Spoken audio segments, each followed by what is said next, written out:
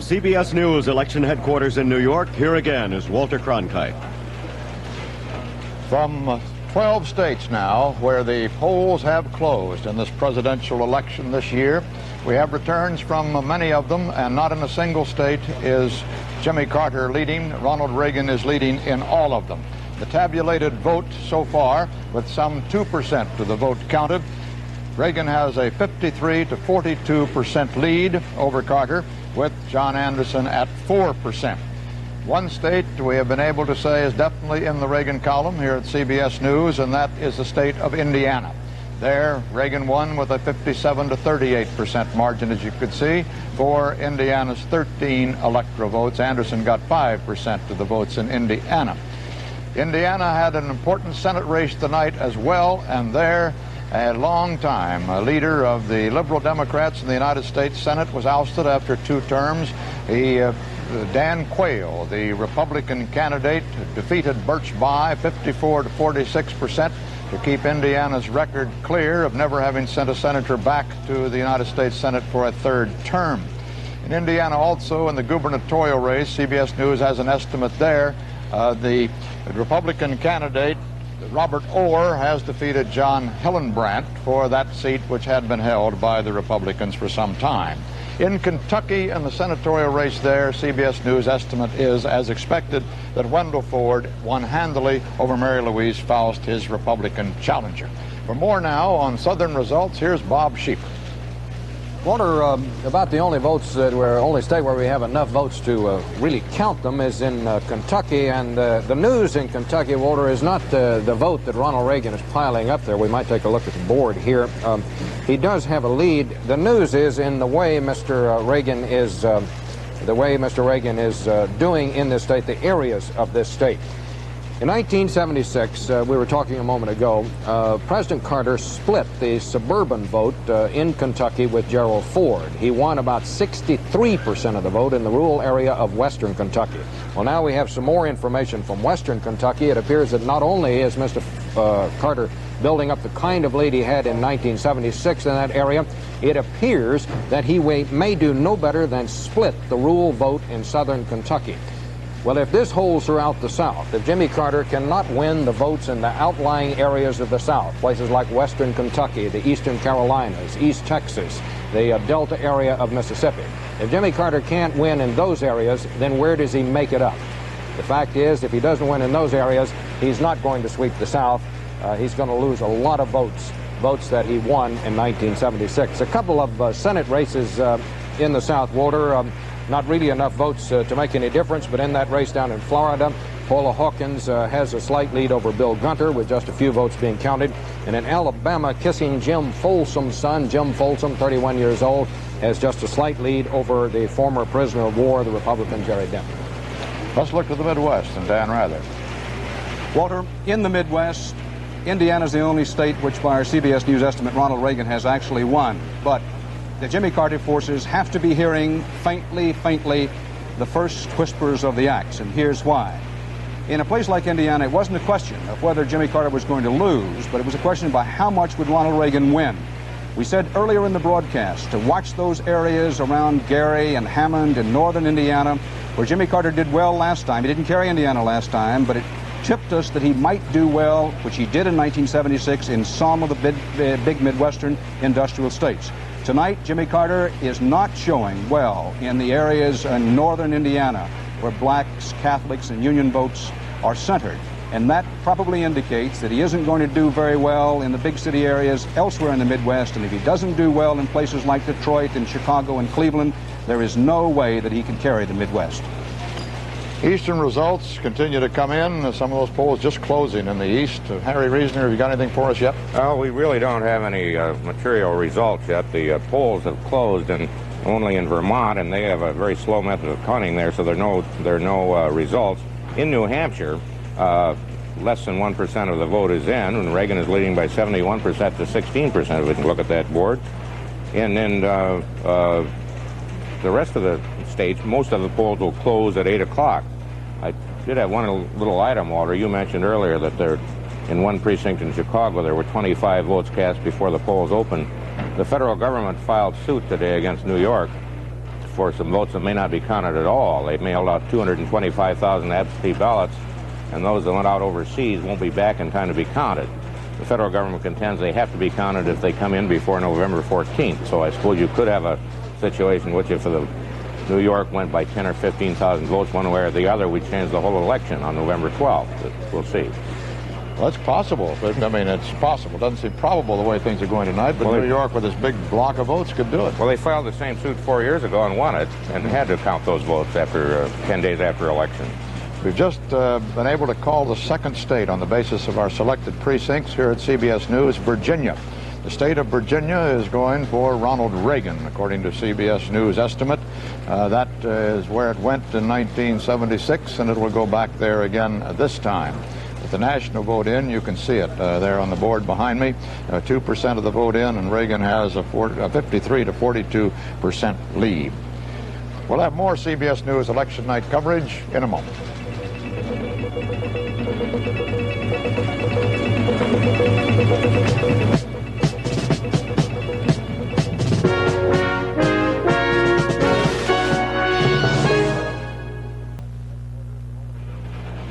Here at our CBS News election headquarters, a moment ago, we were able to say that Virginia is in Ronald Reagan's column tonight. That column is now, according to our CBS News estimates, just 2 states long, Indiana and Virginia.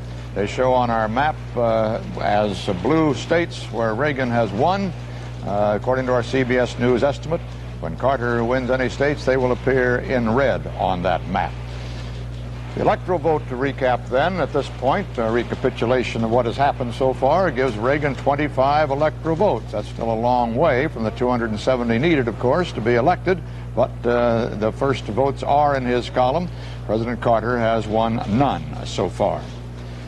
We've talked about the Senate races tonight a little bit earlier on. Already we were able to say that Birch Bayh has lost a Senate seat for the Democrats in Indiana to Dan Quayle. The Democrats have held on to a seat in Kentucky with Wendell Ford's victory there. Republican hopes were very high at one point of making major inroads into the Democratic majority in the Senate, and they may be even higher tonight, depending on whether or not Ronald Reagan wins a victory so large that he can carry some of the Senate candidates along with him. They need 9 seats net.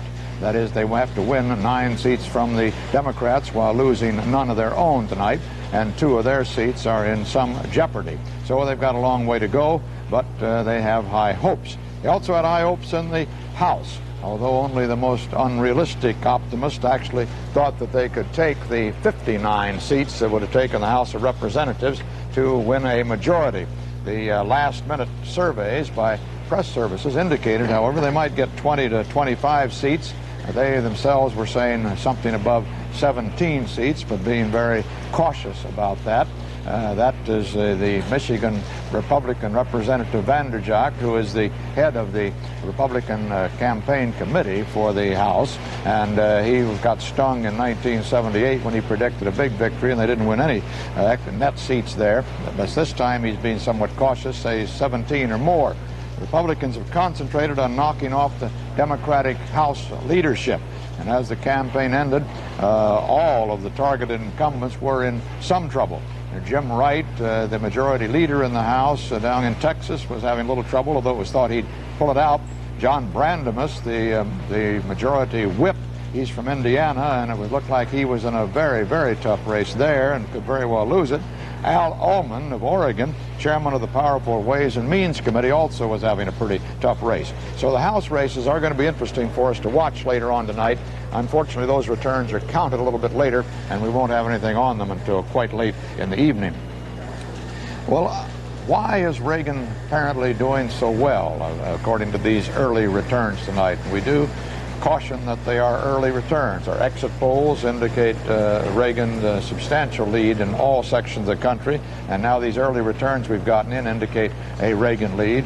We don't know yet. There are a lot of votes to be counted, but it is an early lead night for Ronald Reagan. Why? Gentlemen, maybe gentleman and lady, Walter, maybe you can help me with that. Walter, one reason is that for the past month, Jimmy Carter has been saying to Democrats, come home if you turn out. If Democrats will but turn out in very large numbers, Jimmy Carter and Walter Mondale can win it. But the problem tonight, based on the returns we have thus far, is that Democrats, those that are coming out, many of them are not voting for Carter. That Reagan has cut into what were previously Democratic votes among Catholics and among Union members. Too early to say what the trend is among blacks, but that's one reason that Reagan is doing so very well thus far. Walter, it also appears that Reagan really scored more heavily in the debate than we really thought at the time. He was able to persuade the people that he was not a dangerous, as Jimmy Carter was trying to label him, dangerous person who was going to get us into war. People just weren't persuaded by it, and it was very effective. You know, the Carter campaign noted what they called a bump in the polls immediately about 3 or 4 days after the debate, and it never really went back to Carter after that. I think our CBS News, New York Times poll showed 8% difference with Reagan winning that debate. Walter, this would be the first election I can remember when inflation is probably more important than unemployment.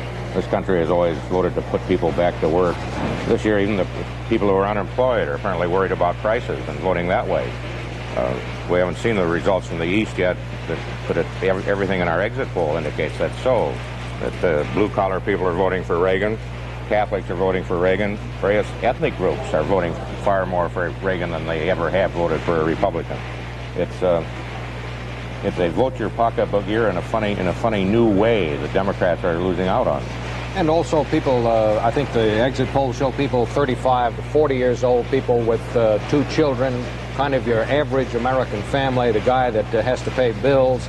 He too apparently is being hit hard by inflation. But over and over through the South, from what we've seen so far, Walter, it's in those suburbs, those Sun Belt suburbs, where the president was able to break even in 1976. He's just not doing it this time, and he's not the only really rural vote we've been able to gauge as yet. That one in western Kentucky, where he won 2-1 there, he may do no better than break even there. So it just seems that the people who where Mr. Carter's real strength was in the South in '76, he's just not doing very well among those voters this time. Don't you think 18% mortgage rates have stuck in a lot of people's minds? I never saw that in my lifetime, and I think it's just hit them. Sure. Also, those high unemployment rates in the Midwest, which has the highest unemployment rate in the nation, in states such as Michigan, Indiana, and Ohio, plant closings and unemployment rates well above the national average, I think are one reason that so many of those blue-collar votes that went last time for Jimmy Carter simply this time are not going for And you him. know, there's something else. It might just be something about Ronald Reagan's personality. Absolutely. And I'm going to ask Bill Moyers about that in just 1 second after I report that we've now got 3% of the nation's vote counted. And Reagan is holding on to his lead, 52 to 43% over Jimmy Carter. Bill Moyers, what about Reagan and the personality? In just 1 second, Bill, we've got a very, very important call here. CBS News estimate is that Reagan has won Florida. That's a major breakthrough for Reagan in the South. He's taken 17 electoral votes in Florida. It indicates that, and with a very sizable percentage of the vote, it would appear, it could be a big win for him in Florida. And as Bob Schieffer's indicated earlier, that could indicate trouble throughout the South for Jimmy Carter. Well, Moyers, what about Reagan as a personality? Well, Walter, if Reagan keeps on rolling up those returns that we've seen tonight, he will have once again, with his personality, dumbfounded the pros of the Democratic Party. A year ago, I ran into a couple of those fellows who helped Jimmy Carter get elected in 1976 and were going to be running his campaign this year. And they were saying how they most wanted to run against either John Connally or Ronald Reagan. Connally, they said, could be taken with a tough attack on his image as a wheeler-dealing turncoat. And Reagan, they said, was ripe to be caricatured as an old actor looking for a new role. A right-winger, they said, who would be shown to be outside the mainstream of American politics. Well, that's precisely what the Democratic pros said in California in 1966 when Ronald Reagan wound up winning by 1 million votes in what had been a Democratic state. And what they did, Walter, was to underestimate the impact of Reagan's personality. It is his best propaganda. He may have said some mean things over the years, but as our colleague in print, Gary Wills, once put it, Reagan doesn't seem to mean the meanness of his views. In the debate last week, which Leslie Stahl referred to, Reagan scored point after point after point, standing there on that stage under a withering assault from Jimmy Carter on Reagan's record. And there he kept coming back with that little homily, "There you go again, Mr. President, there you go again." He's doing well, I think, in this election for a lot of reasons, but if you look at the results among women, Jimmy Carter went all out, Walter, to try to show women that Ronald Reagan would take their sons and now their daughters to war. And a lot of women believed him until that debate. The polls today show about half of the women voting for Reagan. I think it goes back to that debate where he didn't come out on that stage with horns. The interesting thing, finally, Walter, is that Barry Goldwater was no more conservative in 1964 than Ronald Reagan is today, and yet Barry Goldwater was buried under a Lyndon Johnson avalanche. Why? Because he appeared to be what he said he was. Ironically, Ronald Reagan doesn't seem to be as tough, as extreme, even as conservative as he sounds in his rhetoric. 1964, Ronald Reagan got a big national boost with a speech for Barry Goldwater. Today, Barry Goldwater's in trouble because he's 71 years of age. And if he wins re-election in Arizona, Walter, it'll be because a 69-year-old colleague, equally conservative, will take him in on his coattails. Might also be pointed out, Bill, that Reagan is getting, according to our CBS News poll, a larger section of the Union vote than any Republican has for a very long time, 5% better than Jerry Ford did in 1976. He's getting about 44% of the Union vote, and that's quite a big margin for a Republican. Also, apparently that Anderson's candidacy is doing something to the Reagan numbers too, giving a sizable figure to Reagan perhaps. In Ohio, CBS News can estimate now that John Glenn, the former astronaut, has won his Senate race there against James Betts, his Republican challenger. That was anticipated. He has shown a long lead in all of the polls. Despite that fact, he ran very hard, campaigned hard, and now he's been assured of victory. Jerry Bowen is at Reagan headquarters in Los Angeles with the Reagan campaign's polling expert, Richard Worthland. Jerry? Well, Walter, as you can imagine, the Reagan camp is very happy at this hour, but the one man who says he is not surprised by the preliminary results is Richard Worthland, the chief strategist and pollster for the Reagan campaign. Dick, you're predicting a big victory. Why? It surely looks like we're going to have a margin substantially above those that the public polls were reflecting some 2 or 3 days ago. We did tracking surveys, Jerry, right on through last evening, and we saw this vote building for us very substantially over the last 4 or 5 days. Has there been any one development, perhaps the debate, that steered the voters in the governor's direction in this past 4 to 5 days? Jerry, the debate was successful in conditioning the environment politically for the takeoff that we experienced in what we've called peak week. We needed to establish Reagan's positive credentials. We needed to have the public see Ronald Reagan close to Jimmy Carter, and then we felt we could go very much into an attack mode, comparing the kind of leadership that Carter has given us over the last 4 years with what we hope to offer over the next 4. As you're aware, Dick, the exit polling by the 3 major networks runs the gamut from a 13% lead for Governor Reagan all the way up to 20%, I believe. What is your projection, not on the exit polls, but the final tally? What number do you feel comfortable with at this point? We think that the margin is going to be substantial. I don't believe it's going to be 20%, however. Well, a few days ago, you said that you thought that you might have 320 electoral votes in that range. Well, what's your feeling at this point? How many electoral votes? 400? I don't want to make an estimate on the electoral votes, but clearly it's going to be substantially above the 270 that we need to win. Richard Worthland, thank you very much. Walter? Thank you, Jerry. Mr. Worthland? Back here at our CBS News election headquarters, where we're counting the votes tonight and showing an early Reagan trend, a very substantial one. 3% of the national vote has been tabulated now, and Ronald Reagan has a 52 to 43% lead over Jimmy Carter, with John Anderson at a 4% figure. The 4% figure for Anderson is a disappointment to him, certainly so far. He may hope to get some more when fuller returns are in. Of course, 3% isn't very much. But he had been anticipating and hoping for at least 5%, which would qualify him for federal matching funds, enough to begin to help him bail out of a rather sizable campaign debt that we've heard the last figure, as I have no idea whether it's authentic or not, is around $7 million. He'd get a fair portion of that, at least half of it, back from the federal government if he gets 5% of the vote. Any more than he gets some more money. This is Walter Cronkite at CBS News Election Headquarters.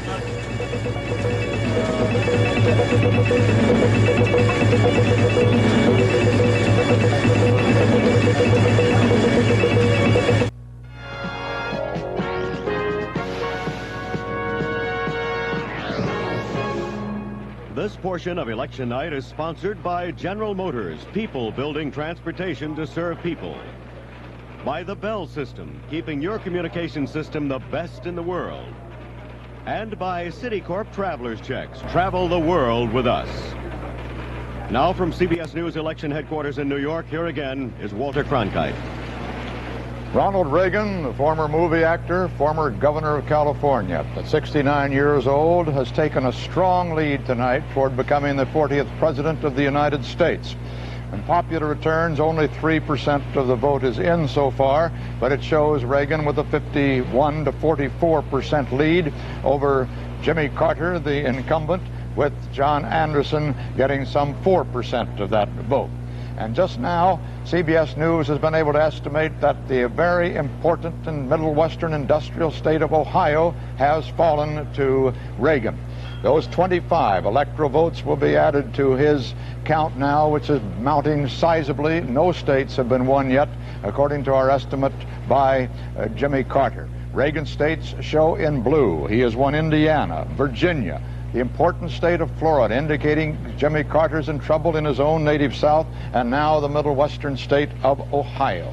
That gives Reagan a total of 67 of the electoral votes he needs toward the 270 that he must have to be declared the next president of the United States. Jimmy Carter has compiled so far no electoral votes. Now let's get more on the Ohio result from Dan Rather. Dan? Walter, Jimmy Carter carried Ohio in 1976 by just about 11,000 votes out of 4 million votes cast. Ronald Reagan went into the race this year believing that Ohio was his best chance to steal away a big electoral vote state that Jimmy Carter got the last time. That's the way it has worked out.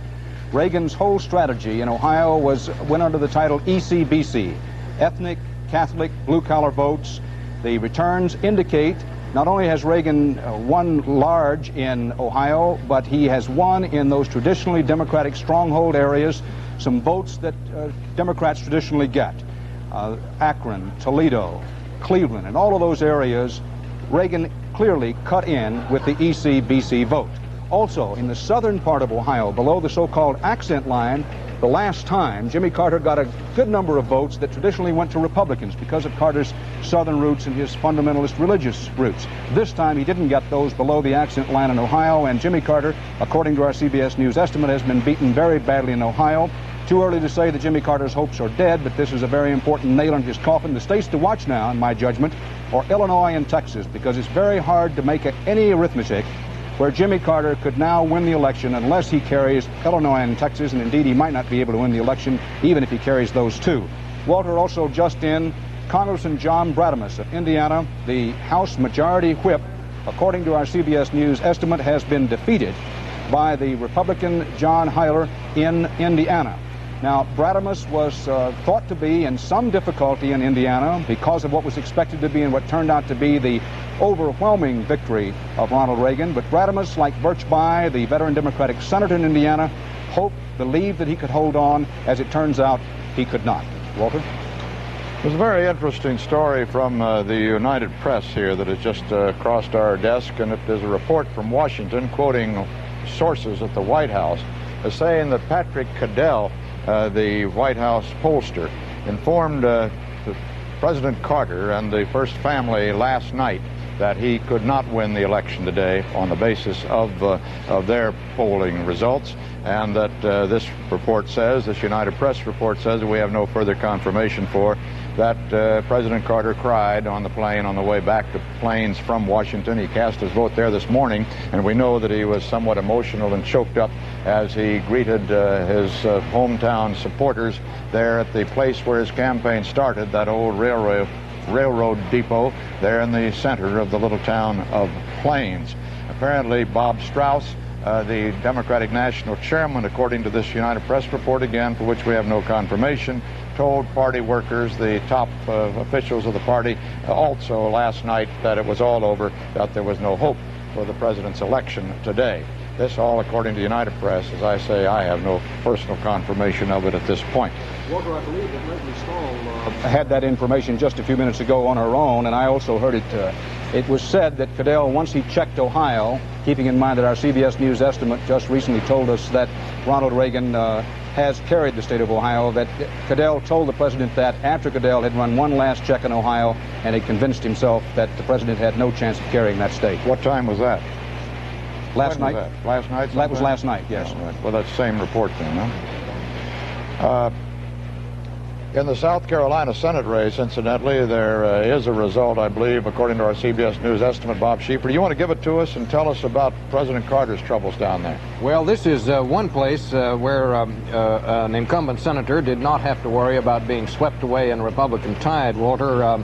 We see Senator Ernest Hollings winning his race for re-election down there by 74% of the vote. Of course, that is not unexpected. He has had just nobody in the state apparently got mad at him during the 6 years he spent in the Senate, and I gave him the prize for having the best quote of the entire campaign season. When told that the New York Times had accused him of being a hawk, Walter, he said, "Why, where I come from, that might be counted as a campaign contribution, a corporate contribution." Said that's going to really help. We might check on that Florida race, because that really is bad news for the president, Walter. 17 electoral votes, but the way Mr. Carter is losing Florida tonight, he has never lost a statewide race in Florida, and yet, according to our figures, he's going to lose Florida by a big total. He is running only even in the northern part of the state. That would be the rural part of the state, part of the state where he won big the last time out. But we're seeing here, as we're seeing in western Kentucky and some of the other outlying areas of the South, the traditional Democrats are not staying with Jimmy Carter this time. They're only breaking even. We might take a look at Virginia. Virginia, of course, was a gimme this time, but this was a state that Ronald Reagan won by, or that Gerald Ford won by only 49% last time. This time, we show that the Republicans are going to do much better than that, even in this Republican stronghold. And according to just the preliminary data we have, Walter, Mr. Ford is losing, or Mr. Carter is losing in all of the areas where he's doing worse in all of the areas than he did before. Here's the graph that we were looking for. 1980, you can see Carter in Virginia, he got 42% of the vote. In 1976, he got 48%. So that seems to be the story. CBS News coverage of the presidential election and all the state races will continue in a moment.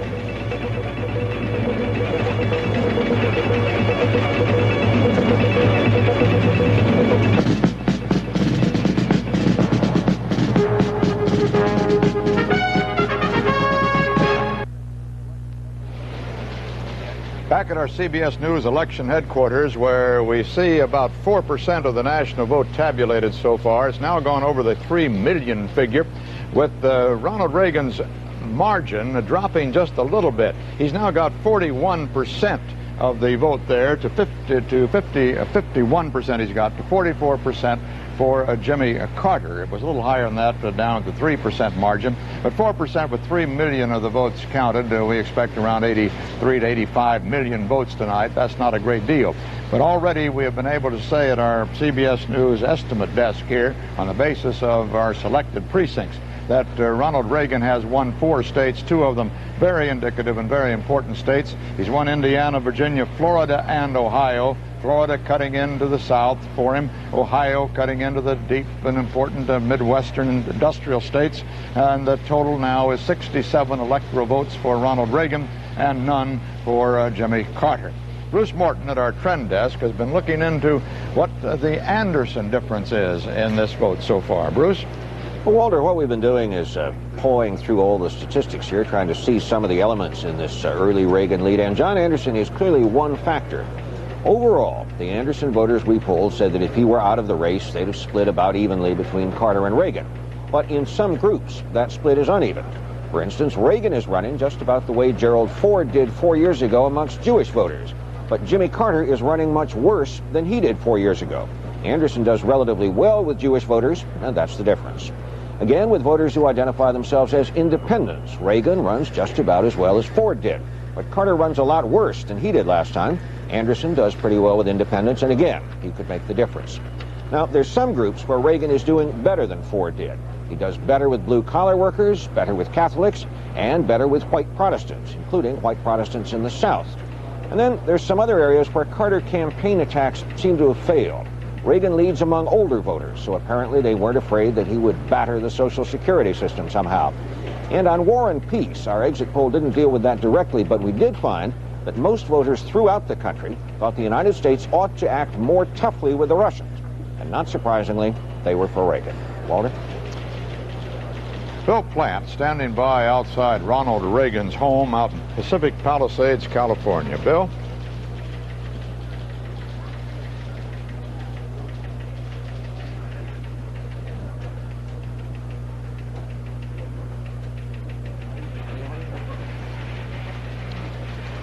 I'm sorry, Bill Plant, we're not getting your audio. We'll try to come back to you a little later when we can get that small technical glitch fixed, which I assume will be any second now. CBS News election night coverage will continue in a moment.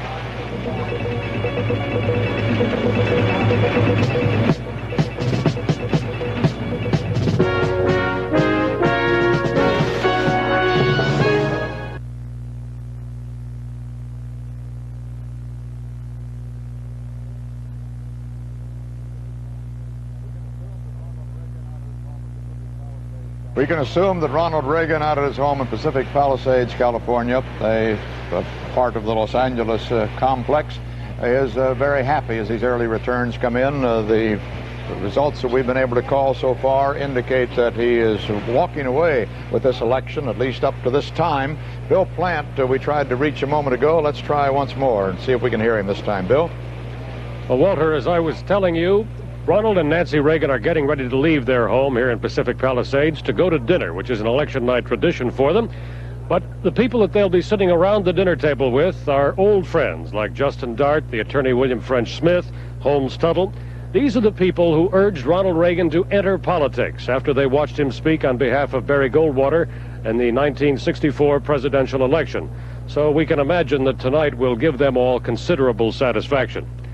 Walter, the size of Reagan's apparent victory does not, we're told, come as a surprise to his pollster, Richard Worthlin.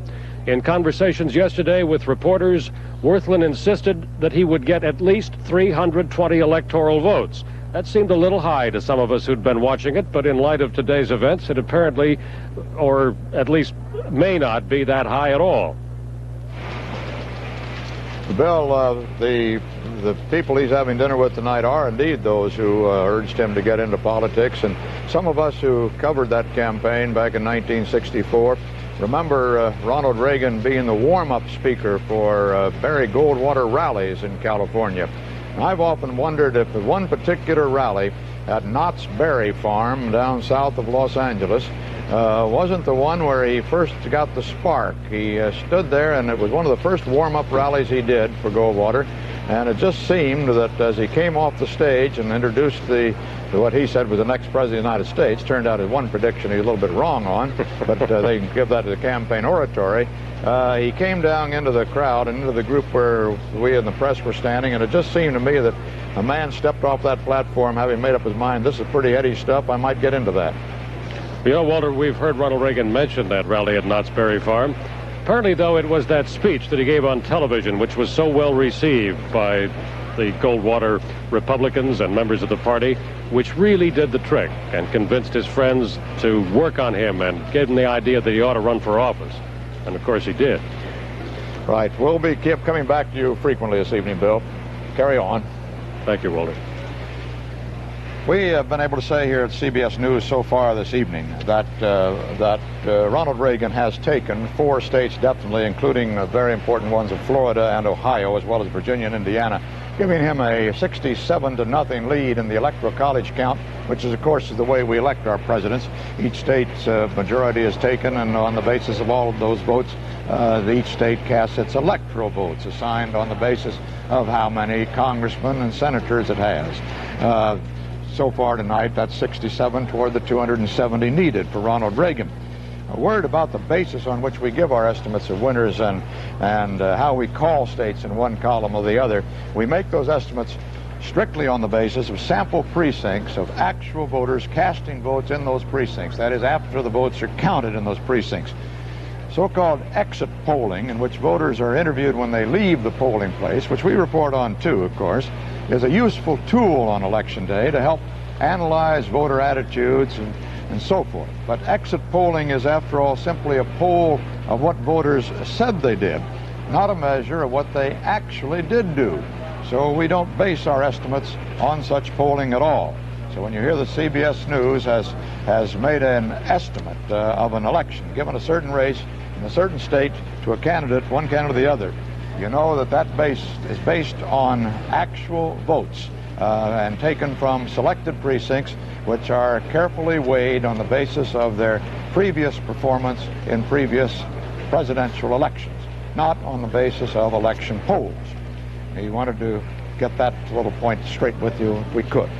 At this point now, at 8:20 in the evening, Eastern Time, more than half of the states have closed either all or part of their polling places. And most of them, some 24 of them, have closed all of their polling places, as well as the District of Columbia, and we expect the actual returns to be pouring in now very shortly. 5% of the vote is now counted, national vote, and the percentages have not changed. Reagan still has 51%, Carter 44%, and John Anderson 4%.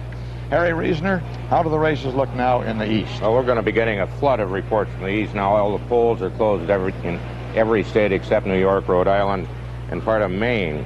But so far, we said one of the things we've said before the election is the one sure state for Carter was West Virginia, and about 2% of the vote has been counted in West Virginia.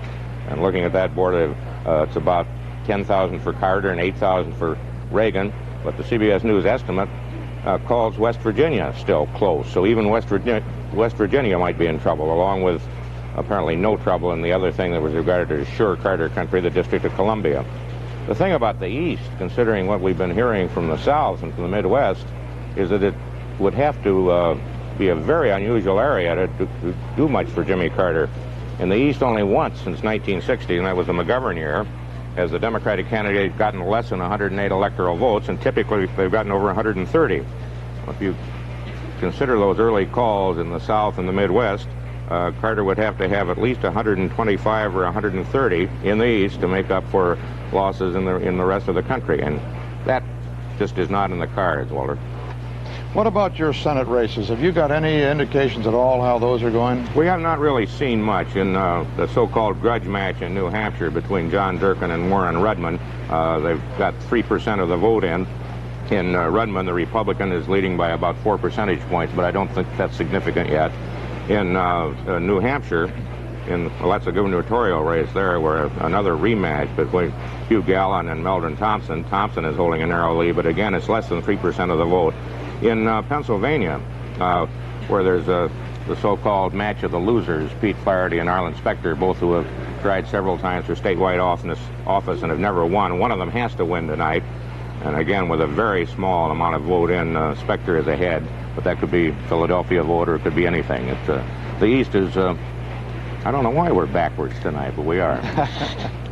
I suppose they're catch-up, and when you do it, as you said, it'll be with a flood. Well, it's been 2 years now since Philip Crane, the Republican representative, congressman from Illinois, declared that he was going to run for the Republican presidential nomination. He ran very hard and very long, but he didn't get anywhere with that campaign. But in those 2 years, it's been a very long process, which we're calling a finish to tonight.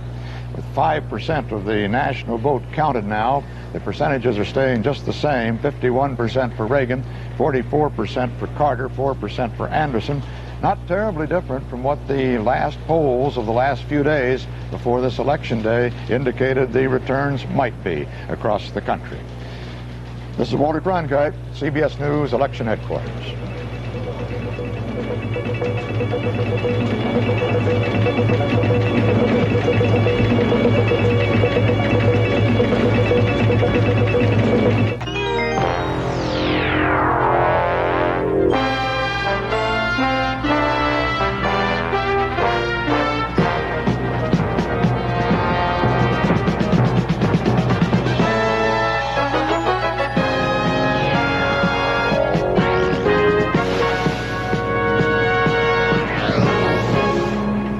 From CBS News Election Headquarters in New York, here again is Walter Cronkite. The nation went to the polling places today in this 49th presidential election of our history, and with 6% of the vote counted now, Ronald Reagan, who is challenging as the Republican candidate, is holding on to a 51% lead over the incumbent Democrat Jimmy Carter, who has 44%. John Anderson, the independent candidate, has 4% of the vote so far. The states that Ronald Reagan has won, according to our CBS News estimate, the very important ones of Florida and Ohio, as well as Indiana and Virginia, for a total of 67 electoral votes toward the 270 he needs. But indications are across the rest of the states, and more than half of the states' polls have now closed, are that Reagan is running well ahead in nearly all of them, and it is beginning to look like a Reagan sweep tonight, although, of course, a lot of votes, 94% of them, are yet to be counted. There is an Associated Press story from the White House tonight that indicates that President Carter is ready to concede the election to Ronald Reagan. It says that he was prepared to concede. He called to Jody Powell, his news secretary, and apparently, according to the AP story, Mr. Powell talked him out of conceding yet. Powell was overheard to say, according to this AP story, "Mr. President, you'd better wait a few minutes more." The telephone call just came from upstairs in the living quarters of the White House, downstairs to Jody Powell's office, I presume, on the ground floor of the White House. The election returns throughout have been favoring the Republicans. We also have reported that one of the leading Democratic senators in Indiana, targeted by conservative groups for defeat this year, Birch Bayh in Indiana, has lost his race to the Republican Dan Quayle. Well, the voting groups where this vote has come from is piling up for Reagan. Where has it been in the East that you can tell so far, Harry? We've been sorting through our poll, Walter, and the figures tell the story of what's happening so far. Among Democrats, 75% voted for Carter in 1976, 65% this year. Among Jews, 66% in 1976, 52% this year. Among liberals, or people who call themselves liberals, 70% in 1976, 59% this year. Among independents, 49% down to 38% this year. He's down in union groups, 59% in 1976, 49% this year. So he's down in every area where he got his big support in 1976. And, you know, it seems to me, looking back on the campaign, every time you heard Ronald Reagan speak, at one time or another in the talk, he would say, "How many of you think you are better off now than you were 4 years ago?" And, of course, speaking to Republican groups, hardly anybody thought they were. Well, the poll indicates that 3-1 among Eastern voters, they think they're worse off than they were a year ago. They're voting resentment. They're voting antagonism this year, obviously. Dan, the Middle West, you think the same thing applies? Pretty much the same thing, Walter. It's obvious that, as Bruce Morton has mentioned earlier, and Harry touched upon earlier, that one of the big stories tonight, when you ask why is Ronald Reagan doing so well, for example, in Ohio, which according to our CBS News estimate, Ronald Reagan has won, Reagan has done better among men. He did not do better among women. The polls were wrong, and frankly, I, as a reporter, was wrong, because I felt that Ronald Reagan, the difference for Jimmy Carter might very well be that women would go to Carter. But in the Midwest, at least, Carter is doing about as well among women as he did in 1976. On a man-woman basis, it breaks down that where Carter is losing it in the Midwest is among men. Now, in other ways to break it down, Carter's down 20% among blue-collar workers in the Midwest. He's down 17% among union voters. Dan, Yes, let Walter. me interrupt you. Another major and big state has gone to Ronald Reagan, according to our CBS News estimate. That state is Pennsylvania. Now, Pennsylvania and Ohio, having gone for Reagan, those are two of the major ones in the Middle West that Jimmy Carter had to depend upon winning at least one of to win. It would seem that Carter is in serious, serious trouble now with Pennsylvania and Ohio, both counted in his column. The margin at right now, with 2% of the vote counted, shows only 48 to 46. But our CBS News estimate is that when all the votes are counted, Reagan will be the winner in Pennsylvania. Adding its big block of votes now, it's one of the big 10 states on to the previous total that Reagan had on his electoral votes, gives him 101 electoral votes to none for Jimmy Carter. 5 states, CBS News is able to say now, are in the Reagan column definitely. That's Indiana, Virginia, and 3 big ones in the top 10 states, Florida, Ohio, and Pennsylvania. Those are the top 10 states in their electoral count, of course, the ones that count toward that 270 electoral votes. So Reagan's lead widens, and we now have 7% of the national vote in, but the percentages do not change nationally. It's still 51% for Reagan, 44% for Carter, and 4% for John Anderson. Strangely, John Anderson holding at just 4% as we've climbed from 2%, 1% of the vote. He got 4% in the first 1% we had, and through 7%, it's still 4%. That's not enough for him to get those federal matching funds he wanted so desperately. And the day when John Anderson left the polling place with his wife, Kiki Anderson, at that time, they were asked what they would do if they didn't get the matching funds, which might leave them as much as $7 million in debt. A lot of money for a country lawyer from Illinois, although he spent a long time in Congress. He amassed no funds from that, we are led to believe. She said, we're both going to go to work. And now another state in Reagan's column, although this one's scarcely a surprise, Kansas, deep in Republican territory there in the heartland of America, has again gone Republican and given its votes to Ronald Reagan. And another big one for Reagan, another big one. New Jersey has gone for Ronald Reagan. That was considered to be a toss-up state, but leaning toward Reagan. It is thought that it probably would go Reagan, but the Carter forces were hoping for a last-minute miracle there. They got none. New Jersey goes for Reagan, too, and now Reagan's states would look like this on a map. Ohio, Florida, Pennsylvania, and New Jersey, all for Reagan, along with Indiana and Virginia, for a total of 118 electoral votes, none for Jimmy Carter. It looks like quite a sweep, doesn't it, gentlemen? It does indeed. Looks like a big one. Before the election, Dan and I agreed that it was Pennsylvania, Ohio, and Illinois. Well, he's won 2 out of those 3. Well, it seems to me that that's exactly where we are now. We're all aware that a lot of people around the country now are guessing that Ronald Reagan is the winner. So you say, well, why doesn't CBS News just throw up its hands and say Ronald Reagan's the winner? Illinois and Texas are 2 big reasons. That we simply do not have, nobody has enough information yet to determine how Illinois and Texas are going to go. But certainly in the Midwest, if it continues as it's going now, it does not look good for Jimmy Carter in any of the 3 big states, Michigan, Illinois, or Ohio, keeping in mind that according to our CBS News estimate, Ronald Reagan already has won Ohio. I wonder, in Pennsylvania, I wonder how much is due to Mayor Bill Green in Philadelphia and what happened, his long and deep support for Ted Kennedy. I wonder how hard he worked. I got a return from one of your states over there. While you were talking, I was reading. Connecticut, which was thought to be something of an indicator this year, has gone for Ronald Reagan.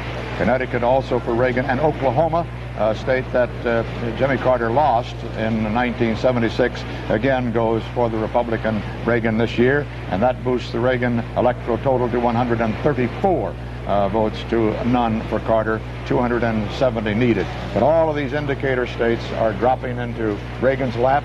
According to our CBS News estimate of our selected precincts, scientifically selected precincts, and it certainly looks like it's coming up to be a Reagan electoral landslide, if not a popular one. On the popular vote, with 7% in, it's still 51% for Reagan, 44% for Carter. CBS News coverage, the presidential election, and all the state races will continue in a moment.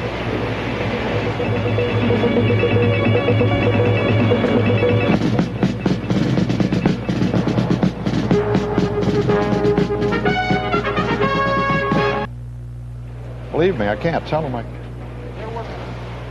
Here at our CBS News election headquarters, our CBS News estimate is now that Jimmy Carter has won his first state tonight, and that is his home state of Georgia. CBS News estimate can say that he will get the 12 electoral votes in Georgia, which puts him into the electoral column for the first time tonight. However, CBS News estimate also is that Reagan will win in New Hampshire. So that balances out, and at the moment that gives Reagan 138 electoral votes to 12 for Jimmy Carter, the incumbent. And in a Senate race in Kansas, Bob Dole, who ran as a vice presidential running mate with Jerry Ford in 1976, was running now to go back to the United States Senate. He has won his race in Kansas.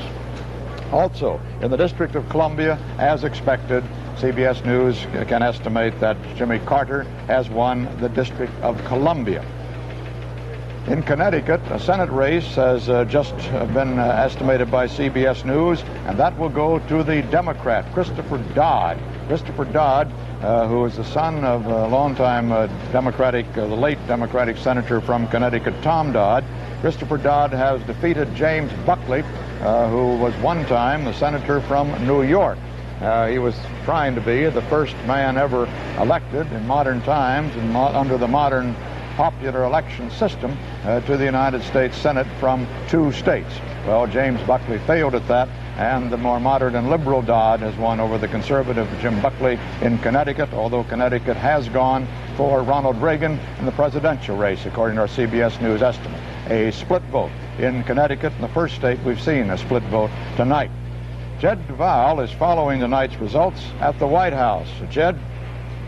Walter, they saw this coming, of course. Bob Strauss, the campaign chairman, whom you know, called his staff into his office apparently late this afternoon around 4 o'clock and told them to act with class tonight, use some decorum, and go out with style, apparently alerting people, softening them up to the idea that there might be this kind of an evening.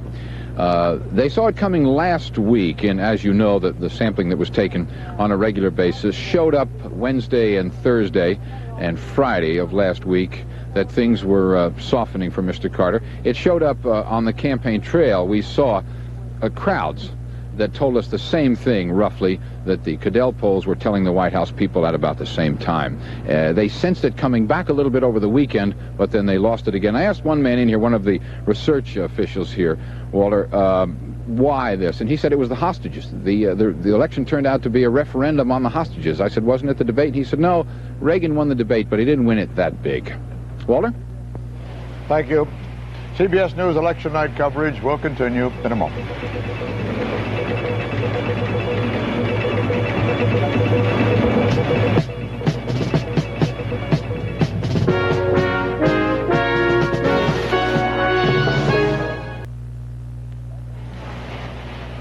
Back at our CBS News election headquarters, where all the indicators are for a big sweep by Ronald Reagan toward being the 40th president of the United States. The numbers don't add up yet from all of the states. Of course, all the polls haven't closed yet, even across the country, but those are the indicators. And the national vote, not quite 10%. The vote has been counted so far, and Ronald Reagan has 51% of the vote to 43% for Jimmy Carter. John Anderson, who was at 4% through most of the count this evening, has now climbed to that magic number of 5 he needs to get matching federal funds.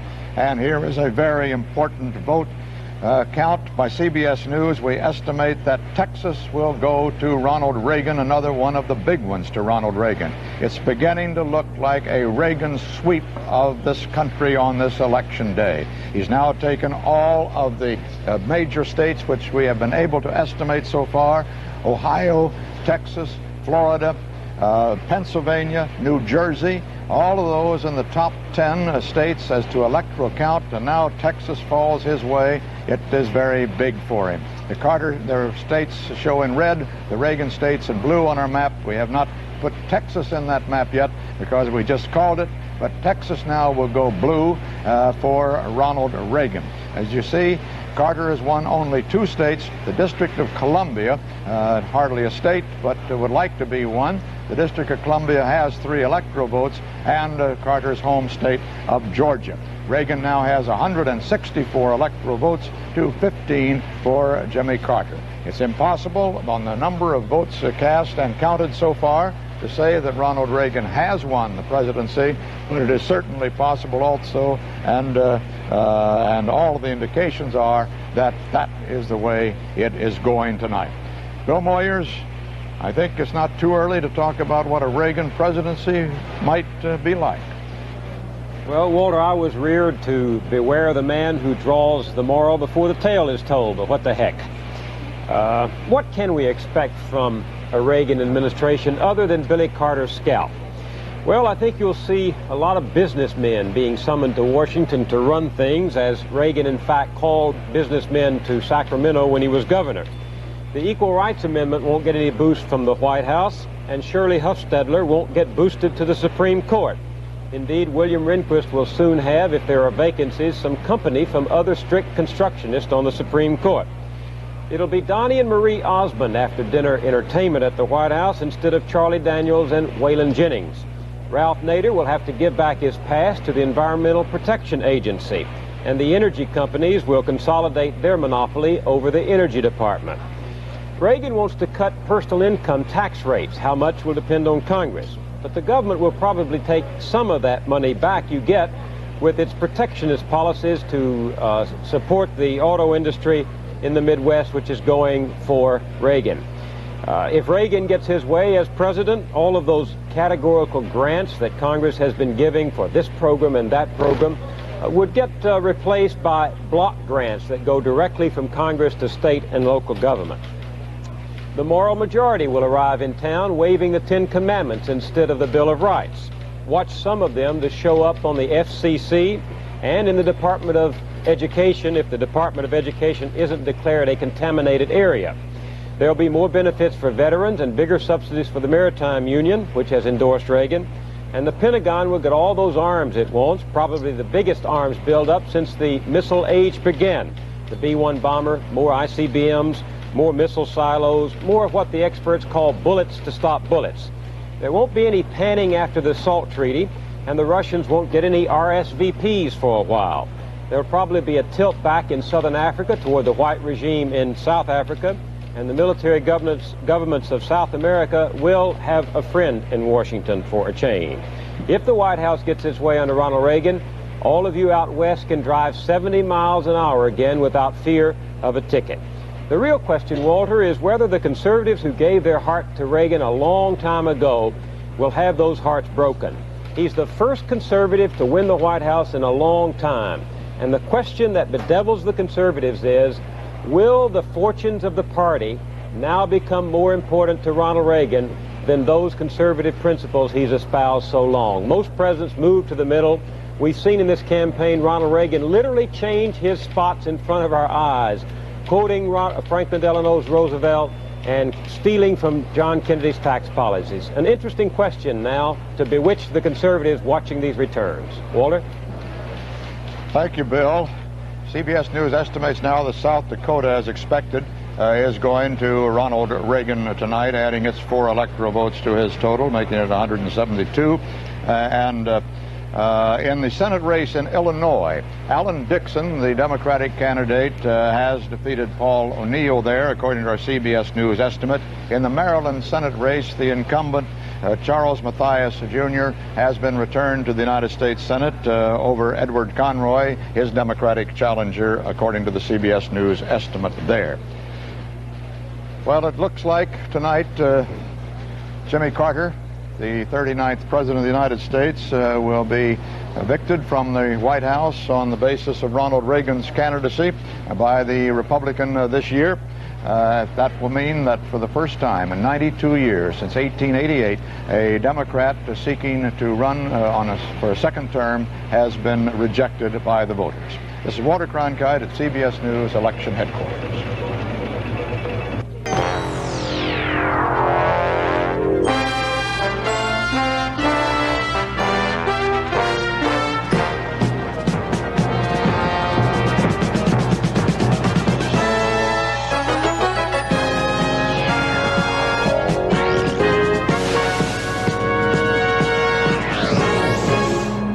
portion of election night is sponsored by a company called TRW, where tomorrow is taking shape. By General Motors, people building transportation to serve people. And by Conoco, producing oil, natural gas, coal, uranium, and petrochemicals. And now from CBS News election headquarters in New York, here again is Walter Cronkite. Ronald Reagan appears to be heading toward a landslide electoral victory tonight across the United States and all sections of the country. And now another deep blow for Jimmy Carter in his native South. The CBS News can estimate that Alabama will fall to Ronald Reagan, as well as Florida, which already has gone to him, a major state there, and the state of Texas and the state of Oklahoma. As a matter of fact, with some 13 states now that we have been able to estimate on the basis of actual voting in precincts across the country, those 13 states, Jimmy Carter has won only one state, and the District of Columbia. Georgia has gone to him, his native state, and the District of Columbia. But all the other states are shown in blue that Reagan has won. Now with Alabama, as you saw, just added to that number. Carter's states show in red. It means that in electoral vote, Ronald Reagan now has 177 electoral votes to Jimmy Carter's 15 electoral votes. That is a long way toward the 270 now that Ronald Reagan needs to be declared the 40th president of the United States. We're beginning to get returns in more heavily now from the eastern states. We can report also on a Senate race in Alabama. We have now two. That seat has been taken by a Republican from Alabama. For the first time, a Republican senator since Reconstruction will go to Washington representing Alabama. He is Jeremiah Denton, a former war hero, a longtime prisoner of the Viet Cong in Vietnam. 7.5 years he was behind bars there. That admiral has won the race in Alabama, and we'll have more from that from Bob Schieffer in a few moments. But right now, let's take a look at some of the returns pouring in from the east now, with the polls closing there. New York is just closed. Harry Reasoner, what do we have? Well, there are no returns reported yet from New York. New York would be the first chance for Jimmy Carter to get a big state. Before the election, they thought New York leaned slightly toward Carter, but the way things have been going tonight, that doesn't hold up probably. The key states in the east so far have all gone for Ronald Reagan. Pennsylvania, which is where Reagan is running better among the Democrats than among Republicans than Ford did in 1976, and where Carter and John Anderson together are not doing as well as Carter did in 1976. Let me interrupt just a moment, Harry, because another one of the liberal senators targeted by conservatives to be removed from the Senate has been removed tonight. In South Dakota, George McGovern, who carried his party's banner in 1972 as the presidential candidate, has been retired from the Senate by James Abner, who has won in South Dakota. That Republican will go to Washington. I was just talking about Pennsylvania, where there's one indication that the kind of vote you're getting tonight is anti-Carter as well as much as pro-Reagan, because the senatorial race there between the Democrat Pete Flaherty and the Republican Arlen Specter is rated by the CBS News estimate as very close, whereas the presidential race was not very close at all. CBS News estimates that Governor Reagan took it by 51% to 42% for Jimmy Carter. In New Jersey, which had been thought to lean toward Reagan, it was a victory bigger than they expected, and that cut deeply into the traditional Republican strengths or Democratic strengths among labor and among blacks and among ethnic minorities. In New Hampshire, which had been figured to go for Ronald Reagan, the victory was bigger than anybody thought it would be, at 62%, of 59% for Ronald Reagan to 31% for Jimmy Carter. And in Connecticut, where I think the chief thing was proven was that Ronald Reagan does not scare traditional Eastern moderate Republicans. He won Connecticut very handily, 48% to 39% for Carter, according to the CBS News estimate. One thing that is happening in the East, Walter, that may have some effect on John Anderson's pocketbook and may enable Kiki not to have to go to work. He's doing better in the East than he did in the rest of the country. It may raise him on an average above the 5% that he needs to get that federal money. We have 13% of the national vote in now, and Reagan is holding right at 51%, but Anderson has come up to 5%, and that 1% has been taken away from Carter. It's dropped from 44 to 43, with 13% of the vote counted now. Our CBS News estimate in the Nebraska presidential race is that Ronald Reagan has won Nebraska, as was expected. No surprise there at all, but it increases his electoral vote count now to 182 toward the 270 needed. A short while ago, Jerry Bowen talked in Los Angeles with Stuart Spencer and a high Reagan campaign advisor, and we want to call in Jerry now. Jerry? It was how well he did in the debate in Cleveland. But I think the secondary thing, and early on probably the most important thing, is the fact that the Carter campaign was designed to make Ronald Reagan the record. Ronald Reagan the issue, not the record. And the situation involved was that Ronald Reagan, being the great communicator that he is, he was able to turn that around and make the Jimmy Carter record the issue in the campaign. It has been said by you and other senior advisors that Jimmy Carter never knew fully how to use the incumbency to run for re-election. Do you stand by that based on the... Yes, I'll stand by that. I think that they did a very good job in 1976 running as a non-incumbent. But in this year, as the incumbent, they just couldn't get a handle on how you run as an incumbent. And having been there in 1976, I realize that that is a very difficult situation sometimes, particularly when the presidency itself is under attack. Rather interesting to hear Stuart Spencer say that Carter could not get a handle on how to run as an incumbent when the Republican camp had been charging all through the campaign that he was doing just that to a fare-you-well. Giving out largesse from the federal coffers with a abandon that only a presidential candidate running for re-election could. But now Stuart Spencer apparently is changing that line from the Republican camp. Earlier tonight, Diane Sawyer talked about tonight's results with Senator John Heinz of Pennsylvania. I'm starting to hear revived talk around here about the possibility of the magical 9, control of the Senate. What do you think? I think it's a very real possibility. Governor Reagan's doing very well. Our candidates have been doing very well. The first sign, of course, was when Dan Quayle won quite handily in Indiana. There'll be 4 or 5 states to watch tonight, such as Wisconsin, Vermont, New York, Washington State, Idaho. If we start to do well in those states, in the Senate races, we could be very well headed for control of the Senate, which will be the first time in 25 years that Republicans have controlled that body. What would be your conservative projection right now on the number you net? I think we're headed for a net gain of 7 seats, which will take us from 41 to 48 seats, within 2 seats of seizing control of the Senate. John Heinz is the head of the Senate Campaign Committee for the Republicans this year.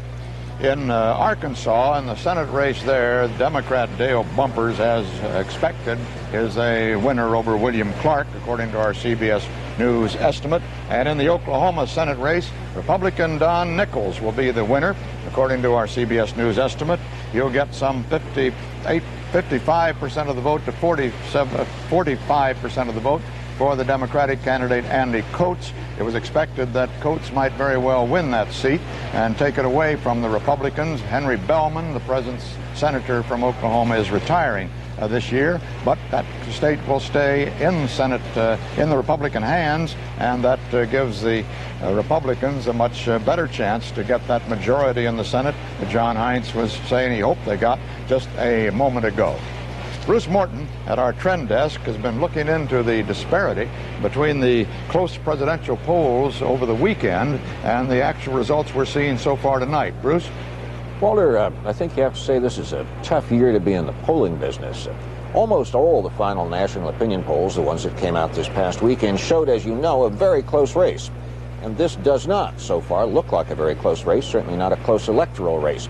We tried to see who changed over the weekend and maybe why. We did that by comparing today's exit polling with all those weekend polls. Reagan did a lot better among rural voters in our exit poll today than our final poll over the weekend showed he would. And among the Vietnam generation, the people now in their 30s, Reagan did a lot better today than he did in that final poll. Reagan improved among union members. Carter led among them in our final public opinion poll by a larger margin than he did today. Reagan improved among white Protestants, improved among conservatives, not that he was ever a loser with them. And he even improved among people whose family finances have gotten better during the past year. I don't know quite why. Why the overall improvement over this past weekend?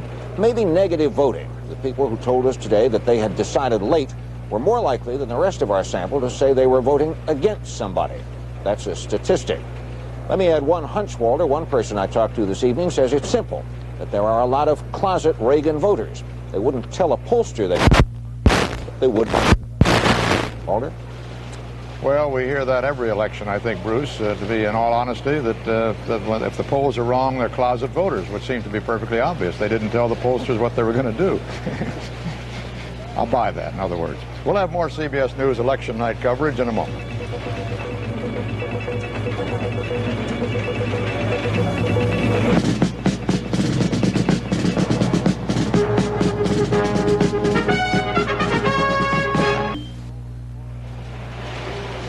Ronald Reagan rolling toward a victory tonight that in electoral votes might compare with the victory of Richard Nixon over George McGovern in 1972. That's a long statement to make, and a prediction that would have to mean that he's going to sweep all the rest of the states practically. Carter has won only 2 states so far, Georgia and the District of Columbia. We're counting it as a state for this purpose, with 15 electoral votes to some 12 states for Reagan, with a total of 182 electoral votes. And that includes, however, some very key indicator states. Texas and Florida in the South, for instance. Alabama in the South has gone for Reagan. Also in the Middle West, Ohio has gone for Reagan. In the East, Pennsylvania and New Jersey have gone for Reagan. Connecticut has gone for Reagan. As I say, it looks like a sweep, and it could be almost as big as that one in 1972. In the South, Jimmy Carter in big trouble there, and Bob Schieffer can tell us about it. Of all the returns coming in tonight, I suppose the ones coming in from the southern region must be the most hurtful to the people in the Carter White House, because President Carter is not just losing across the South tonight, he's losing badly. And the numbers tell the story. Let's look first at Texas. In Texas, the state that Mr. Carter won with 51% of the vote in 1976, he has lost, CBS News says that Reagan will get 56% of the vote there. In Texas, as in elsewhere across the South, it is those yellow dog Democrat districts, places where in the past people would vote for a yellow dog if he were running on the Democratic ticket. They're finding in those areas this year that at least some of the people are willing to vote for Ronald Reagan, because Reagan is cutting in again and again in those traditional areas all across the South. Mr. Carter is breaking even in those areas where he won sometimes 2 to 3 to 1 all across the South, and he is losing in the areas, the suburban areas around the South, where in 1976 he was able to split the vote. In Georgia, Mr. Carter's home state, where he won with a considerable margin in 1976, more than 60% of the vote, we show him winning only by 57% of the vote. He won with 66% of the vote in Georgia in 1976. Oklahoma, always a strong Republican state in recent years, but Gerald Ford carried it with only 50% of the vote in 1976. This year, it looks as if Mr. Reagan will carry it with more than 60% of the vote. And in Florida, a state that was considered so close just 2 days ago, it looks as if Ronald Reagan will win with 57% of the vote, again scoring heavily in the rural areas. And we also show Ronald Reagan running strong, Walter, in southern Florida. Now, that's hard to believe. That's always been a strong Democratic area, southern Florida. But tonight, Ronald Reagan winning in that part of Florida. CBS News coverage of the presidential election, all the state contests, will continue in a moment.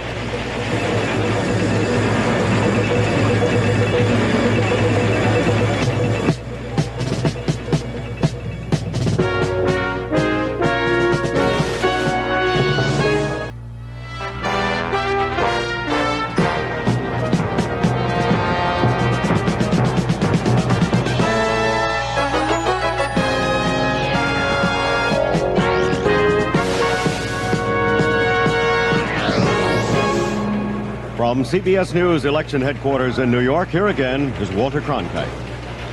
Not quite 1/5 of the nation's vote has been counted on this election day, but Ronald Reagan has jumped into a very early and a sweeping lead.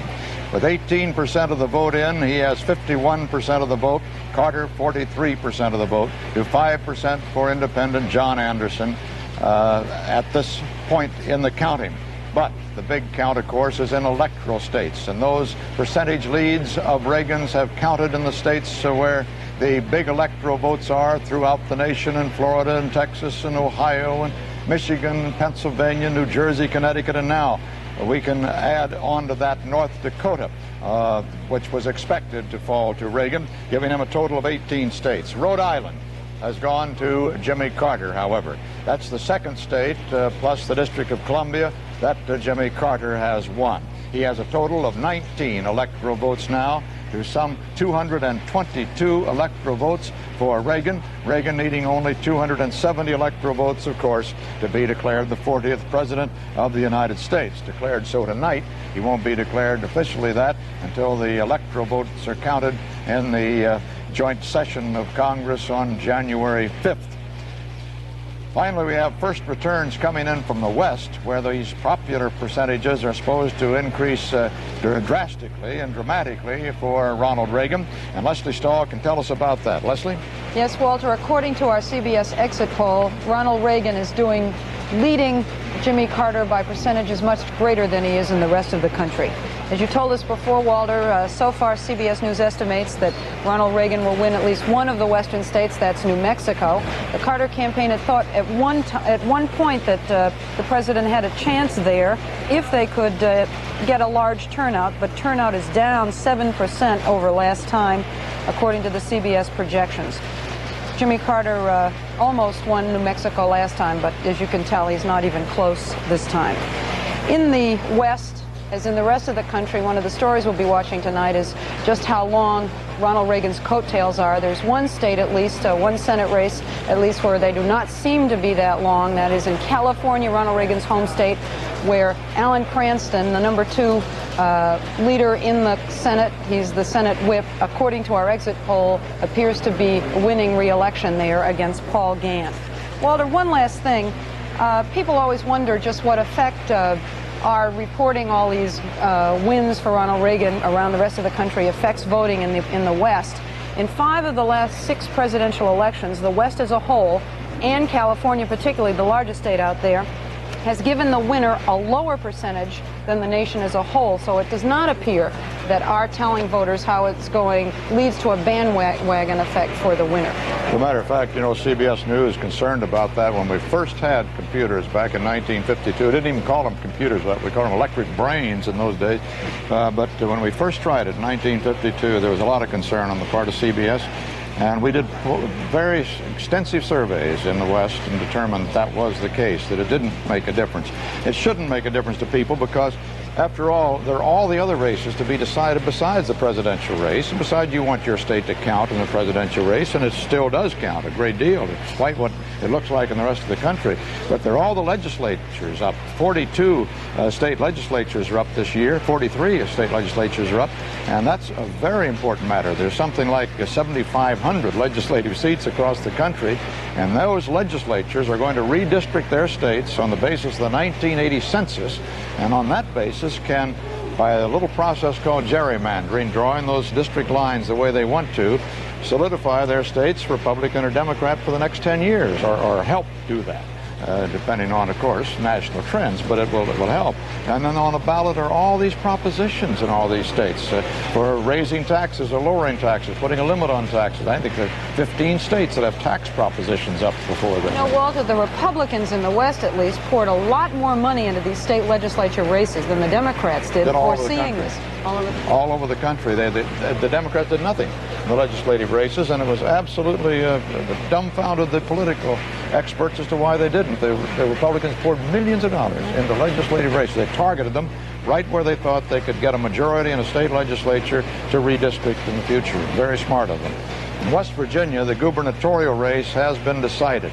Jay Rockefeller, according to our CBS News estimate, that's John D. Rockefeller IV, has been reelected governor in West Virginia, turning back a challenge from Arch Moore, who defeated him in 1972 when Jay Rockefeller made his first bid for the governorship. Back in '76, however, when Moore was not running, Rockefeller got into the governorship, and now Rockefeller has won a second term in what was said to be the most expensive race in the country. He spent $10.5 million, we're told, on winning that governorship race. CBS News election night coverage will continue in a moment.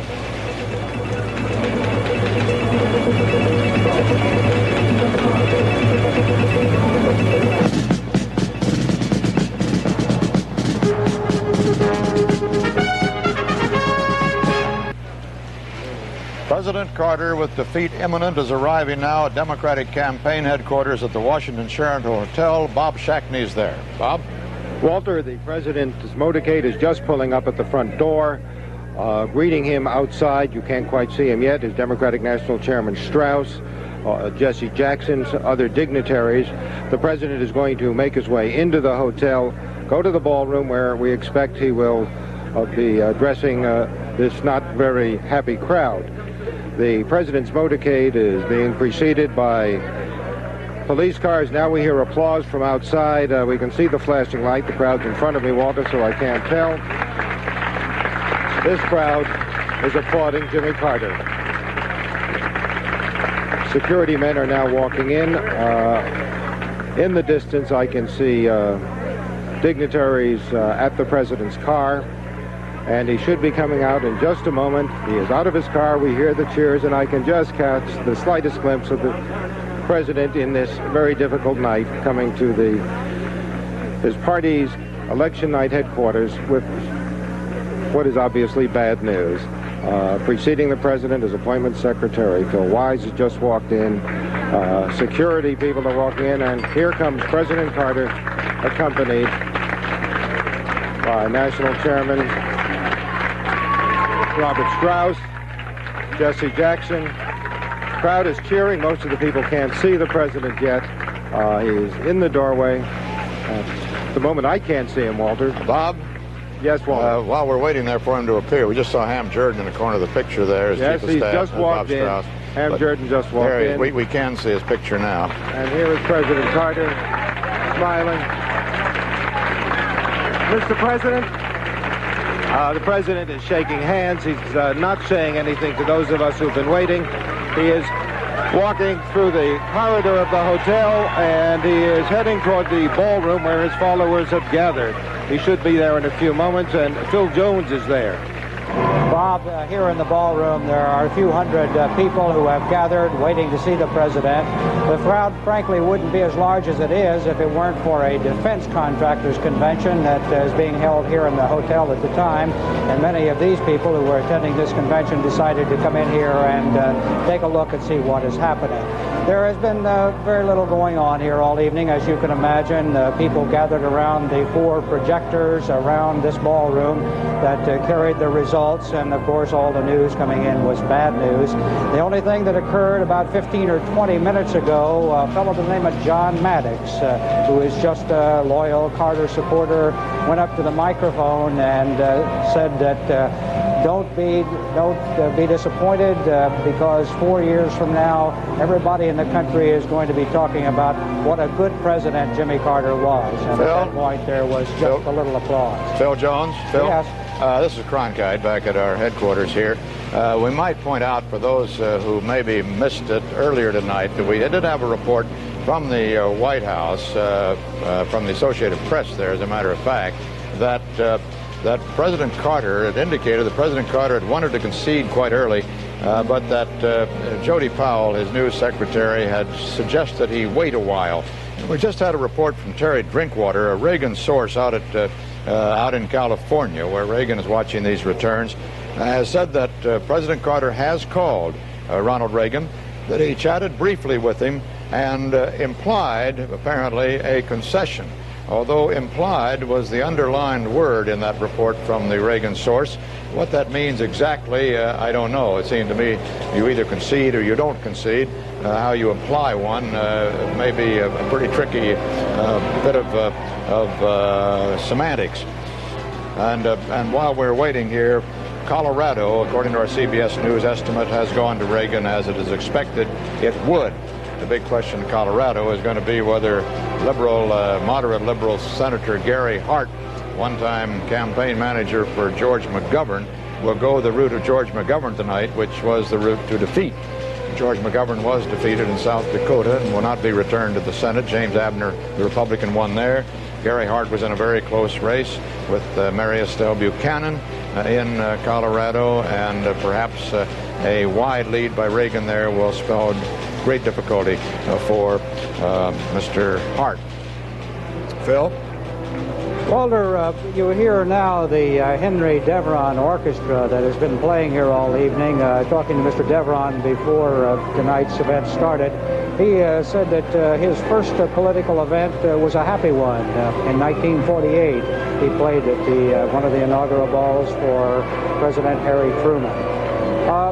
Throughout the evening, we have found a few of the White House, Carter White House staff people who have come by. They were hoping to have a big victory celebration here, but obviously it hasn't turned out that way. For the most part, they're taking it as well as could be expected, saying that obviously they've had better nights on election than they're having here. A little earlier, Phil. John White, the Democratic National Committee chairman, this afternoon, before these returns piled up, although after Pat Caddell, the pollster, had apparently told President Carter and the official family and Bob Strauss and all of them that the president was going to lose tonight. Well, after that, John White said, if you lose by 1 or 2 points, you can always second guess. But when it's by a huge margin, you just never look back. That's the way I felt about McGovern. The country just wasn't ready. He's talking about McGovern's 72 presidential race, of course. The people didn't want to hear what we were trying to say, according to White, about that 72 race. Well, he thinks that people weren't actually voting for Reagan or against Carter. He said they're just unhappy about the economy and the U.S. stature in the world. But, of course, they apparently blame that on Jimmy Carter. You know, many of the people here tonight, Walter, were really not that surprised at the result, but they were shocked at least the margin that it appears that Governor Reagan is coming out with. And I think generally a feeling from the president's supporters of disappointment. For some reason, they feel that the president just didn't get all the credit for the many things that he had done, and they feel that this is unfortunate for him. But on the whole, I think that we're not at all surprised. They just feel a little cheated. There you can see Jody Powell standing by now as everybody is waiting for the president to arrive in the ballroom here. There's his congressional liaison director, Frank Moore. Mr. Moore, who was taken off the campaign during the last few days because of an interview he had given indicating that the Ayatollah was dying of cancer. And now the president, First Family, is arriving, and our White House correspondent, Jed Duvall, is down in the crowd. Jed?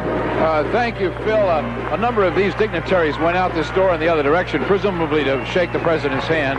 And as the Secretary of State goes by, and John White, you can figure the president is not far behind. And, you know, Phil, I've been listening to you and standing down here in this crowd. I haven't seen anybody weeping down here. Now, a few of the White House aides who are coming in look a little teary-eyed, but it's a noisy and rather happy group. And as I look over at the door, there's Hamilton Jordan going up on the stage. But I haven't seen the president come through the crowd yet.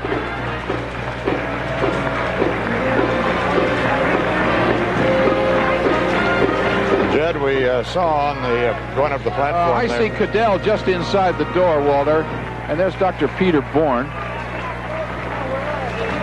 who was a very, very early Carter advisor in Georgia. There's Bob Strauss. Jed, hello, Jed, do you hear me?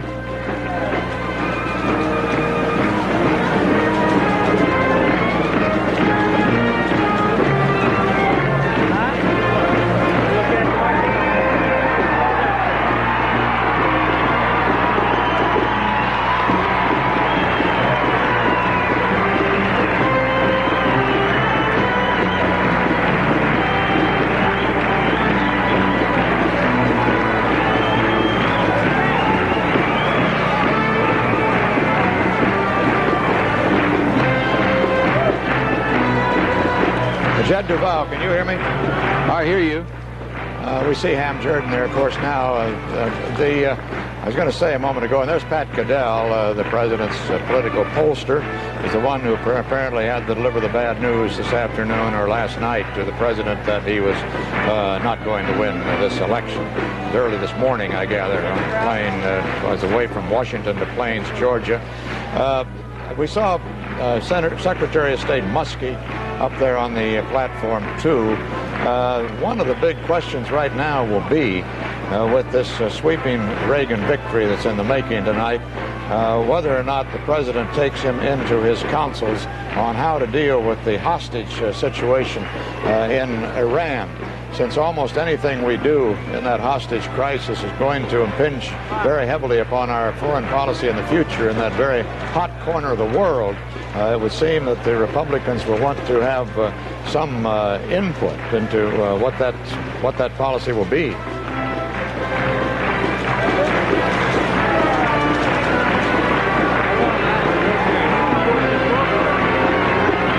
Walter, just about all of the people who are the closest to Mr. Carter in this administration have come through this door, and it's touching to see a lot of people bravely holding back tears and clapping along to the Democratic Party traditional Happy Days Are Here Again song.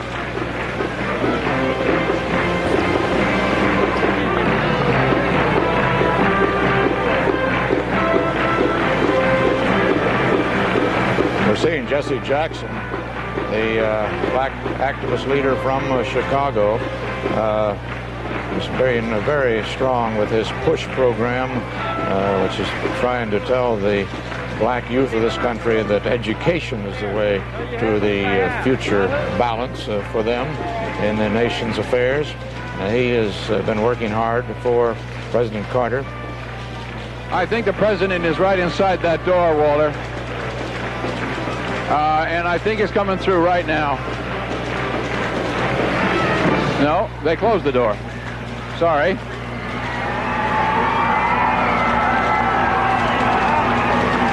They're clearly getting ready here for the president's appearance and what is roundly expected to be his concession statement.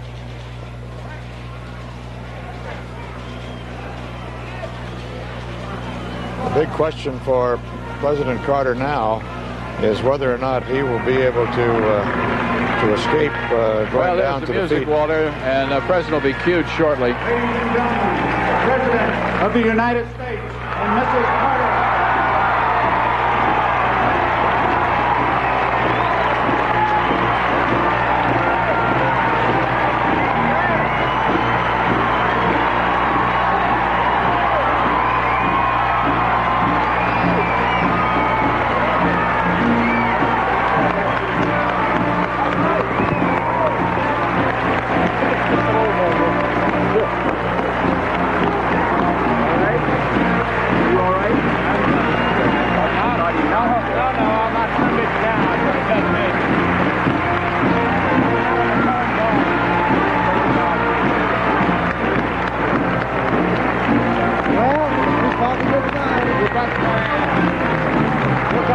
They're not too much. 2 or 3 feet between me and the table. See if we can get them.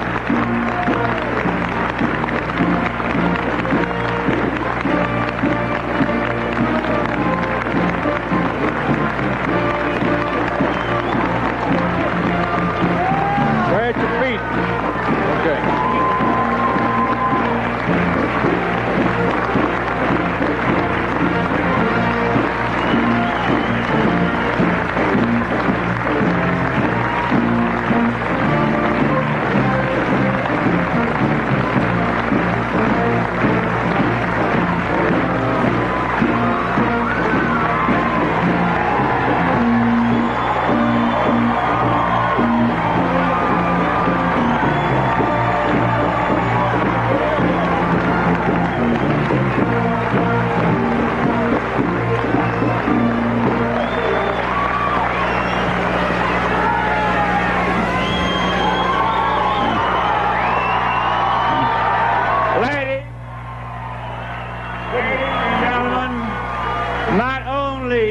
President, but the splendid president of these United States.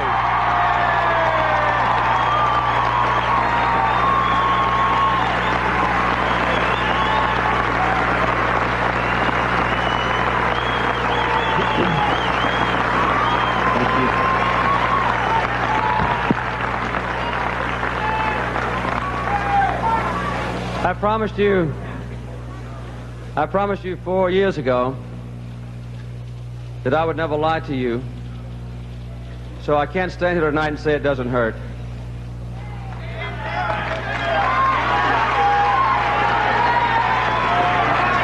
The people of the United States have made their choice, and of course I accept that decision. But I have to admit, not with the same enthusiasm that I accepted the decision 4 years ago.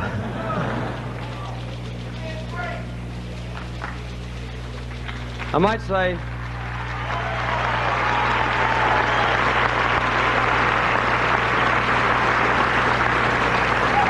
I have a deep appreciation of the system, however, that lets people make the free choice about who will lead them for the next 4 years.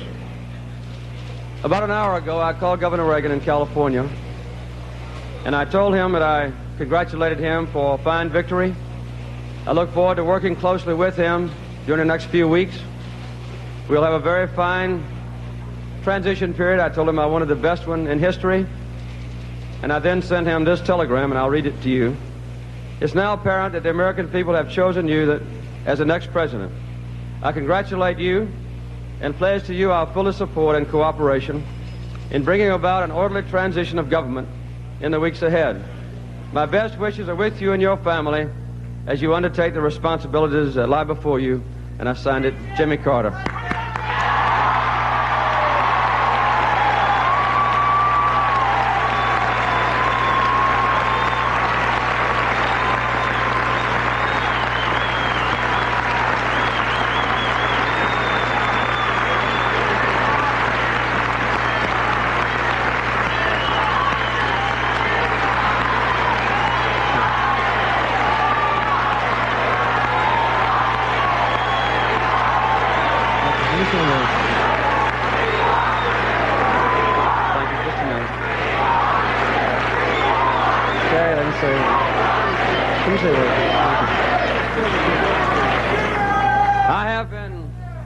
I have been blessed, as only a few people ever have, to help shape the destiny of this nation. In that effort, I've had your faithful support. In some ways, I've been the most fortunate of all presidents, because I've had the daily aid of a wise man and a good man at my side. In my judgment, the best vice president anybody ever had, Dick Mondale.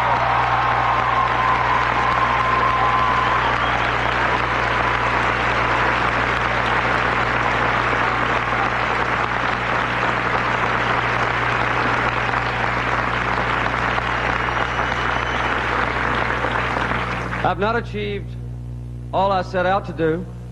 Perhaps no one ever does. But we have faced the tough issues.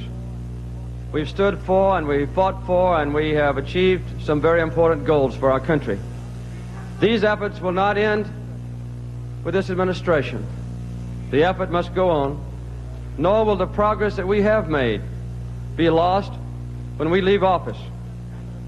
The great principles that have guided this nation since its very founding will continue to guide America through the challenges of the future.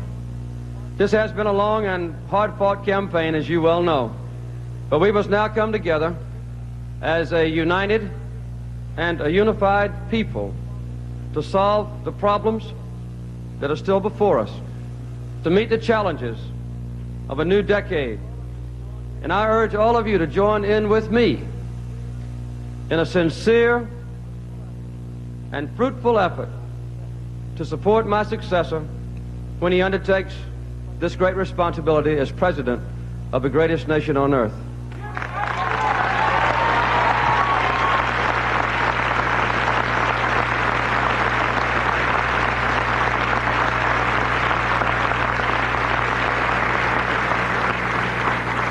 Ours is a special country because our vast economic and military strength give us a special responsibility for seeking solutions to the problems that confront the world.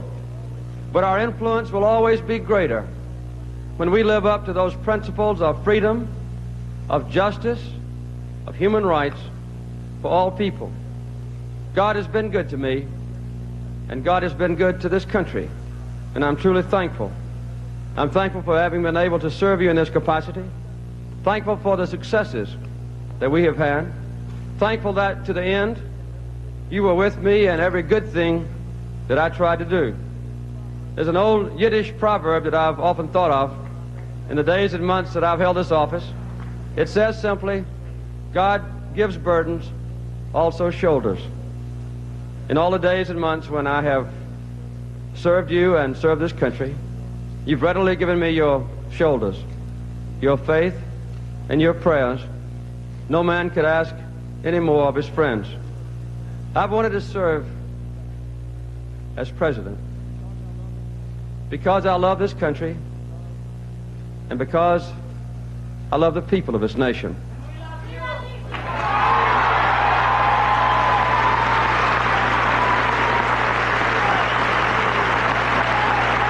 Just one more.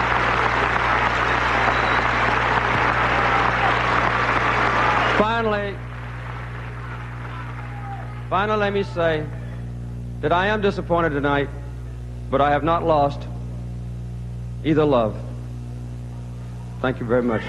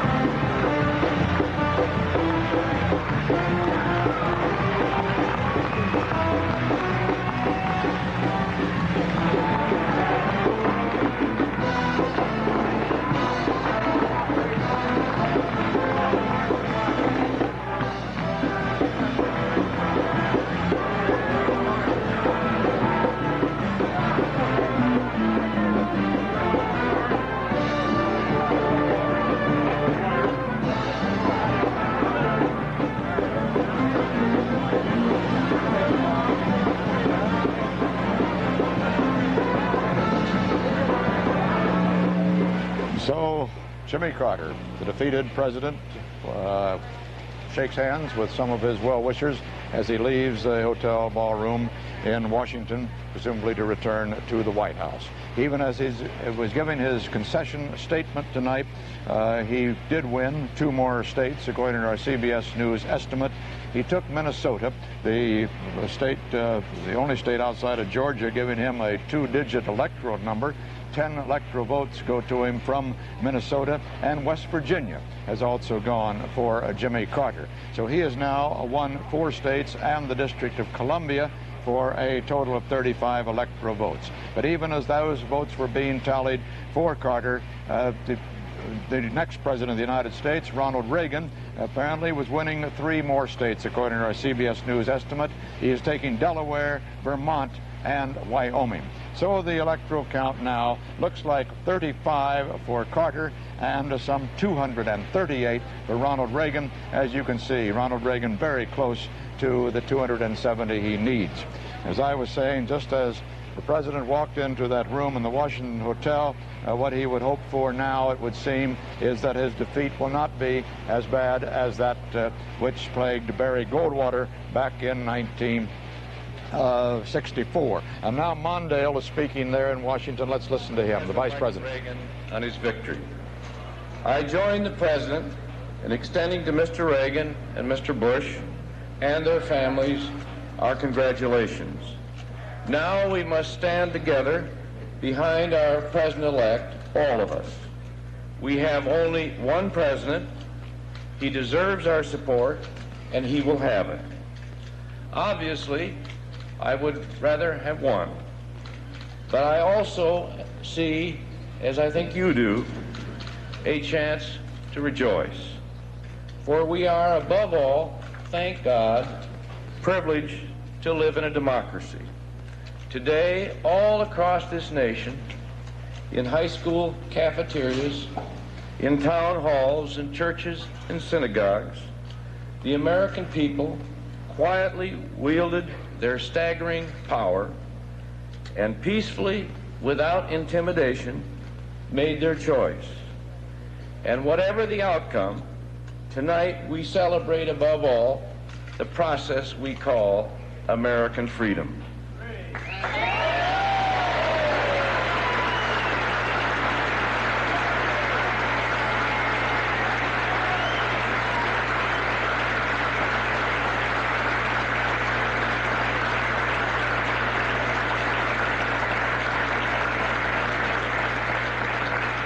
These last 4 years, and with your help, the American people have conferred on me the highest privilege I've ever held, a higher office than I ever expected to hold, and I am deeply honored to have served as Vice President of the United States. I especially want to thank President Carter and Rosalind for their kindness to me and to Joan and to our family. This kind and good man, this president, has permitted me to work more closely with him than any vice president in American history, and I thank him profoundly for that experience.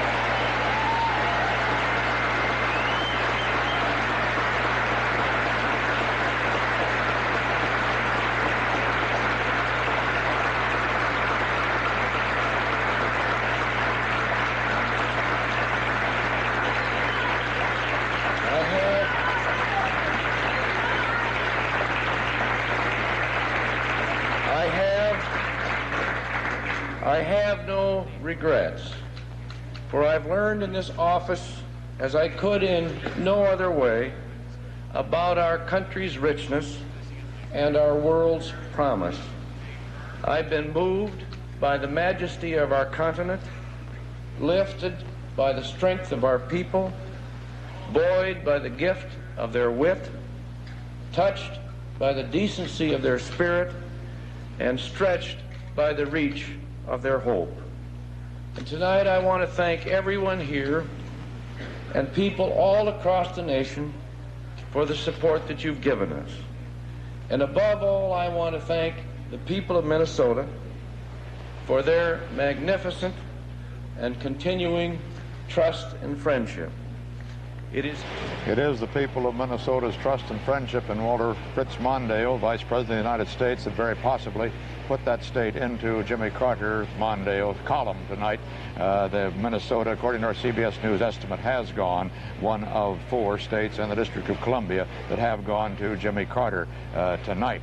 Incidentally, he was speaking from St. Paul, not Washington, as I think I said earlier. In Los Angeles, Reagan campaign director William Casey watched President Carter's concession speech tonight, and Mr. Casey is with Jerry Bowen right now. Jerry? Well, Walter, Bill Casey has seen a great deal with the Reagan campaign. He came on board in New Hampshire when it was in financial trouble, and he has seen it now reach the ultimate success, the White House. You did see President Carter's concession statement and Vice President Mondale's concession statement. Your reaction to those statements first, Mr. Casey? Jerry, certainly President Carter and Vice President Mondale made gracious and generous concession statements which were in the best tradition, best American political tradition. And I'm confident that we're seeing here tonight, and we'll see in the weeks ahead, one of the glories of the American political system in which the people speak on Election Day, express their mandate, and then both parties cooperate to work out the concession and implement that mandate over the weeks and months ahead. President Carter said the transition would be one of the best in American history, that President-elect Reagan and President Carter would work closely together. What is going to be the agenda for that transition? What have you worked out in the meetings that were held here in Los Angeles today?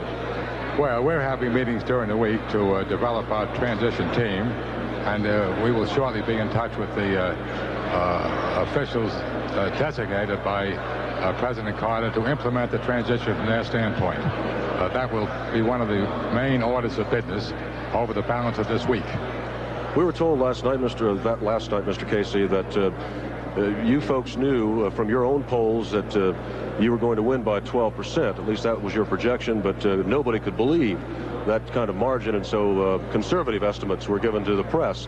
Are you as stunned and surprised by this electoral landslide as everyone else? As a matter of fact, Jerry, I'm not. I have been very bullish about the outcome here.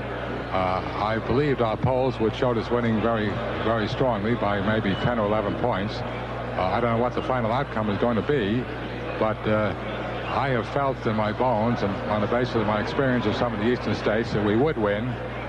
New York, Connecticut, and New Jersey, which were questionable in our calculations.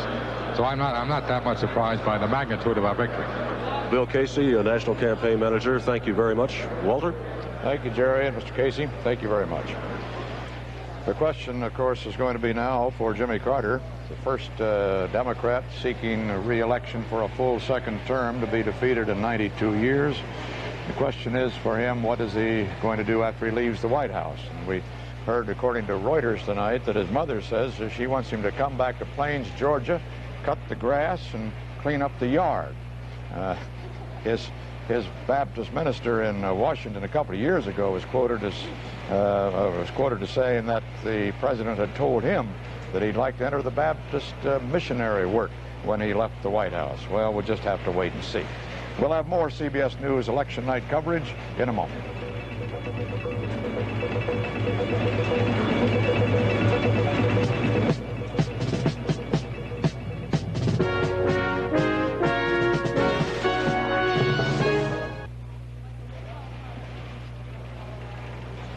CBS News estimates that Reagan will win Iowa. That makes 23 states he has won tonight, according to our CBS News estimates, all shown in blue on our map there. That's Iowa that has just joined the other states. It's getting to be a pretty solid block of blue. As a matter of fact, almost half the states have now been counted, and Jimmy Carter has won only 4 of them, plus the District of Columbia, the ones shown in red. It's a sweep, electoral sweep for Ronald Reagan. He now has 246 electoral votes toward the 270 needed. Jimmy Carter has 35. Harry Reasoner, the eastern states are just coming in. Their polls closed about an hour ago, most of them. And what is the look there, not only in the presidential races, but what about the Senate races? We haven't had a count on those for a while. Let's take a quick look first at the presidential recap board and see what states Ronald Reagan has taken in the East. The one big one that is still undecided is New York. Reagan took Connecticut, Delaware, New Hampshire, New Jersey, Pennsylvania, and Vermont. Carter took District of Columbia, West Virginia, and Rhode Island. In the Senate, the thing you've been mentioning from time to time through the evening, the chances of the Republicans to take control of the Senate, could be settled here in the East. In Pennsylvania, with 57% of the vote counted, Arlen Specter and Pete Flaherty are so close it's almost a dead heat. And in New Hampshire, again, a very close race between Warren Redmond and John Durkin, the incumbent Democrat. That's with 26% of the vote counted. Redmond is leading 52% to 48%. But according to CBS News estimate, it's too close to call right now, too close to decide who's going to win eventually. We've also got 3 gubernatorial winners in the East, no surprises among them. Jay Rockefeller re-elected in West Virginia. Pete DuPont reelected in Delaware, and Hugh Gallen reelected in a rematch with Meldrum Thompson in New Hampshire. And in Idaho, Harry, hardly in the east, it's in the Reagan bloc of states, and it now has joined the other Reagan states, according to our CBS News estimate, Idaho in the Reagan column. CBS News coverage of the presidential election and all the state races will continue in a moment.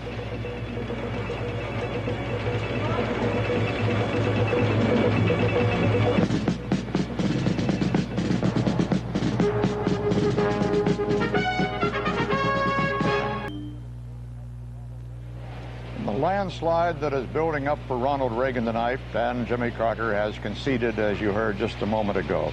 And the landslide that is building up for Ronald Reagan tonight, with 1/3 of the nation's votes counted, he has only 50% of the popular vote.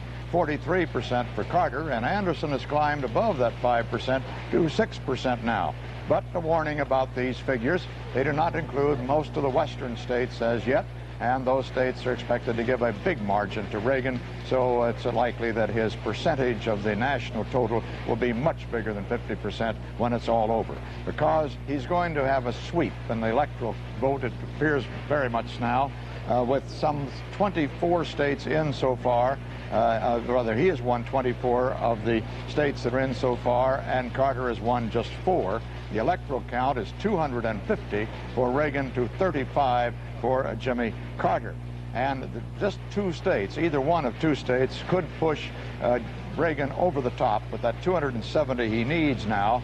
Either Illinois with its electoral votes or New York with its could do the job now. In Illinois, 17% of the vote has been counted, and Reagan is leading 54 to 38%. And in New York, 32% of the vote is counted, and Reagan is leading 50 to 43.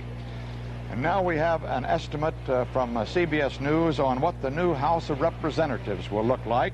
Democrats will take 247 seats, it would appear. Republicans 188 seats, give or take 8 seats. In the House of Representatives now, the Democrats have a wide margin, and they will maintain that a margin, but not nearly as great as it was before. There is still hope on the Republican side that they will take the majority in the Senate this year. They're running ahead in many races where they could do that. They've already defeated 2 Democratic liberal senators who were targeted by conservative groups to be defeated this year. That's Birch Bayh in Indiana and George McGovern in South Dakota. And now let's go to the South and an update there of the senatorial as well as presidential and other races. Bob Schieffer. Walter, speaking of the House, House Majority Leader Jim Wright, who was thought to be in some trouble down in Fort Worth, had a challenge this year from a former city councilman down there, Jim Bradshaw. Mr. Wright has scored a smashing victory. It appears that CBS says he's going to win with 64% of the vote. So that's one member of the House leadership that is going to be back for 2 more years, Jim Wright down in Texas. For Jimmy Carter in the South, Walter, the bottom just fell out. You look across these returns, you check these computer readouts as they come in. Where did he do well? Where did he do badly? He did poorly in every group except among blacks. In every group that we surveyed, Mr. Carter did had a worse time this time than he did in 1976. Even in his neighbor state of Alabama, let's take a look at that board now. This was a state that Mr. Carter thought he was going to win. This year, Ronald Reagan wins it with 50% of the vote. Some close races that have not been called yet. In Tennessee, we show that one is still quite close, 49% of the vote. This is a state that Mr. Carter won, and won comfortably in 1976. Kentucky, another state that Mr. Carter won comfortably in 1976, still neck and neck there. And in North Carolina, where the president was thought to have everything going for him this year, a strong state organization, a state ticket that was strong for Mr. Carter, again, a neck and neck contest there. All over the South, the same story tonight, Walter. The president just did not score well with the voters he had to do well with this year. In those Senate races cross-country, across the entire nation, let me point out also that the Reagan coattails were wide in Alabama. At least I assume that that's how Jeremiah Denton, the admiral, former prisoner of war, won over the Democratic incumbent and took away a Democratic seat in Alabama. And there's other close races throughout the nation. It is possible that the Republicans could win control of the Senate. And the House, as we told you a moment ago, with 247 seats instead of the 273 they have now, with 26 seats changing, about what had been predicted by some, maybe a few seats more. There will be some changes in the makeup of committees and so forth, and will give conservatives a great deal more to say in the next House of Representatives than they've had up to now. We can now say that Montana, as expected, has gone for Ronald Reagan. This is Walter Cronkite at CBS News Election Headquarters.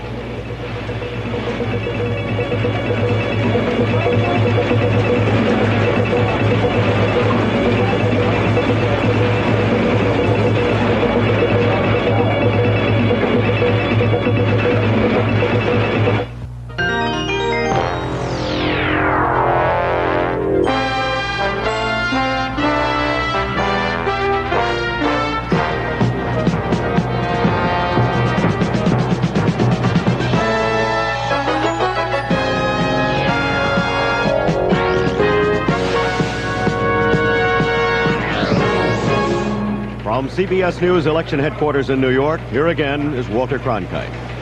We're just able to say with our CBS News estimate that Ronald Reagan has won Wisconsin, which was a state expected to go to Carter. 11 electoral votes gives him 265 electoral votes, just 5 electoral votes short of the 270 needed to become the next president. He's arriving at his victory celebration at the Century Plaza Hotel in Los Angeles right now. Jerry Bowen and Bill Plant are there. Gentlemen.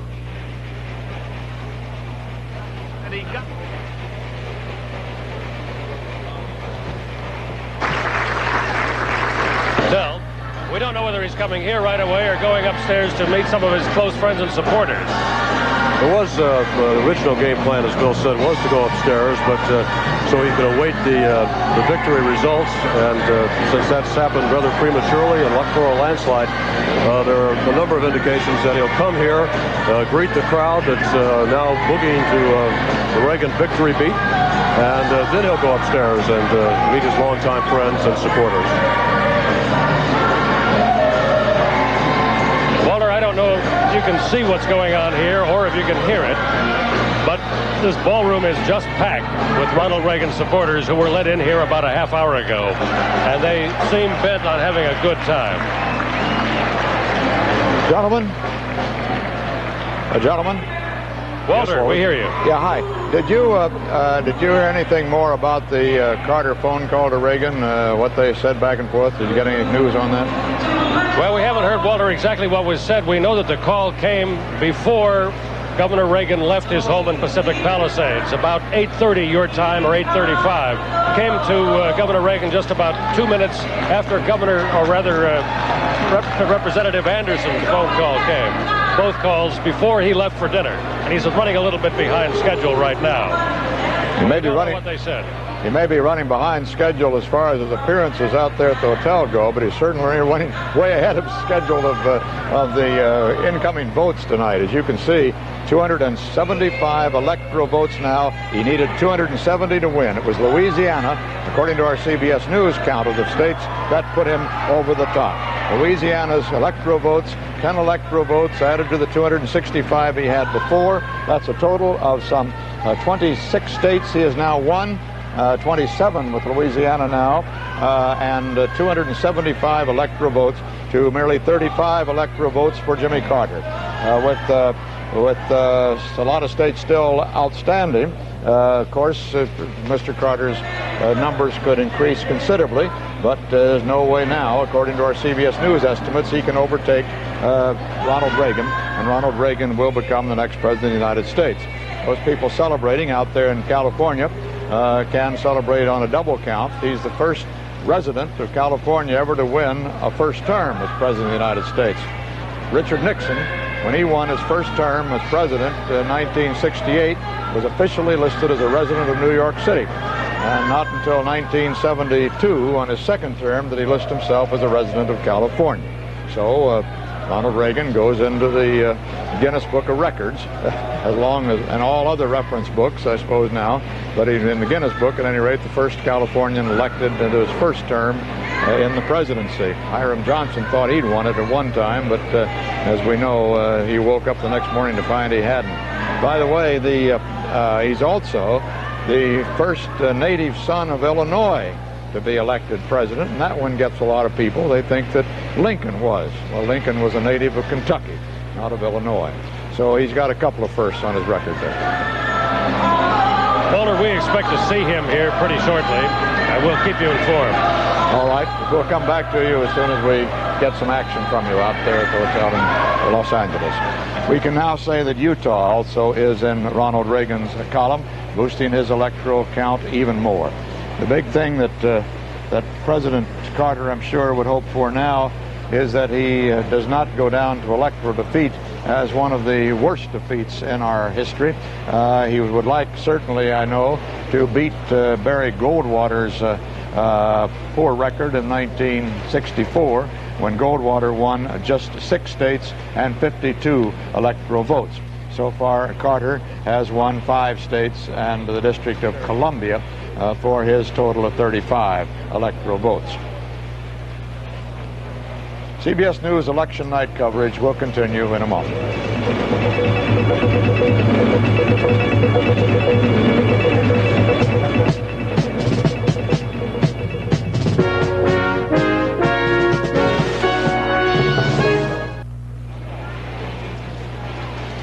Back here at our CBS News election headquarters, where another one of the liberal senators, Democrats, targeted by the conservative groups for defeat, has now, according to our CBS News estimate, gone down to defeat, the third of that 6-member group, and that is Senator John Culver of Iowa, having lost to Charles Grassley, the Republican candidate for that seat from Iowa. The others who lost were Birch Bayh in Indiana and George McGovern in South Dakota.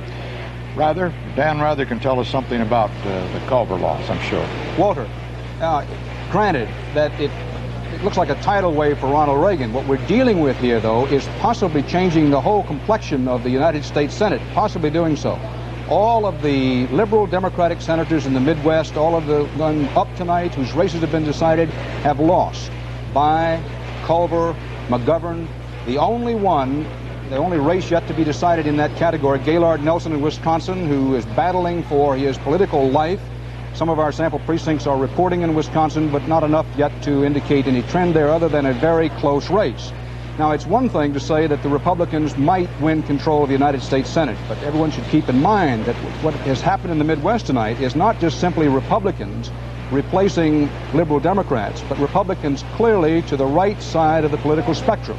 So you could be talking about here tonight, Walter, depending on how the Gaylord Nelson race turns out and some other races, such as the one in Colorado and other places, not just a change in the party leadership of the United States Senate, but a more significant shift. I realize that George McGovern is up at the moment. We do have George McGovern speaking out in South Dakota. Let's listen.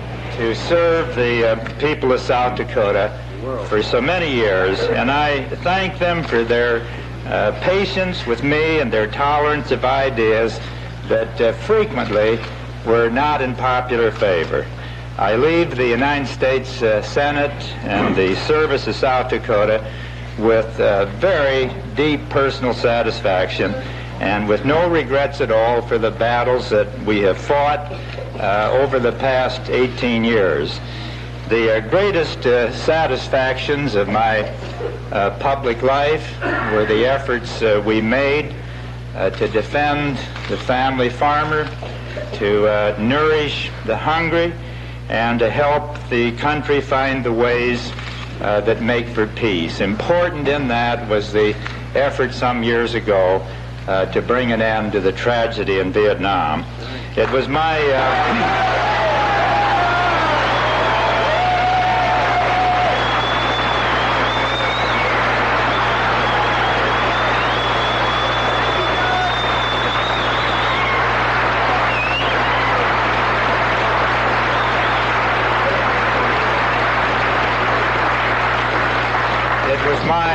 highest privilege while representing the people of South Dakota to also be nominated for the presidency of the United States.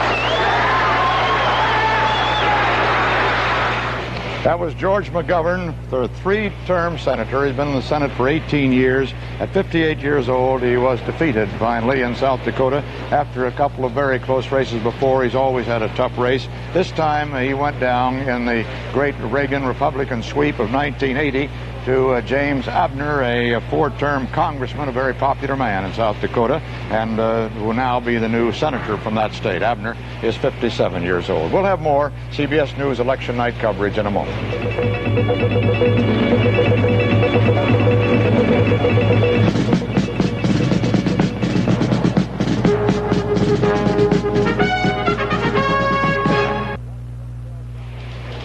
In a Washington hotel, John Anderson, the independent candidate, has just begun speaking. Let's listen. Alma mater in my native state of Illinois. I quoted a line from H.G. Wells that an election should be the celebration of democracy. Now, your response tonight, I think, indicates that this is a celebration.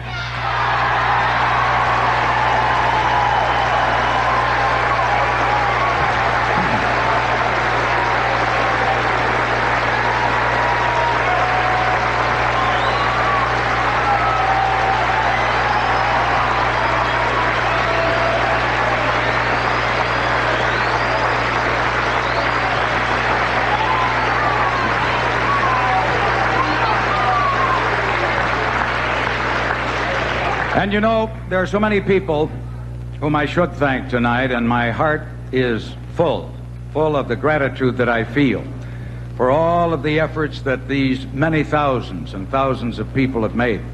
But I certainly want to ask my own family to come for just a moment and stand beside me again. My wife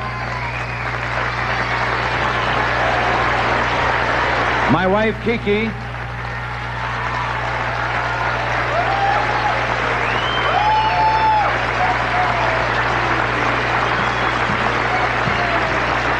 and how wonderful it is that I was gifted with such a marvelous nature and sweet personality that I am never afflicted with feelings of envy, because there were times when I traveled around the country when I thought that many people would have preferred Kiki to me as the candidate. But a couple of days ago, emulating that grand lady of American politics of a generation or more ago, Eleanor Roosevelt, Kiki was down some 600 feet underground in a coal mine in Illinois campaigning for her husband. She's been in the senior citizen centers. She's been in the public housing projects. She's been wherever across the face of our great land. People needed to feel some encouragement. And when they have seen her and heard her voice and what she has had to say about the campaign, it's made a great contribution, and I will be forever grateful.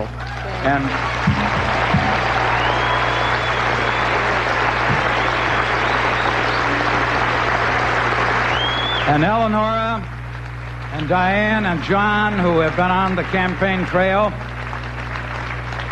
I'm thankful to them for what they have done. This whole campaign experience has been one that has really brought our family very, very close together because of the common enterprise that we shared. And Susie, even you have contributed, because from time to time I've used you in my jokes and said that you were home studying your non-proliferation lesson.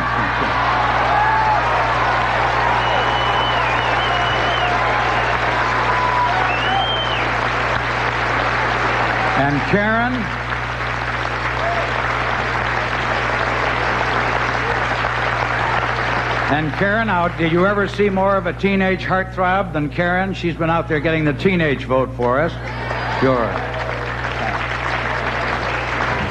You know, throughout this campaign, I have talked about a new realism in American politics, and I've done that because I felt that our country was in trouble, that the nation simply had to face the facts.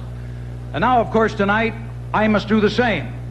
Actually, I don't want you to think that I just looked at my watch 5 minutes ago and came to the conclusion that perhaps the time had come to make this concession speech. I react somewhat more quickly than that, I can assure you. Actually, history will record that it was at 8:35 p.m. Eastern, Standard Time. Eastern Standard. Let's have it straight for the historical record.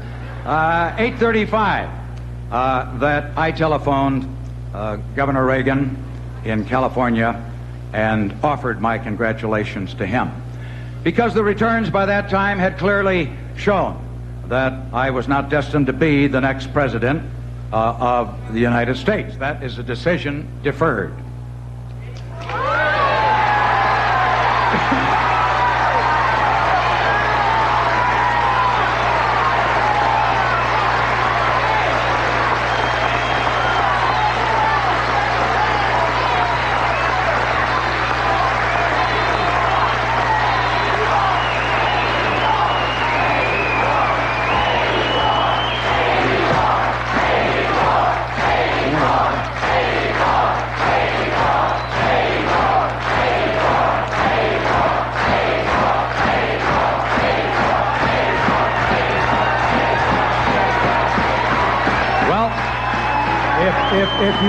If you don't let me finish this speech, it will be 1984 and I'll still be up here. You have obviously chosen to take a very enigmatic remark and place your own interpretation on what I said. You know, right after Abraham Lincoln had suffered one of his electoral defeats, and he suffered many during the course of his career, he was asked how he felt. And he replied, "Disappointed, yes. Bruised, no." Well, of course I'm disappointed. I'm only human. But I hope that you can tell from my remarks and from my spirit and from my demeanor tonight that I am not bruised in spirit or in mind.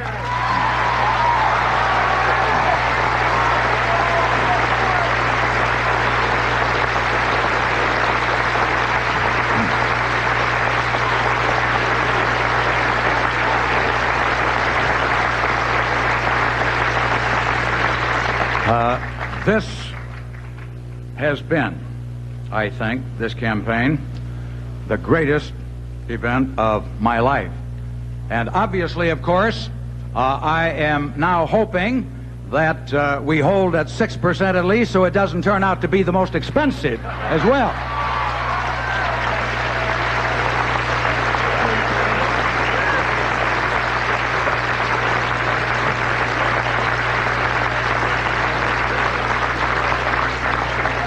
But you know, there are many reasons that prompt the feelings of real joy that I feel tonight. It's been my good fortune to run with somebody like Pat Lucey. You heard it. You know what kind of a man he is.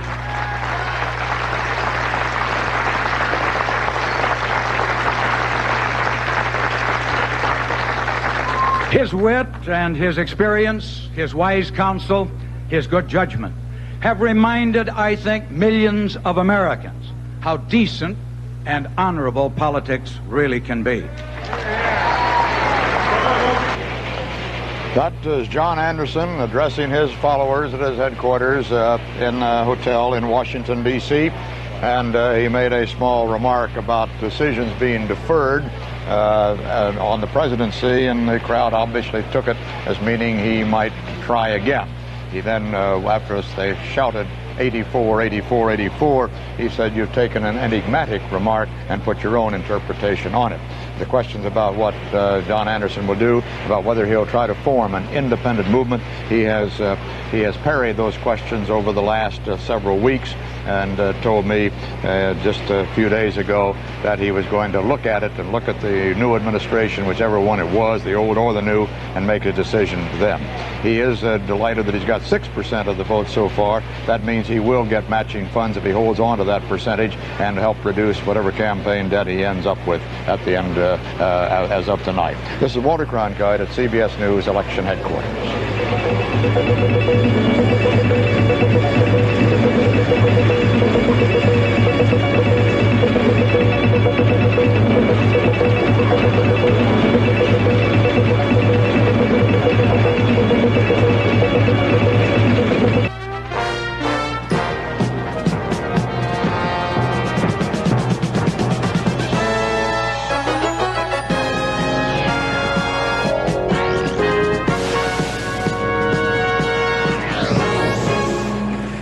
This portion of election night is sponsored by General Motors, people building transportation to serve people. By Citicorp Traveler's Checks, travel the world with us. And by IBM, helping put information to work for people. Now from CBS News election headquarters in New York, here again is Walter Cronkite.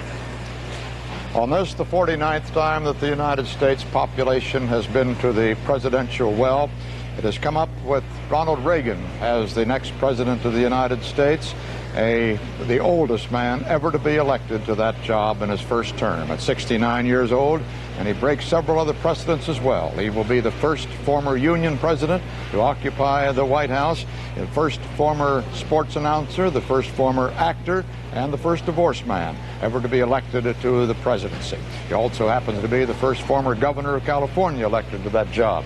The first man who has run in his first term from California as a citizen of that state, and the first who was born in Illinois. It is a sweeping landslide for Governor Reagan tonight, a huge one, much bigger than anybody had even dared to predict. Even his most enthusiastic supporters did not think that it was going to look like this tonight. In the national vote now, with almost half the nation counted, 42% of it counted, he has 50% of the vote to 43% for Reagan, 6% for John Anderson, the independent. And it will be noted that Jimmy Carter has won so far just these 4 states and the District of Columbia: Georgia, West Virginia, Minnesota, and Rhode Island, and the District of Columbia. And all of those blue states are the ones won by Ronald Reagan tonight. That makes the total electoral count at this moment 279 for Ronald Reagan. 270 was all it took to win, and he gathered those in quite easily and neatly. Carter has just 35 electoral votes, and undoubtedly what he is hoping now is that he can at least beat Barry Goldwater's stunning defeat in 1964, when that Republican conservative went down to defeat by winning just 6 states but collected 52 electoral votes. Let's take a quick look now around at the Senate races in all of the regions of the country where we've had reports on them. It's very important the Republicans have a chance to take a majority of the Senate for the first time since the first Eisenhower administration back in the early 50s. Harry Reasoner, how about the East? Well, whether the Republicans control the Senate may very well be decided on 4 close races in the East. Let's look first at the recap board, which shows that in Connecticut, Chris Dodd has won the seat for the retiring Abraham Rippikoff. That seat remains Democratic. In Maryland, Charles Mathias has retained his seat. That seat remains Republican. But the other 4 races that we have in the East are very, very close. In New Hampshire, Warren Redmond against John Durkin, the Democratic incumbent, is holding a narrow lead. In our tabulated vote of selected precincts, it's too close to call. In New York, in a 3-way race, the incumbent, Jacob Javits, is running a bad third, but the race with 60% of the race in, but Alphonse D'Amato and Elizabeth Holtzman are just too close to call yet. In Pennsylvania, a very tight race between Arlen Specter, the Republican, and Pete Flaherty, the Democrat. They're going after the Republican seat held by the retiring Richard Schweikert. And in Vermont, the Democratic incumbent, the first Democrat ever elected in Vermont since the Republican Party was organized, is running narrowly behind Stuart Ledbetter, the Republican. That, too, is too close to call with 50% of the vote in. Incidentally, one little note on a couple of abscam congressmen. Michael Myers, the man who was expelled from the House, the first House member to be expelled since 1861, was defeated today by an independent, Thomas Laglietta. And Frank Thompson, a Democratic incumbent who goes on trial later, was defeated today by a Republican, Christopher Smith. Dan? In the Midwest, where the Republicans have been taking no prisoners and have closed the gates of mercy in terms of the presidential campaign, much the same thing is happening in the Senate races. Let's go to the recap board. The picture is there for you to see. Now, a moderate Democrat, Alan Dixon, the Secretary of State in Illinois, won as a Democrat there. This is for the seat being vacated by Adlai Stevenson III. In Indiana, Quayle over By, a conservative Republican wins. In Iowa, Grassley over Culver, a conservative Republican wins. Dole holds his seat in Kansas. In Missouri, one of the 2 Senate seats still open in the Midwest, that is, when I say open, still undecided.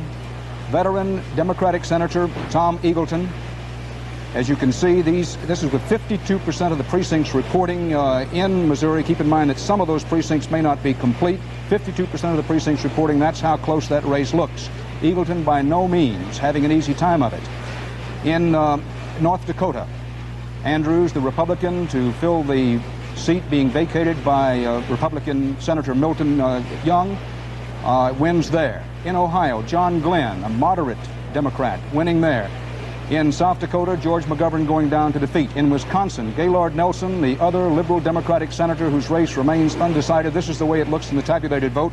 24% of the precincts reporting in Wisconsin, and Nelson is locked in a very close race. The message out of this in the Midwest tonight is that old saw, don't eat at a place called Mau's, don't gamble with a man named Doc, and for the early 1980s, don't run as a liberal Democrat in the Midwest. Now for a look at the Senate races in Dixie, Bob Schieffer. Dan, all across the South in the Senate races, the Republicans have already picked up one seat. They stand a chance to pick up another and conceivably could pick up a third. Let's take a look at the board. There you see in Alabama, Jeremiah Denton. He's the former prisoner of war, held 7 years in a North Vietnamese prisoner of war camp. He has beat Jim Folsom, the 31-year-old son of the former Democratic governor of that state, kissing Jim Folsom, the man they said that when he opened a bottle of whiskey, he threw away the cork because there'd be no further need for it. He may be going out for refreshments tonight because Denton has won. He will be the first Republican senator since Reconstruction in Alabama. And if memory serves, I believe he's the first Republican ever elected statewide in Alabama. In Arkansas, no surprise there. Dale Bumpers, the incumbent, returned to office with a big margin. He was not expected to have any trouble. In Florida, a hot race going on there. That's Paula Hawkins, the Republican, the anti-ERA, anti-abortion, but a woman with strong consumer leanings in a very tight race with Gunter, the Democrat. A very nasty primary. Gunter beat the incumbent Democrat Richard Stone there. They also running neck and neck. Moving right on down the line, in Georgia, Senator Herman Talmadge, who had so many personal problems, was denounced by the Senate, but went on to win a very tough Democratic primary, is holding a lead over Republican Matt Mattingly, but with 59% of the vote in, that race has not been called as yet by CBS News.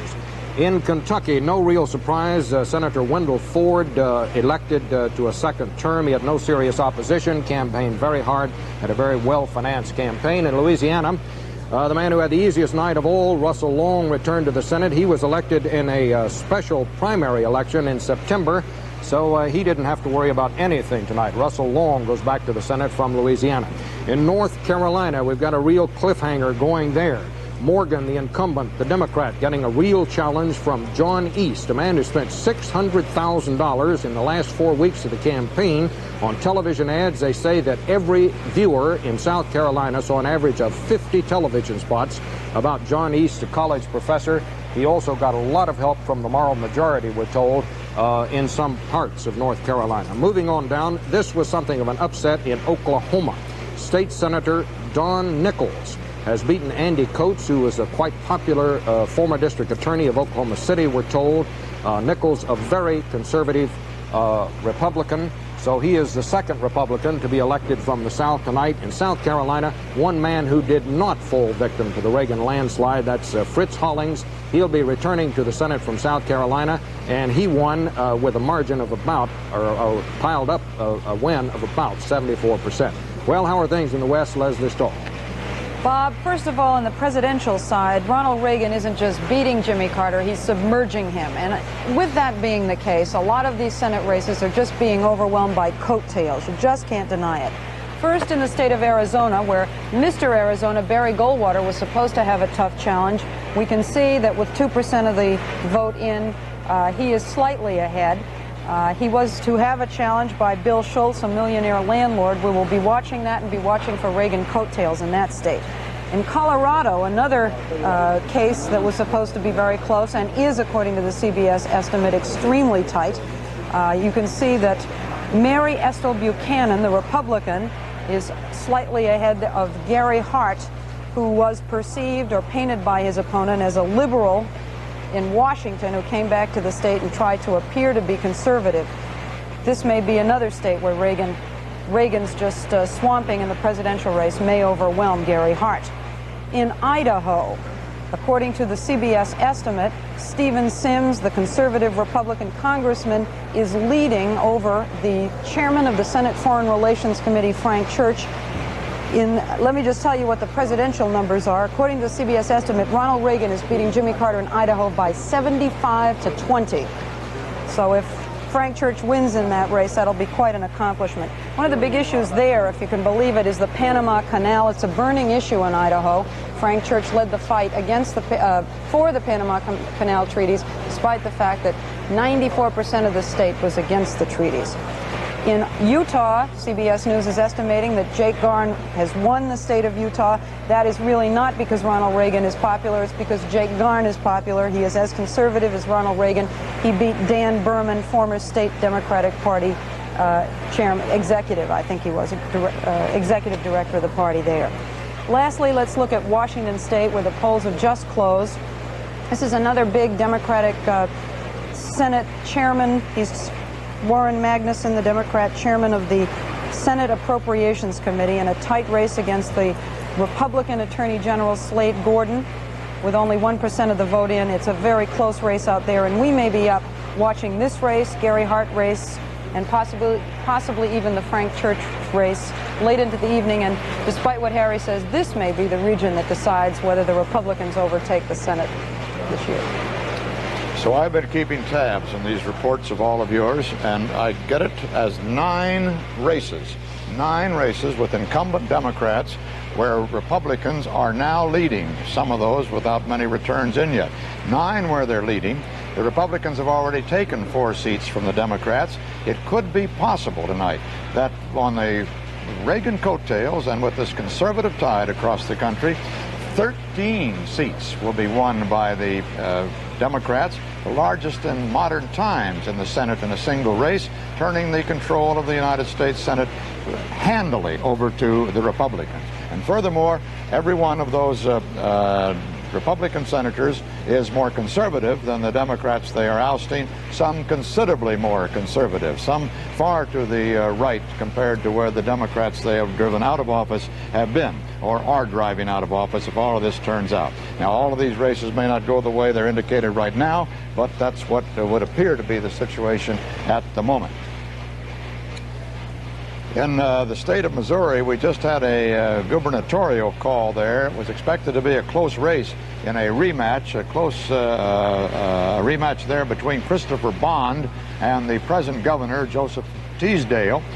Teasdale ousted Bond a couple of years ago, and now Bond came back this year, and according to a CBS News estimate, has won the state house at Jefferson City for the Republicans. So we've got a Senate that looks like it could very well tonight go conservative and Republican by a very considerable margin. The first time either house of the Congress has been in Republican hands since 53-54 on the heels of the Eisenhower victory in 1952. And in the gubernatorial races, there are also some switches that are possibly going to take place tonight in the 13 races there. In the House of Representatives, as we reported to you earlier, we now have refined our estimate somewhat in the House that the new House will have 250 Democrats, 184 Republicans, which represents a loss of around 25 to 28 seats. That estimate of ours isn't absolutely firm, give or take 7 seats, but it indicates an improvement on the conservative Republican side in the House of Representatives, although the Democrats, of course, with those figures, retain control. Bruce Morton has been looking at the comparison between the Reagan 1980 landslide and the 1972 one put together by Richard Nixon, his fellow Californian. Bruce, come in.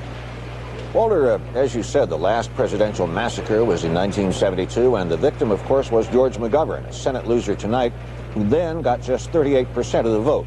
We don't know yet what percentage President Carter will end up with, but at the moment it's not very different from McGovern's.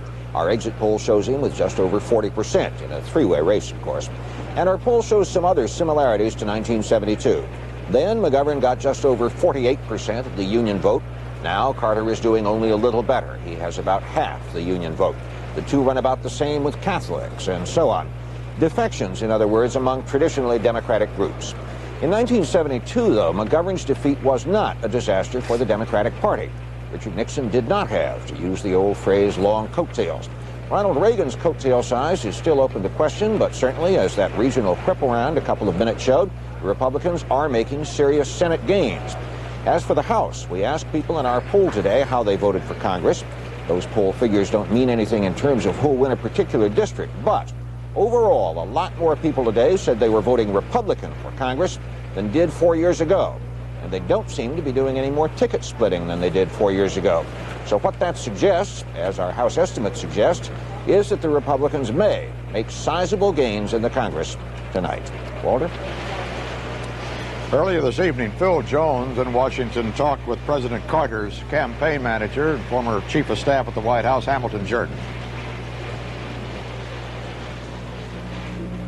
The presidency of this country is a very difficult job. I don't want to talk tonight, which should be a night of victory for Governor Reagan. I don't want to make a lot of alibis or excuses, but it is a difficult job. We, I think, have made tough decisions. We have not sidestepped issues the last 4 years. Some of those decisions were politically controversial. There have been things that have happened around the world, such as the OPEC price increases, which had a devastating effect on our economy here at home. And we have still tonight a tragic situation in Iran where 52 Americans are being held hostage. So a number of these things came together in the last few days of the campaign, and then the tide turned against us. We had an independent candidate running. If many of those people, if he had not been in the race, would have supported the president. So it's a confluence of political and substantive things, plus an effective campaign by Governor Reagan in addressing the issues in a way that appeal to the American people. With the victory just barely in hand, but a sizable victory that it is, the Reagan campaign forces, and now the transition force becomes that, is already beginning to put back together some of the loose ends that came apart in the last part of the campaign. At least according to Reuters, William Casey, who is the Reagan campaign chief, is saying tonight that Richard Allen, the foreign affairs advisor to Reagan, who withdrew a week ago because of charges of financial impropriety when he was in the Nixon administration, has rejoined, as of tonight, the Reagan staff. Allen has been mentioned as possibly the national security advisor in the Reagan administration. That would be the job now held under Carter by Zbigniew Brzezinski. As we've been reporting throughout the evening, it is a Reagan landslide tonight. He has won 279 electoral votes, according to our CBS News estimate, as you see on our board there. And Jimmy Carter has won just 35 electoral votes so far. And all of those big western states are yet to be heard from, or a lot of them are. Bill Moyers has a few words to tell us about one-term presidents. Bill? Walter, listening to Hamilton Jordan a minute ago, I was reminded of something Mr. Jordan said to the staff at the Democratic National Committee not long after Jimmy Carter had been elected in 1976. Said Hamilton Jordan, after one term as governor of Georgia, Jimmy couldn't have been reelected in Georgia for a second term. Maybe he'll wind up that way in 1980. Well, he has. And while his defeat says a lot about the way Jimmy Carter has run things, it also says a lot about the office itself. It's almost a cliche to point out these days that not since 1960 has a president completed 2 terms in the White House or left office with the affection and esteem of his countrymen. Kennedy, elected and assassinated. Johnson, elected and discredited. Nixon, elected and disgraced. Ford, appointed and defeated. Carter, elected and defeated. It's rare, in fact, that presidents actually do serve 2 terms, Walter. Just look at the period leading up to this century. Hayes elected to the smell of scandal. Garfield assassinated. Arthur denied his party's nomination. Cleveland defeated for re-election by Harrison with a minority of the popular vote. Harrison defeated for re-election by Cleveland. McKinley assassinated. Roosevelt splitting the Republican Party. In fact, 22 of our 39 presidents have been one-term presidents. The good old days were never as placid as we remember them, Walter, and the presidency is more a target of turbulence than an island of stability. We Americans seem to revere the presidency and despise the men who seek it. During the campaign, we compare them to the noblest models. We compare them to Jefferson's brilliance, to Lincoln's wisdom, to the two Roosevelts' energy and charisma, to Kennedy's charm. But once they're elected, we look at them as if they were wanted posters at the post office. Yesterday, Ronald Reagan joined hands with his supporters in California and sang, "God bless America." Better he had sang, "God help me." Walter? Thank you, Bill. And here is another state for Reagan, one that even the Reagan people themselves had thought they might lose tonight. In the Pacific Northwest, Washington has gone for Ronald Reagan. And also in California, in the Senate race there, where Alan Cranston, a liberal Democratic senator, was one of those targeted by conservatives, he has won his race over Paul Gann, who was one of the authors of Proposition 13, the ceiling on property taxes in California. It set off such a wave of that across the country. Alan Cranston has won. He is the first of the liberal senators targeted by the conservatives who has won a race tonight. Others have lost. Birch Bayh in Indiana, John Culver in Iowa, and George McGovern in South Dakota. Ronald Reagan, as you know, is expected soon at his hotel out there in California to address his group, and we will be going there when the time comes, although they say it is still several minutes away. So at this moment, we have 47% of the national vote in and 50% for Reagan, 43% for Carter, but Reagan leading with a whopping 288 electoral votes to 35 for Carter. This is Walter Cronkite at CBS News Election Headquarters.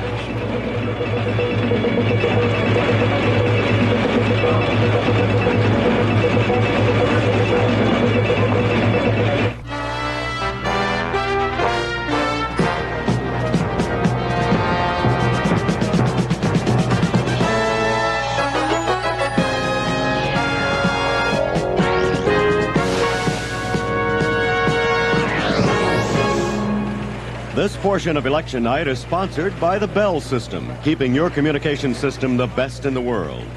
By Polaroid, inventors of instant photography. And by S-Mark, a family of companies serving the families of America. And now from CBS News Election Headquarters in New York, here again is Walter Cronkite. And the Reagan tide rolls on and on, the tide that will make him the 40th President of the United States come next January 20th. He has won now, according to our CBS News estimate, in two more of the western states where he was expected to win, Nevada and in Arizona. Nevada's 3 electoral votes, and those in Arizona now go into the Reagan column.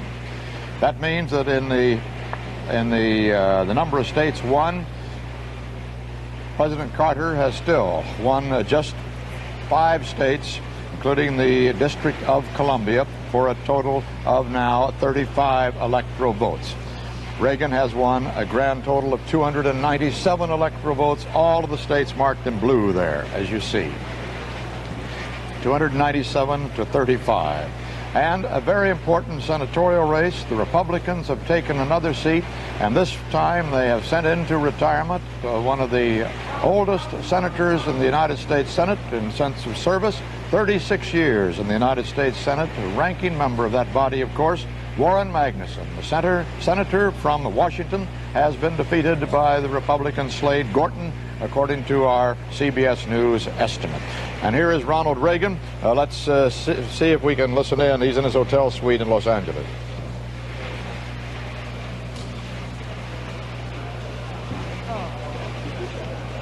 I don't think we had audio from that picture anyway. It was a brief shot that they permitted us as he obviously took a congratulatory call from a friend. We assume that that call was not from President Carter. He said he called him some time ago to concede the election and to congratulate him.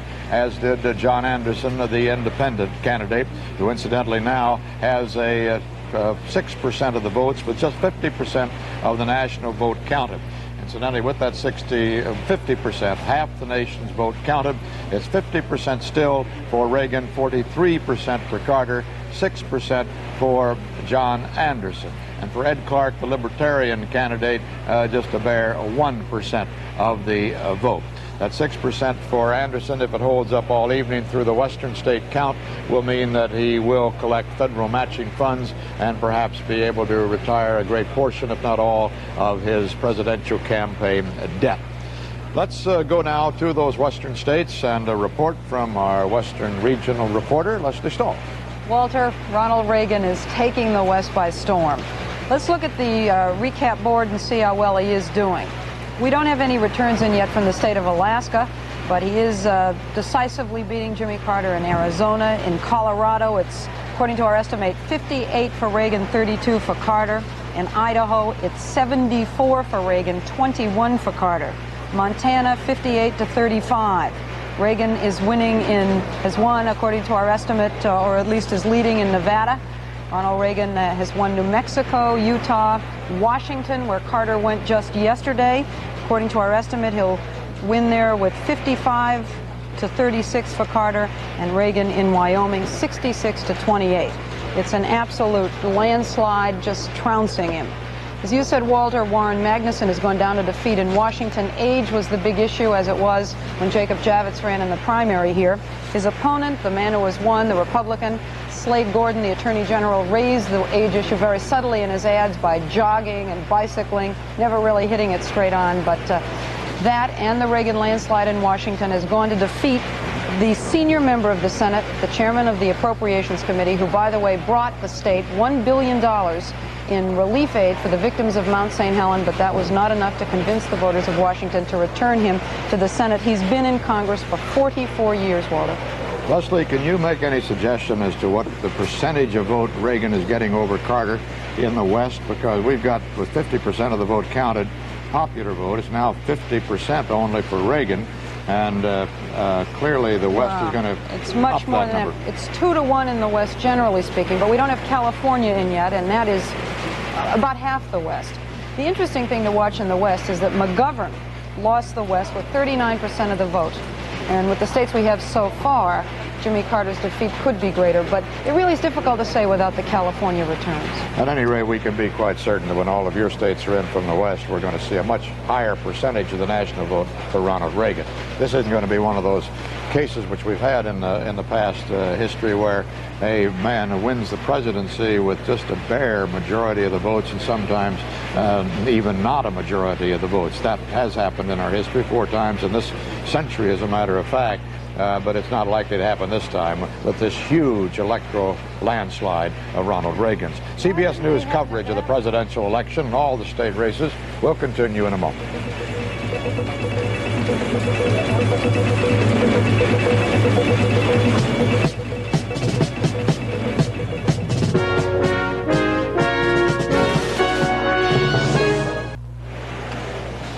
According to our CBS News estimate, another state for Reagan, Oregon, has fallen into his long list of states he's won tonight. That was another one that even the Republicans had thought maybe the Democrats would take tonight. Well, they didn't.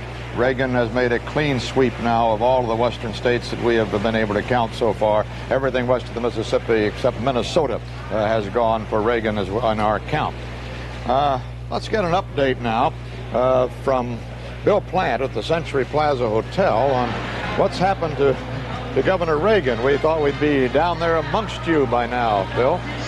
Walter, we're expecting Governor Reagan in about 20-25 minutes, but we know that earlier you saw some pictures of Governor Reagan up in his suite. Some of us were up there then, and I can tell you that he is absolutely overjoyed.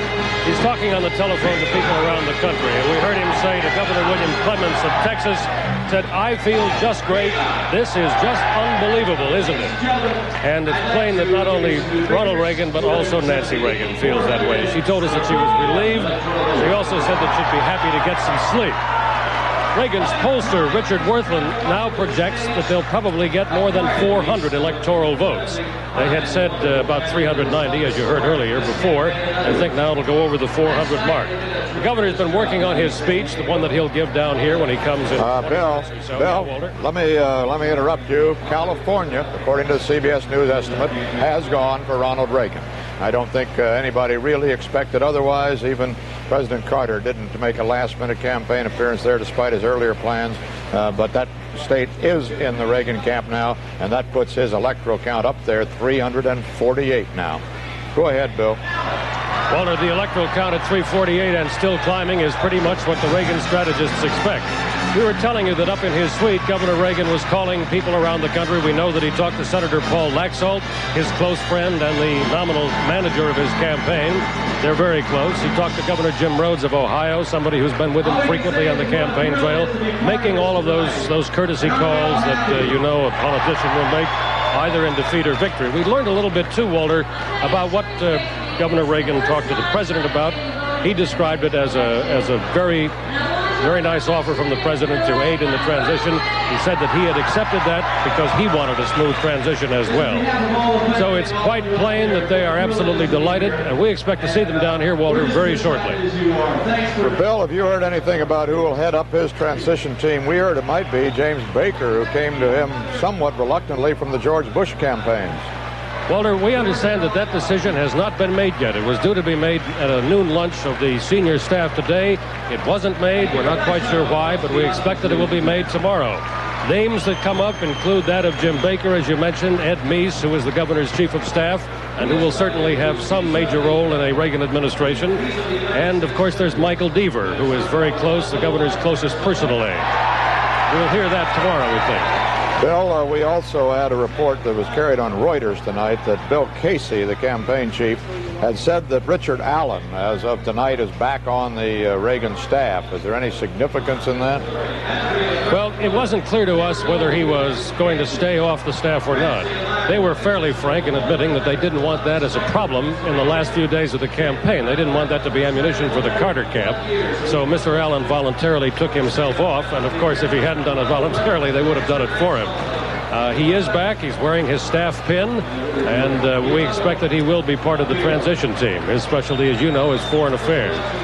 Thank you very much, Bill. We'll be talking more with you later on tonight, certainly, and we'll be waiting to hear from Ronald Reagan when he appears there with his victory statement to his supporters at the Century Plaza Hotel in Los Angeles. CBS News election night coverage will continue in a moment.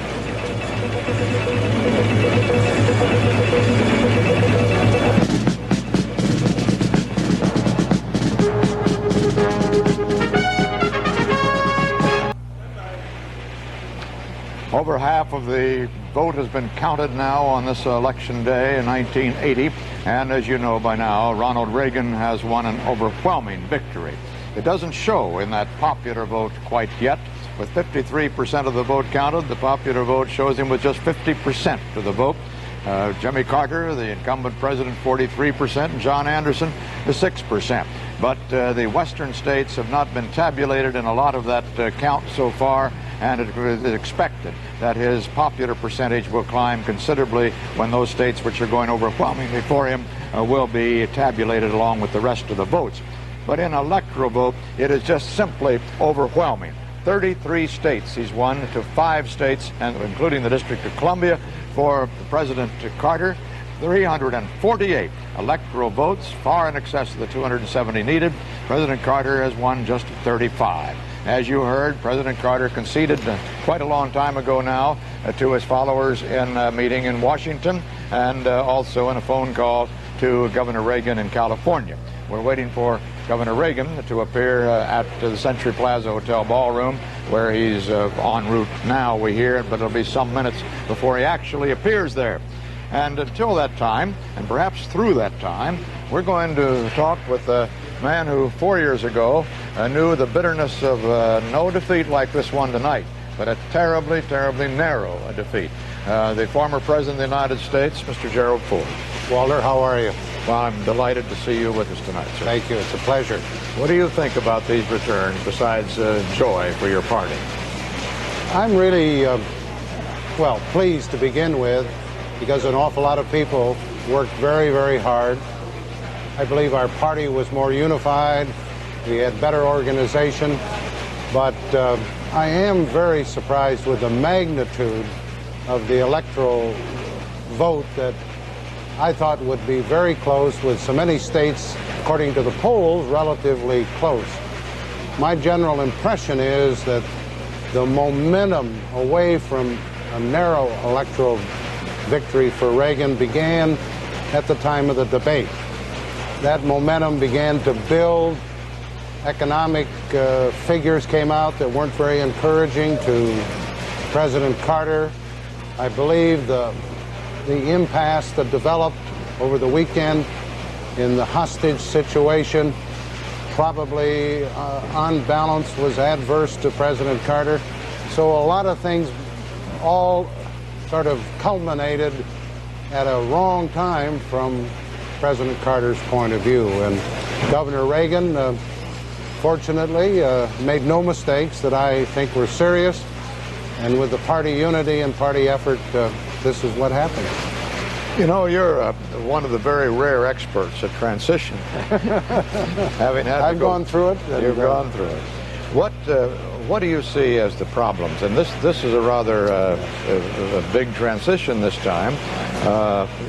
It may be that he'll carry the Senate with him, for instance. They'll have an opportunity to work with the legislature that at least is half on his side, at least by party credentials. What do you think is going to happen here? Well, you've got a combination of things that are somewhat different from what they were when I left the White House and President Carter took over.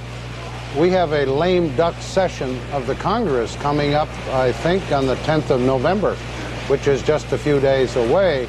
There is a great deal of unfinished business that the Congress has on its platter. They haven't yet passed the budget for the fiscal year that started October 1st. And so they not only have the budget problems, but other undone legislation. Will that lame duck Congress listen to the people's voice as expressed through this conservative victory across the country and react accordingly? Walter, I think they would be very, very foolish if this lame duck Congress, which is more liberal than the one that was elected today, if they try to ram through some legislation that would be contrary to what is the public sentiment expressed on November 4th, there would be a lot of unhappiness among many, many millions of Americans. So my best judgment is that this Congress, in the days they are in session before Thanksgiving, will probably do the routine thing, finish the budget and a few other items, but then call it quits. What about the matter of the hostages now and the entire arrangements we must make with Tehran? Clearly, almost any deal that the president makes with Tehran is going to have a long-range effect on our Middle Eastern policy in the critical area of the Persian Gulf. Can the incoming president have an input to that policy, or do you see that as outside the possibility? As I flew from California today, and I left California about 2 o'clock and got to New York just three-quarters of an hour ago, I thought about the question that you've asked. I haven't called President Carter. I tried to call Governor Reagan, and he was on his way to, I think, the Century Plaza. So what I say is totally on my own. It seems to me that the hostage problem is now out of the political arena, period. It is a question that ought to be approached from a unity point of view. I would suggest that President Carter bring in Governor Reagan, his advisors. I believe President Carter ought to bring in the Democratic and Republican leaders of the Senate, the House, and try to have a united front and a determination on behalf of all of us, regardless of political faith, to try and negotiate and to recover the hostages. Whether that's practical or not, I can't tell you, but it seems to me what we need right now is unity so that the Ayatollah and the Iranian government, whatever it may be, understands that they can't undercut one element in the United States to achieve something on their behalf.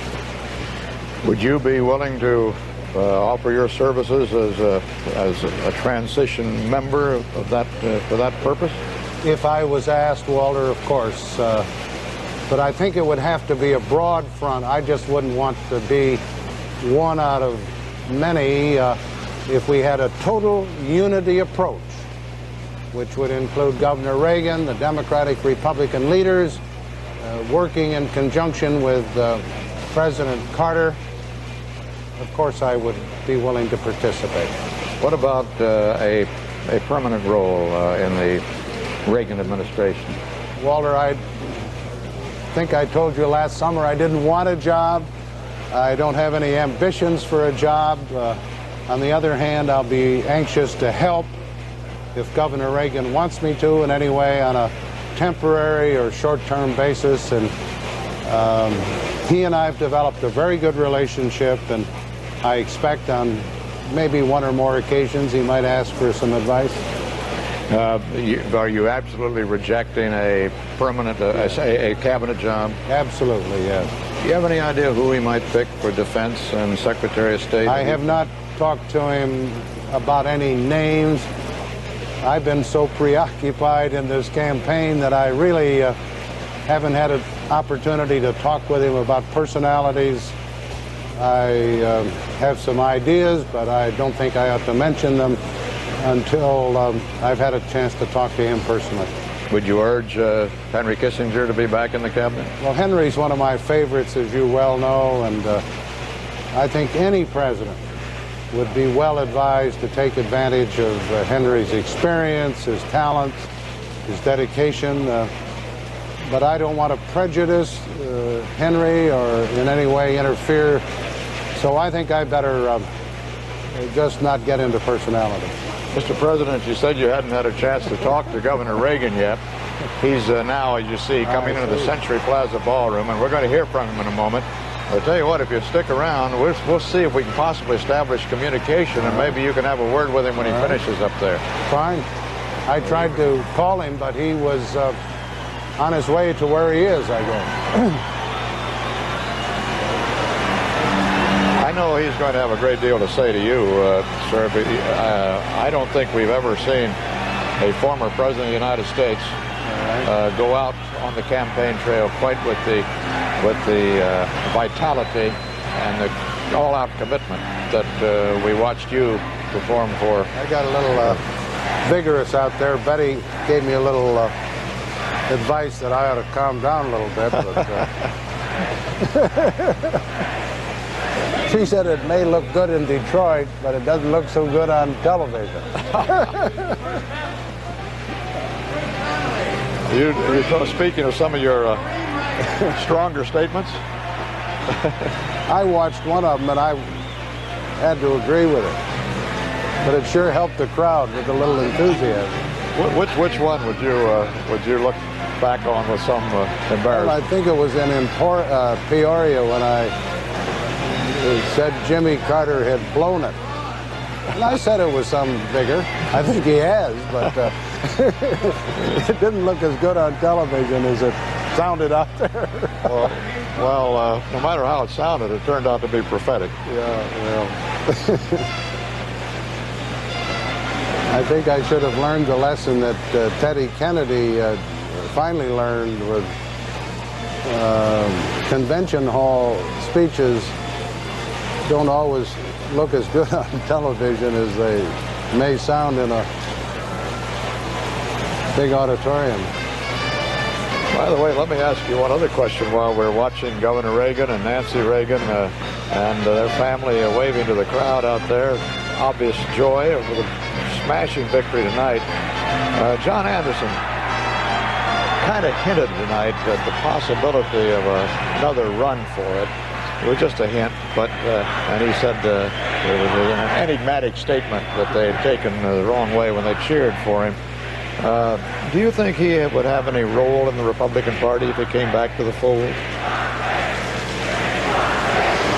If I were in the House of Representatives and wanted to continue to build the party on a broader basis, I would find a place for John. I would hope that the party... Excuse me, sir, I think Governor Reagan's about to speak. Thanks very much. Thank you. You know, here we are. This is...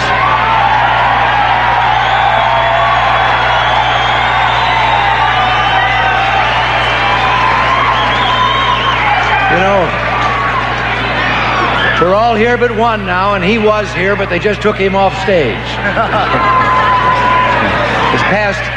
It's way past his bedtime. But let me just say first. Let me just say first of all, this has been, well, there's never been a more humbling moment in my life. I would have been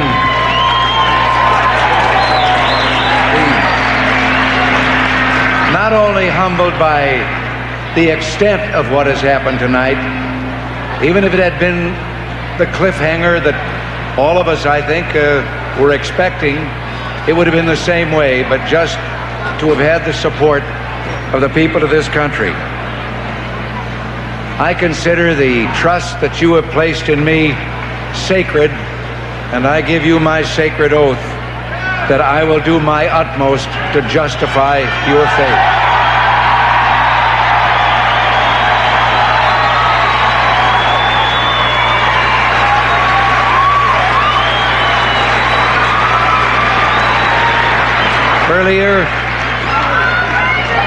Earlier this evening, I spoke on the phone with President Carter. He called, John Anderson called, but the President pledged the utmost in cooperation in the transition that will take place in these coming months. I offered him my own cooperation. He graciously said that he wanted this to be the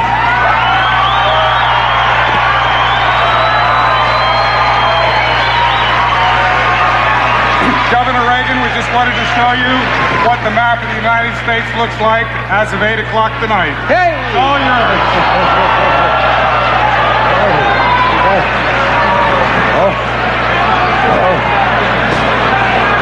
All right. When that began to slide, I thought that maybe the world was going out just as I was getting in. But anyway, as I say, the President was most gracious about this. And now all across America, there are some people that I owe a great debt of thanks to. There they are. They're meeting tonight in our national headquarters in Arlington, Virginia. The National Committee people, the dedicated professionals who've made the campaign run, and in every state, in the counties, the cities, and the precincts, to all of them who worked so tirelessly, literally hundreds of thousands of volunteers, and I've seen them at work throughout the country on this campaign. I just owe them an immeasurable debt of thanks. To George and Barbara Bush,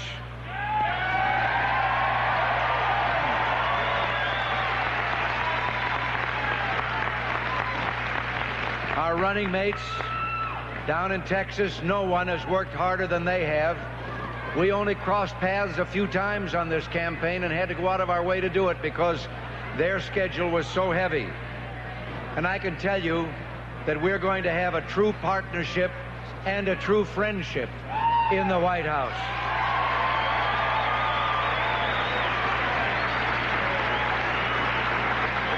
And now, as I said before, my family. I'm so grateful to them for the love, for the support, and for the hard work because some of them were out on the campaign trail easily as much as Nancy and I were. And speaking of Nancy, she's going to have a new title in a couple of months.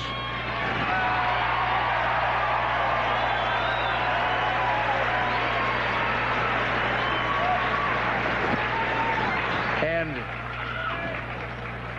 it isn't really new because she's been the first lady in my life for a long time.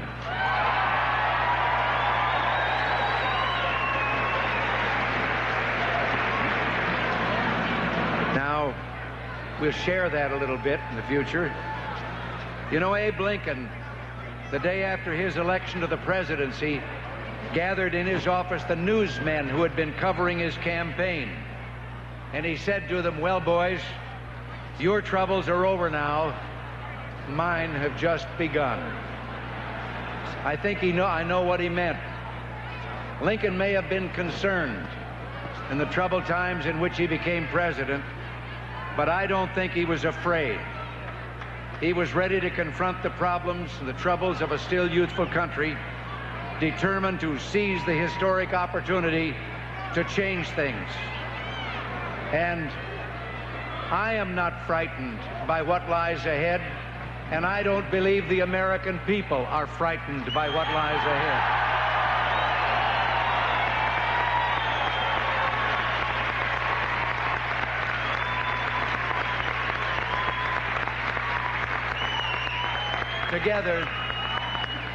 Together, we're going to do what has to be done. We're going to put America back to work again.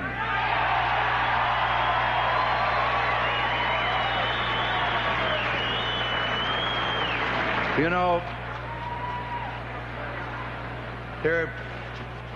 I aim to try and tap that great American spirit that opened up this completely undeveloped continent from coast to coast and made it a great nation, survived several wars, survived a Great Depression, and we'll survive the problems that we face right now.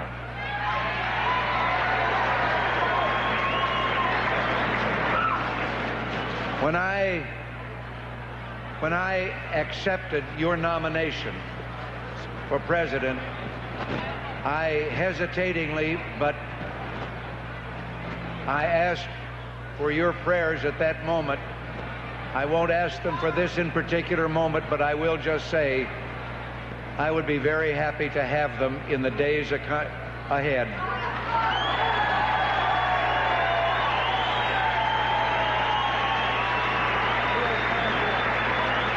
And now all I can say to all of you is thank you, and thank you for more than just George Bush and myself.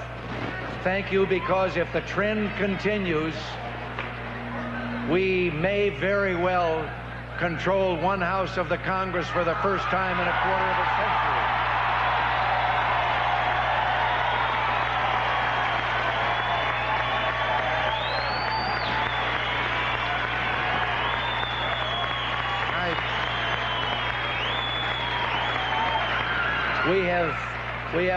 We have picked up some governorships, and Bill Brock told me on the phone just a few minutes ago that it looks like in a number of states we have turned the state legislatures around, and for the first time they are majorities for us.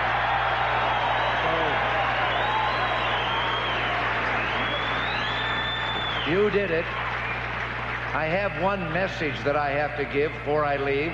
I've been upstairs on the phone trying to get a hold of two celebrations, two parties that are going on, one in Tampico, Illinois, where I was born, and one in Dixon, Illinois, where I grew up. I've got two hometowns. And finally, we managed to get the radio station in that area, and they told us that they would broadcast my message into the two parties that are going on. So to all of them, thank you too, back there in the hometown. Thank you all. Ladies and gentlemen, President-elect Ronald Reagan.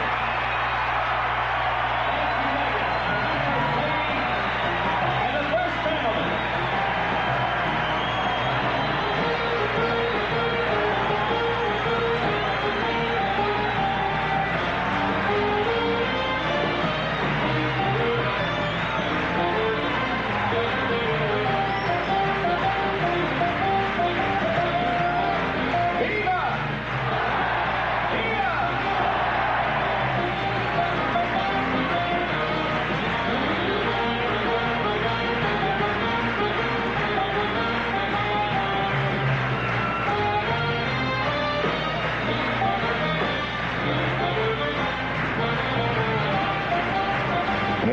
as Ronald Reagan was speaking there, he picked up another big state in the Middle West, Illinois, a state that had thought, the pollsters had thought would be a toss-up state, a close one.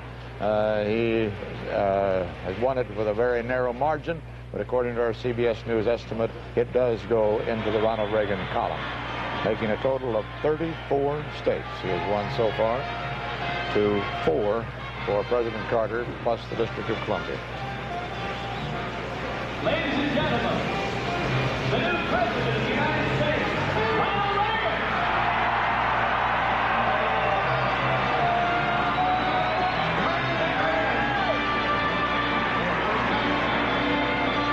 President Ford has been watching Governor Reagan's statement to his group here tonight with us, and we're sort of hoping that we might be able to establish two-way communication, President Ford, with the next President of the United States, Ronald Reagan.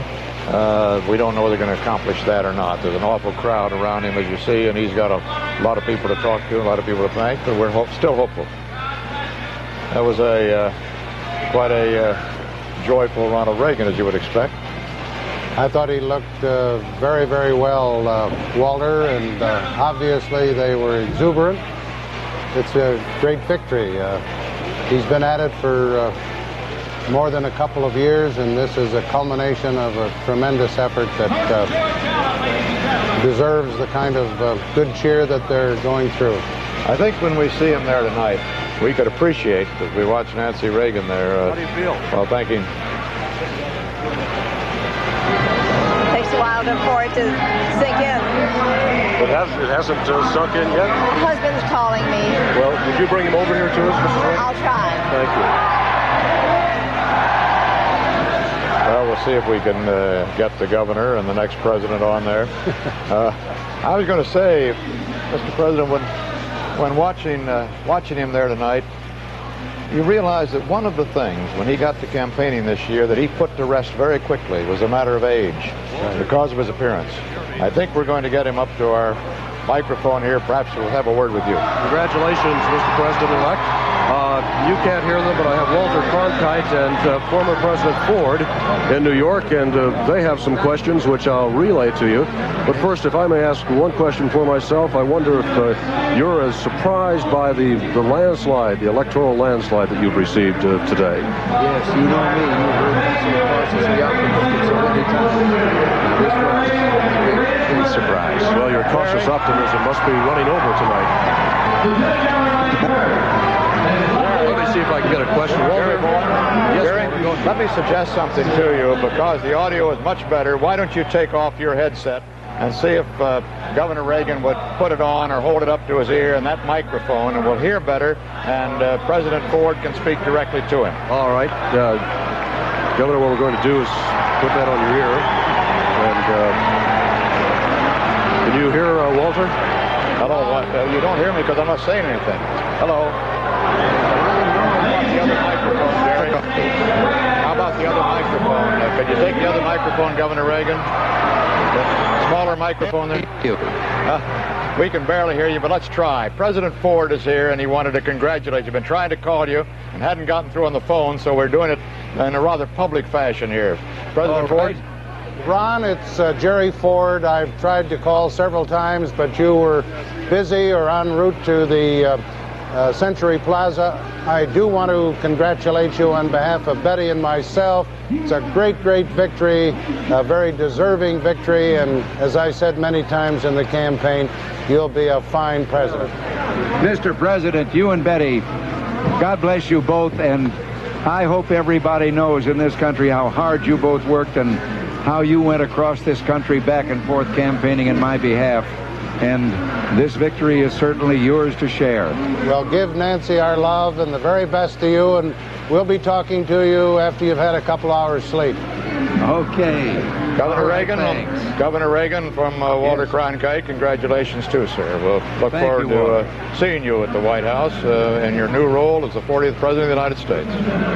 Thank you very much, Walter. Could you tell me if you have you got a role a job for Gerald Ford, former President of the United States here? Well, I think that a former president always has a role, and any president who would ignore and not seek the advice and counsel of a former president would be wasting a great asset, and I'm not going to waste a great asset. Don't let him pin you down, Ron. Okay. Thank you. Right. Thank you again, Governor. Thank you very much. Walter. And thank you, Mr. President. Thank you, Mr. President. Okay. Well, I told one of your competitors I would get over there, so if you don't mind and would excuse me, Well, we're sorry we kept you so long, but if that's what we kept you from, we're glad you kept us so long. It's nice to be here, and I thank you for getting that message through to Governor Reagan and to Nancy. I've been trying, and this worked out very well. You betcha. I thought for a moment Governor Reagan was going to say, any former president's a friend of yours, a friend of mine. Well, thanks very much, Walter. It's been a pleasure. Thank you, President Ford. Thank you very much for being with us. We'll have more CBS News election night coverage in a moment.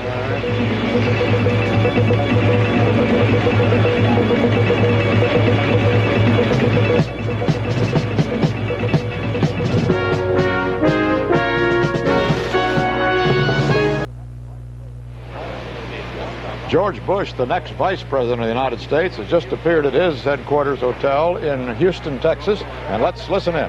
Committee and the headquarters in Arlington, Virginia, our national headquarters, and I would only add to that a personal note, a regional note, and I am grateful to the people of Texas for this fantastic win this day.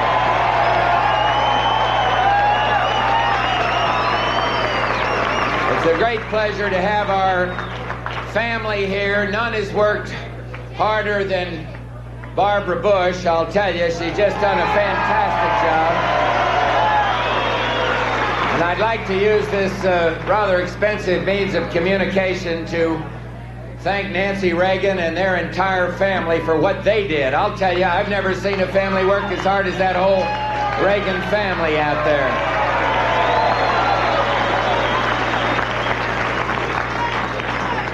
Let me just briefly and seriously address myself to our countrymen, Republicans, Democrats, independents, not only here but everywhere.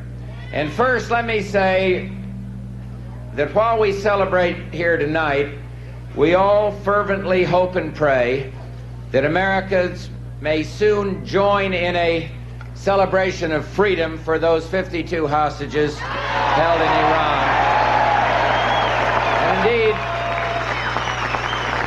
And indeed of happiness for their families on their return. To those who voted for the Reagan-Bush ticket, to those who supported another ticket, the election is over, but our real challenge as a nation dedicated to peace and the betterment of mankind lies ahead. This is a night of celebration for some of us and a night of disappointment for others, but tomorrow, in that great American tradition, those of us who celebrate tonight and those who have suffered disappointment must come together as one people to meet the larger challenge. And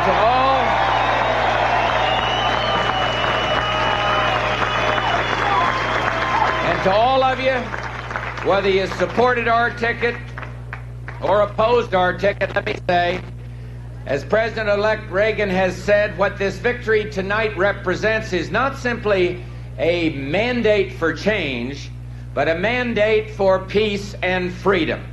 A mandate for prosperity, a mandate for opportunity for all Americans, regardless of race, sex, or creed. A mandate for leadership that is both strong and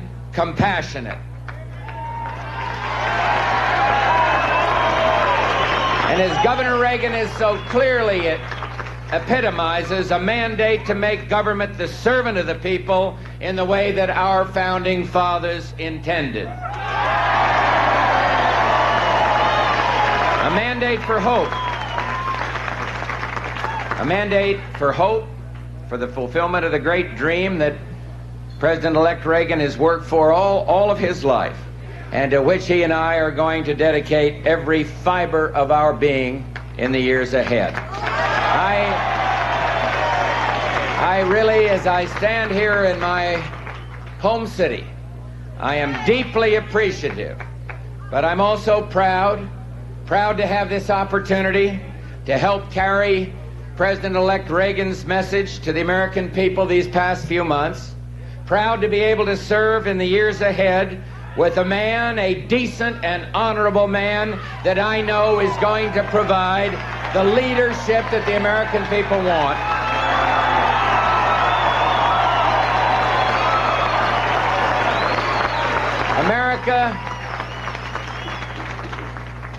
America, in the words of the song, is on the road again. And with the leadership of Ronald Reagan, that road is going to lead our country back to greatness. Thank all of you very, very much. We Bushes are so pleased to be here. Thank you. Thank you. Thank you. Just great. We appreciate it. That's all right. Thank you so much. Lest you wonder who this is my mother over here, Mrs. Prescott Bush. And all our kids, thank you very, very much. It's a great evening. Where do we go?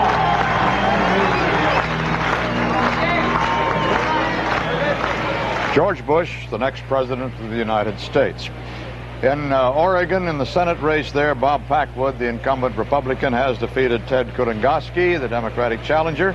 And in Georgia, according to our CBS News estimate, as was that recall in Oregon, in Georgia, Herman Talmadge, the incumbent senator, has defeated Mac Mattingly, his Republican challenger. Looking around the states now, we find that with this great Reagan sweep of electoral states tonight, that Carter is leading in very few of the remaining states outstanding. In the East, just in Maine, Massachusetts, and in Tennessee, and that by such a narrow margin we couldn't possibly call it yet. And Harry Reasoner in New York, that is really a cliffhanger in New York, isn't it? It really is. It's 91% of the vote has been recorded yet, but the CBS News estimate says that there's not any trend that you can depend on. And with almost 5 million votes counted, there are barely 100,000 votes separating the two men with 91% in. And we just have word now. We can call New York for Ronald Reagan. It came through my earpiece, and that's the second biggest block of electoral votes in the country now can be added in. Boy, that kind of puts him way up into the 400 category. It's going to be one of the major electoral sweeps of recent history. Certainly in this century, there's hardly been anything quite like this defeat that Jimmy Carter is taking tonight. He has won just 35 electoral votes, as you see. 415 have been won for Ronald Reagan. Just 4 states have gone to Jimmy Carter so far, and the District of Columbia, for that total of 35 electoral votes. It certainly isn't very much. And of the states that we have been looking at, I haven't looked over the entire national board yet. I was just doing some quick running down of our states here. As I said, Carter is leading, but it's a very narrow margin in Maine, Massachusetts, and Tennessee, and we can't call any of those races for Carter yet. Even so, that would give him only 7 states. This one more than Goldwater won. Reagan is leading right now in North Carolina and South Carolina in the counted vote. Carter's best chance on the board right now looks in Maryland. It's not the CBS estimate sees no trend, but he is holding 4 percentage point lead. This is Walter Cronkite at CBS News Election Headquarters.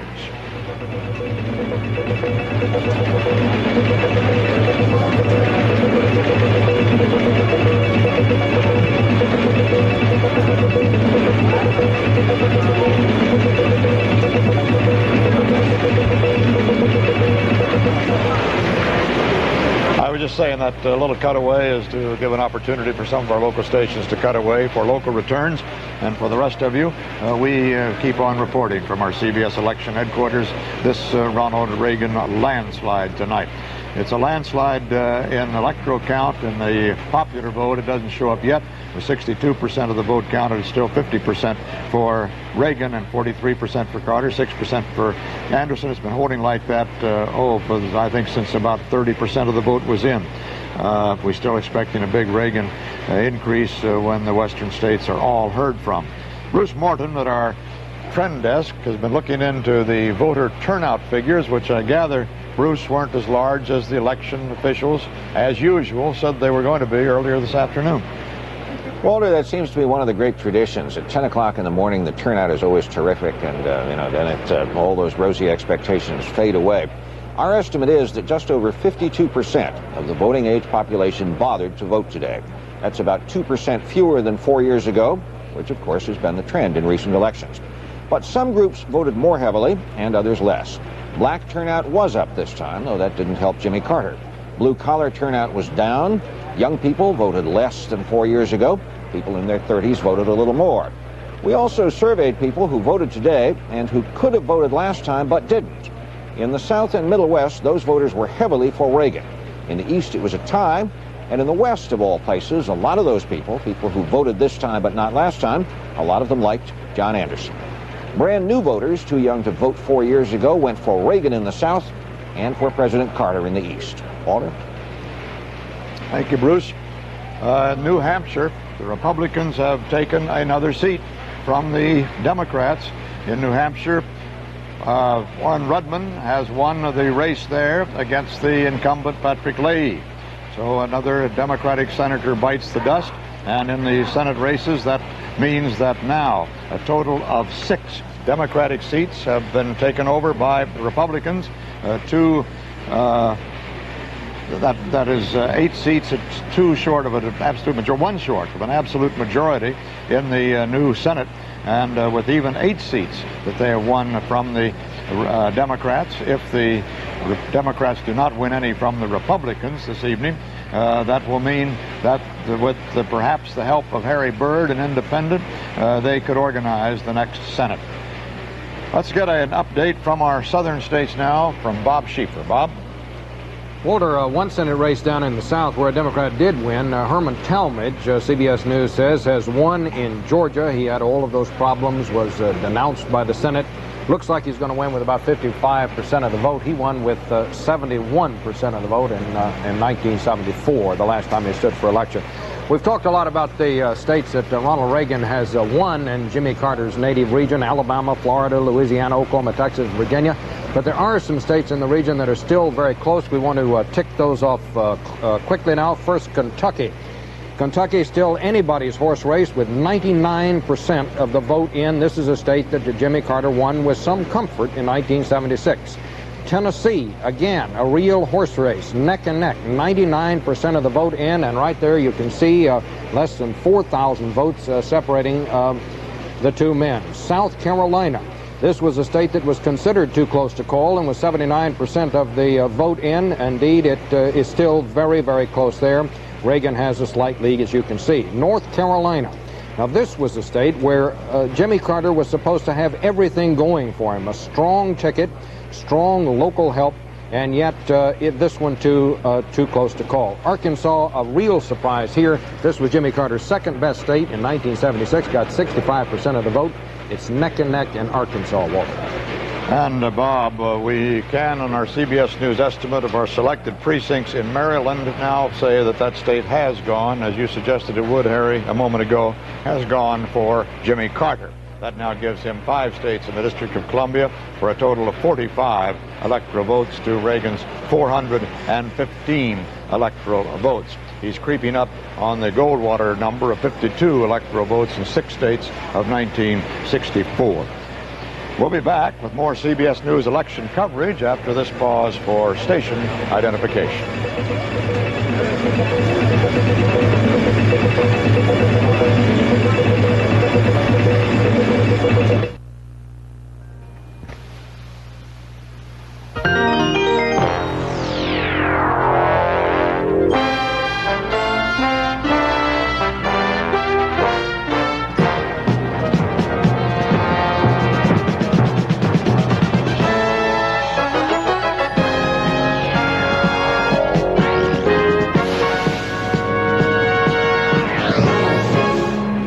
From CBS News election headquarters in New York, here again is Walter Cronkite.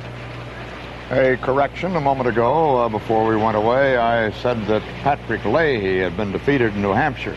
And for the Senate there, that's a pretty good trick to get defeated in a state in which you don't even live nor represent. Actually, Patrick Leahy was not the incumbent in New Hampshire. John Durkin was, but he is a Democrat, and having lost that seat to Republican challenger Warren Rudman, it is a seat that has been taken now by the Republicans. My apologies to Patrick Leahy, and my condolences to John Durkin. In the Pennsylvania Senate race, a Republican has won it.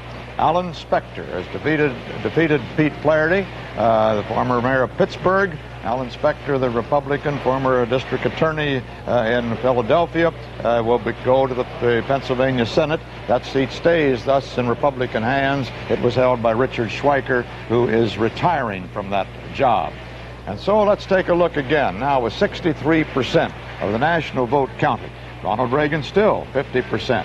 Jimmy Carter, 43%, and John Anderson, 6%, with, as you see there, some 56 million votes counted.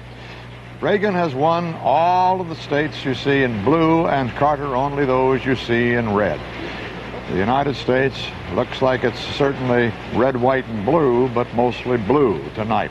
And those are only the colors designated on the board and not meant to be a statement as to the national attitude tonight. Certainly among the Republicans and a great majority of the American people, there is exultation tonight. Ronald Reagan thus has 415 electoral votes to Jimmy Carter's 45 electoral votes. Carter having won just 5 states and Reagan having won 35 states now. We got the first reaction just a little while ago from foreign sources. In Europe, it's pretty late for the chanceries of Europe, as the phrase goes, where lights burn late when crises come. But we have not heard that they were burning late tonight and have no reports from them. Out, however, in Asia, where the lights may burn late, but it's not necessary because it's daylight out there, we've had some reports. South Korea, for instance, as we understand, welcoming the Reagan victory. The Seoul government, which is run for all intents and purposes by the military, has been the target of the Carter administration charges of human rights violations. Presumably feels it'll be treated more gently by a Reagan administration. In Japan, officials said they expect links between Tokyo and Washington to be strengthened now. Their only concern, according to the foreign ministry, is whether or not Governor Reagan, as president, might bring more American pressure for Japan to rearm, a thing that Japan doesn't want to do, they tell us. China, which has not responded well to Ronald Reagan, whose heart seems to belong more to Taiwan, does decline any immediate comment for the moment. Now let's go and take a look at those very important Senate races with what looks like the Reagan tide sweeping in a Republican majority, very possibly, in the Senate of the United States, the first time that the Republicans will have owned either house of the Congress since the first Eisenhower administration back in 1953 and 54. Let's go first to the East and Harry Reese. Well, the 6 races in the East, Walter, one state changes its party designation. That's the one we just reported in New Hampshire. Warren Rudman in what was billed as a grudge match, winning broadly across the state, and according to the CBS tabulation, picking up 52% of the vote. Connecticut doesn't change parties. Chris Dodd is a Democrat. Maryland doesn't change parties. Charles Mathias kept to the Republican seat. And the ones that are still very close, I'd like to look at the tabulated vote on New York, where it's a 3-way race, and it continues to be very close between Al D'Amato, the Republican, and Elizabeth Holtzman, the Democrat. CBS estimate can see no trend, and there are 93% of the vote in. You can see what the tabulated vote shows. It's 45% to 44%. With Jacob Javits, the incumbent, running on the Liberal line, a very poor third. Now in Vermont, which is another place that the Republicans might take a seat, Stuart Ledbetter is running behind the Democrat, Senator Leahy, the incumbent, in a race that CBS tabulation indicates is too close to call, as you can see in the tabulated vote. It would be too close to call. Dan? In the Midwest, there are 2 Senate races left without a decision in both our CBS News estimate and the tabulated vote. One, a moderate Democrat, Tom Eagleton in Missouri, who was expected to win. It's a close race in Missouri. And the other in Wisconsin, veteran liberal Democrat Gaylord Nelson, fighting for his life. He's the last of the liberal Democratic senators up in the Midwest this year with even a chance to win. You can see how close it is. This is with 56% of the precincts in and reporting in Wisconsin. Everywhere else in the Midwest, it has been a total blowout of the conservative Republicans over the liberal Democrats. The Democrats won with moderate Democratic candidates in Illinois, where Alan Dixon won for the seat that Adlai Stevenson III is giving up. John Glenn, a moderate Democrat, won a Senate seat by an overwhelming majority in Ohio. Everywhere else, McGovern went down, Culver went down, Bayh went down. If Nelson should lose that race in Wisconsin, it would be a total sweep of the seats held by liberal Democratic senators in the Midwest by conservative Republican candidates. And we want to keep in mind that it's not simply Republicans replacing these liberal Democratic senators, but it's Republicans who are oceans apart in their philosophy. Now to the West and Leslie Stahl. Dan, only one Democrat running for Senate in the West so far tonight is safe, and that's Alan Cranston in California, the one senator. So far, we've had one turnover. Warren Magnuson, the Democratic, one of the endangered liberals, Dan, has lost his seat to the Republican in Washington state. You know, Ronald Reagan's age never became an issue, but age was an issue in the Magnuson race, and the one Republican who is endangered in the West is also faced with an age issue. It's Barry Goldwater, who's 71 years old. His opponent, Bill Schultz, very subtly and carefully raised the age issue, but as you can see, by the tabulated vote, this race is too close to call tonight.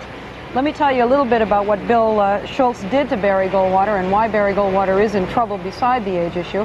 He has one of the worst absentee records in the Senate, and Schultz liked to say Goldwater has cast fewer votes in the last 6 years than Alabama Senator James Allen. Allen died in June 1978. For the rest of the races in the West, all the Republicans are safe, all the other ones.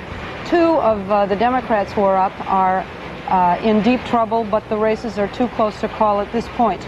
First, in the state of Colorado, Gary Hart, moderate Democrat, used to run George McGovern's campaign in '72, but Gary Hart is being challenged by Mary Estelle Buchanan, a moderate Republican. She is a woman who won a reputation for being a fighter and a feisty politician when she challenged the Republican establishment in the primary and won out, and she just seems to be able to, has been able to carry this image of fighting the establishment through, and is really giving Gary Hart a race tonight. Lastly, the state of Idaho, the chairman of the Senate Foreign Relations Committee, Frank Church, is neck and neck with Stephen Sims, a conservative Republican who was expected to ride in fairly easily on Reagan's coattails in Idaho. Reagan, according to our CBS estimate, won 75% of the vote in that state.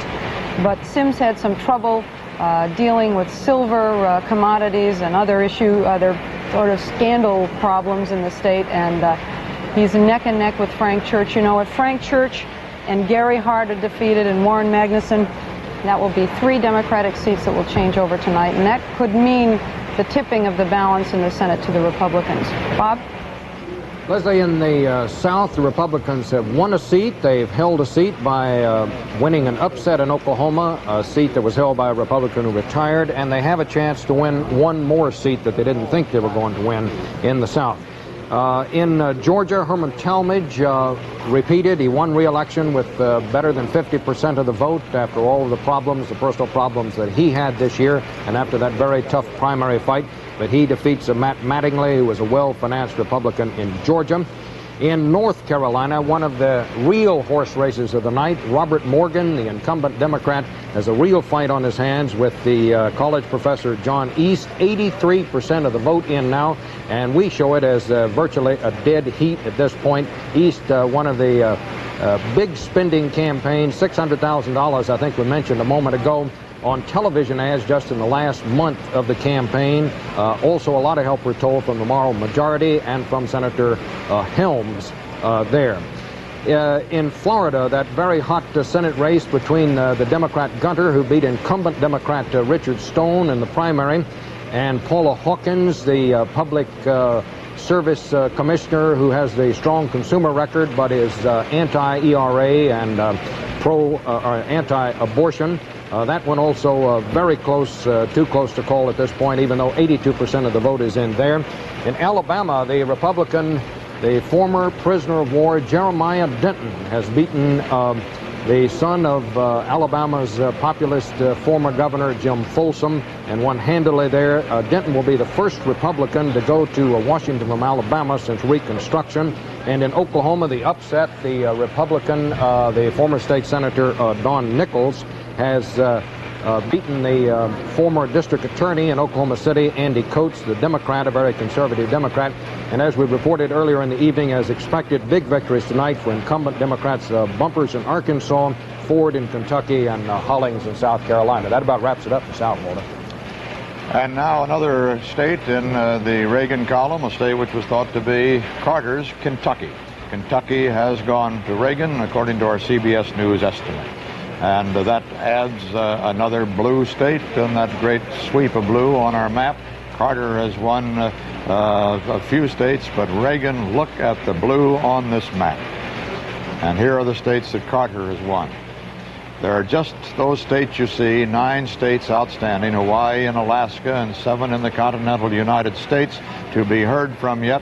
Some of those southern states may very well be Carter's when the vote is counted. Hawaii could very well be Carter's, but it is certainly an electoral sweep for Ronald Reagan tonight to become the 40th President of the United States. 424 electoral votes now to 45 for Jimmy Carter. Our CBS News election night coverage will continue in a moment.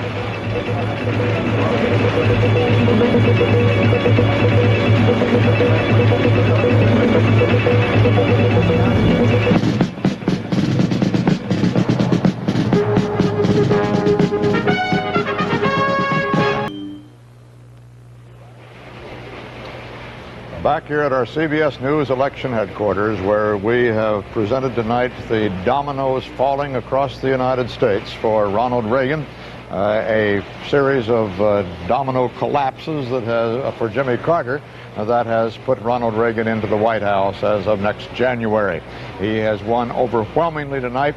On December the 15th, the Electoral College will meet in its separate state capitals to cast this vote, and then on January 5th, the vote will be read out by the Vice President of the United States, the present one, Walter Mondale, to a joint session of Congress, and on January 20th, Ronald Reagan will be inaugurated, the oldest man ever to be inaugurated for a first term in this nation's history, the first one who has come up from the ranks of a movie actor and a sports announcer before that, the only one who's ever made an appearance as a master of ceremonies in a Las Vegas nightclub act, the first governor of California to make it to the post, the first native of Illinois, and don't try to catch us on that one. Abraham Lincoln, of course, was born in Kentucky, and he is the first from California, a resident of California, to be elected for a first term in the White House. And that's a tricky one, too, because Richard Nixon, when he was elected in 1968, was officially a resident of New York City.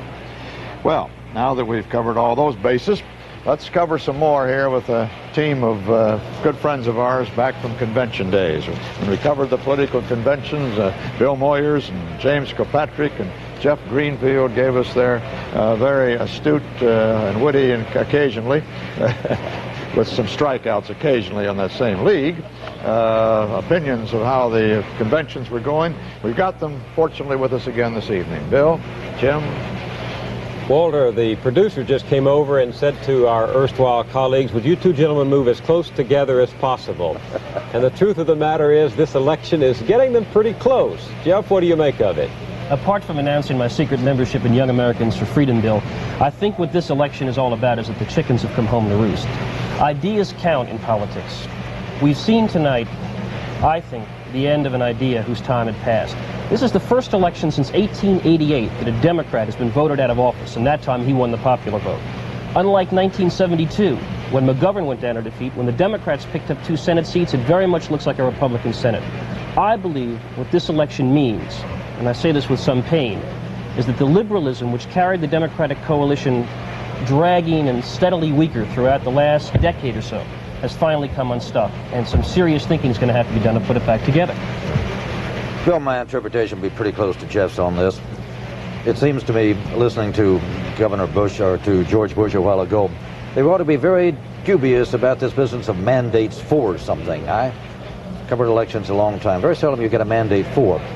But this astonishing performance today certainly indicates a reaction against, as Jeff was saying. I think it's a repudiation, very clearly, a repudiation of a lot of liberal ideas of the past 25 years. I'd say this, too. We've talked tonight largely in terms, as we always do, of Republicans and Democrats. What is important here really is the conservative trend, because after the opening day, the Republicans will all go off in different directions, and so will the Democrats. The only important thing about party labels these days is the organization of the Senate. Now, if the trends hold up, it looks as if they will, the Republicans take over the Senate, it means the staffs move out, the committee chairmen move out, and we do have a political revolution in that sense in the Senate, and be a very healthy thing in my judgment. But that's about all the party change will mean, is a change in staff. But that's a big change. And there's something else here, too. I got involved in politics with a guy named Robert Kennedy, and as far as I was concerned, the message of the last couple of years of his life was that liberalism, or the sense of compassion, had to be separated from that dependency that government programs were creating. I think since his death, it's been very hard to hear that attitude, that compassion, that a desire to do something for people was different from food stamps and making people wards of the state. I think what's happened now, not just among Republicans, but you look in state after state where moderate Democrats went to Reagan this time, in spite of the impassioned appeals of Jimmy Carter to hold the Democratic coalition together, I think that song is done. And I think it's up to the Democrats who remain, the Joe Bidens of this world, and the Paul Tsongases from Massachusetts, Jay Rockefeller, to say, what does it mean to be a Democrat? It isn't just that you're, quote, for the people. What does that mean in terms of social programs? Doesn't it mean also that the Republicans have to ask, what does it mean to be a Republican? Because if the problems of unemployment haven't been solved, the problem by this election, the problems of the ghettos haven't been solved by this election, the problems of poverty haven't been solved, if the Republican Party wants to do more than simply occupy the office it has won today, it has got to come up with some way to ameliorate these social conditions, or there can be storms in the street, there can be violence in the country. We could have more of what we've had the last 12 years. Bill, let me make one point about Reagan himself looking to his political future that's different from Carter's election 4 years ago. It was said of Carter at the time that he didn't owe his election to any particular faction, and that was true, but nobody owed anything to Carter. But this time you've got a very different matter. This landslide of Reagan's means that he doesn't owe anything necessarily to the moral majority. You don't think Jerry Falwell is going to be chaplain of the White House? I don't believe Jerry Falwell is going to have much of an influence on the Republican administration. The landslide 5 million popular vote margin is a tremendous majority in the Electoral College. Reagan is now his own man. He doesn't owe his victory to anybody, but a number of senators will have come in very clearly on his coattails. Yeah, but a number of those senators to be paid. But Jack, what about this? A number of those senators have come in with the direct support of the moral majority. I mean, the moral majority has knocked off one incumbent after another. Not all of them. It seems to me that it's more correct to read this as an ideological sweep that goes far beyond Jerry Falwell and his sponsors. But what I'm curious about, and you know these people much better than I, Jack, you'll have to be defending them for 4 years. Now all the liberals can write on the outside. And the question is this: there are parts of the Reagan program that sound like they want to do something about the cities and poverty. There are other people around Reagan about whose commitment I have a great many doubts. What about this? Conservatism has been saying for years, give us the tools, we can show you how to cure poverty.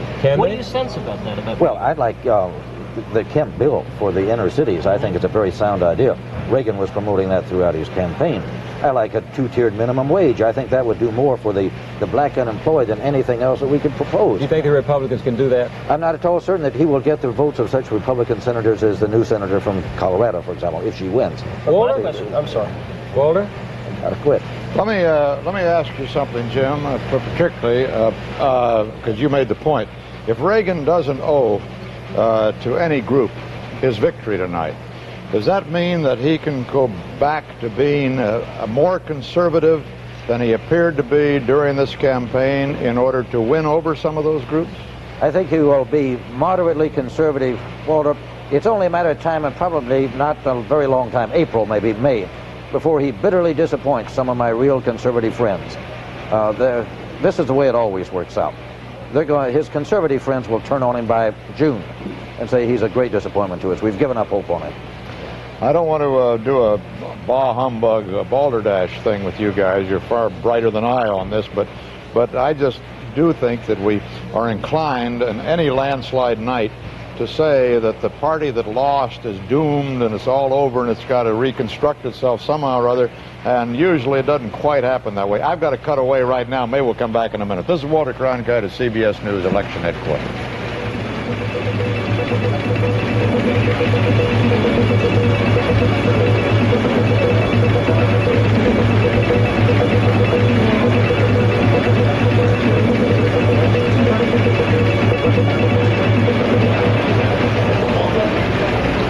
Well, we're right back here now after that brief absence.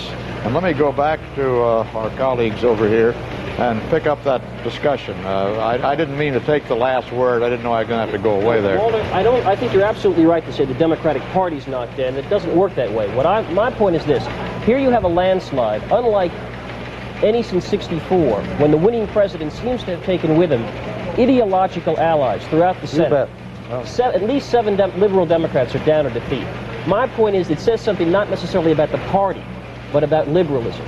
That a certain attitude of liberalism is on the way out. People won't buy it, and that's what has to be reconstructed. There's another point, too, Walter. It may be that the Democratic Party saves itself by this defeat. That is, the Democratic Party under Jimmy Carter, who was questionably a Democrat in the tradition of the men whose names he's been invoking, was co-opted. It couldn't fight Jimmy Carter out front because it needed his patronage. What the Democratic Party needs is, quite frankly, what Israel needs, a good enemy around which to organize itself.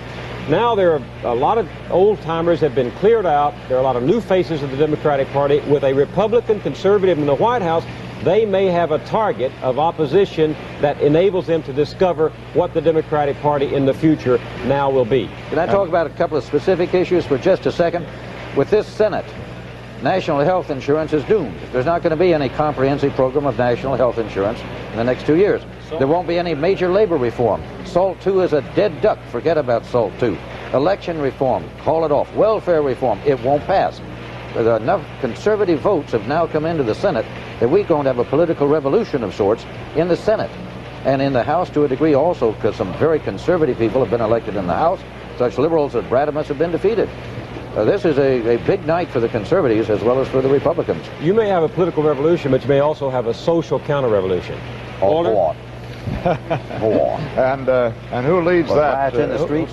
Who leads the social counter-revolution? Teddy Kennedy? Lawyers. Among other people, I think a lot of women who are just not going to be content to see the last 10 years wiped out. Well, what about a figure at the lead on the horse? Is it Teddy Kennedy? I don't think so. I think it'll be somebody whose name is not a household word tonight. Try Senator Biden from Delaware for openers. Very impressive young guy. In his second term, revisionist Democrat. Okay. I say Kilpatrick. Riding in the streets. All right. There's still some unresolved presidential states, and Harry Reasoner can tell us about those that are in the East. Harry? Walter, we've got 2 states that can't make up their minds in the East. Maine, to begin with. Maine has got 71% of its vote tabulated so far, but they're so close between Reagan and Carter that CBS News cannot make any estimate of how it's going to come out. Maine is a strange state anyhow. It's the only state in the country that splits its electoral vote, allowing one electoral vote to the person who wins in each congressional district. So no matter what happens in the presidential race there, Maine has already given Reagan 2 electoral votes, which I don't think show on our board yet. The most Carter can possibly get is 2. In Massachusetts, 69% of the vote, 70% now has been reported, and Jimmy Carter is holding a very narrow lead. John Anderson has as high a vote in Massachusetts as any place in the country, and from our information, he is probably hurting Reagan there more than he's hurting Carter. Massachusetts went for Carter in 1976, and as I say, he's holding a very narrow lead there now. Let's take a look at the situation in the South. Bob Schieffer. Still some states that are unresolved, Walter. Mississippi, which was Mr. Carter's weakest southern state in 1976, Tonight it's very close in Mississippi. Ronald Reagan has just a slight lead, about a 409,000 votes to 396,000 votes for Mr. Carter. Reagan with about 50%, and you have 50% of the vote in Mississippi. Arkansas. Arkansas is one of the big surprises of the evening. This is where Jimmy Carter got 65% of the vote in 1976. You can see how close it is tonight, and it is interesting, Walter, that the president is doing worst in the area around Fort Chaffee. That's the area where they put the Cuban refugees. One of the reasons many people say that the president chose Arkansas as a refugee center was because he thought it was safe in 1980, and yet you can see, like so many southern states tonight, it is very close in Arkansas. North Carolina, as we've said so many times tonight, this was the place where it was thought that Mr. Carter had everything going for him, from a well-financed state organization to bright, attractive local politicians who were on the president's side. Yet even there, it is very, very close tonight, with Reagan holding a slight lead, even with 88% of the vote in. Quickly now to South Carolina. Again, there we have a horse race, 86% of the vote in, and in Tennessee, 99% of the vote in, and it is still very close there, Walter. So we've got some very close ones, which may indicate why we still have just 50% of the vote for Reagan in the popular count. Although now there are 57 million votes counted, 68% of the nation's vote is counted, and he still hasn't moved from that 50% approximately of the total vote. Of course, part of that is Anderson's got 6% of that, which delights John Anderson, because that means that he is going to get at least $3,700,000 back from the federal government in matching funds. That's going to help a lot in paying his very heavy campaign debts, which have been estimated all the way from $4 to $7 million. We'll be back with more CBS News election coverage after this pause for station identification.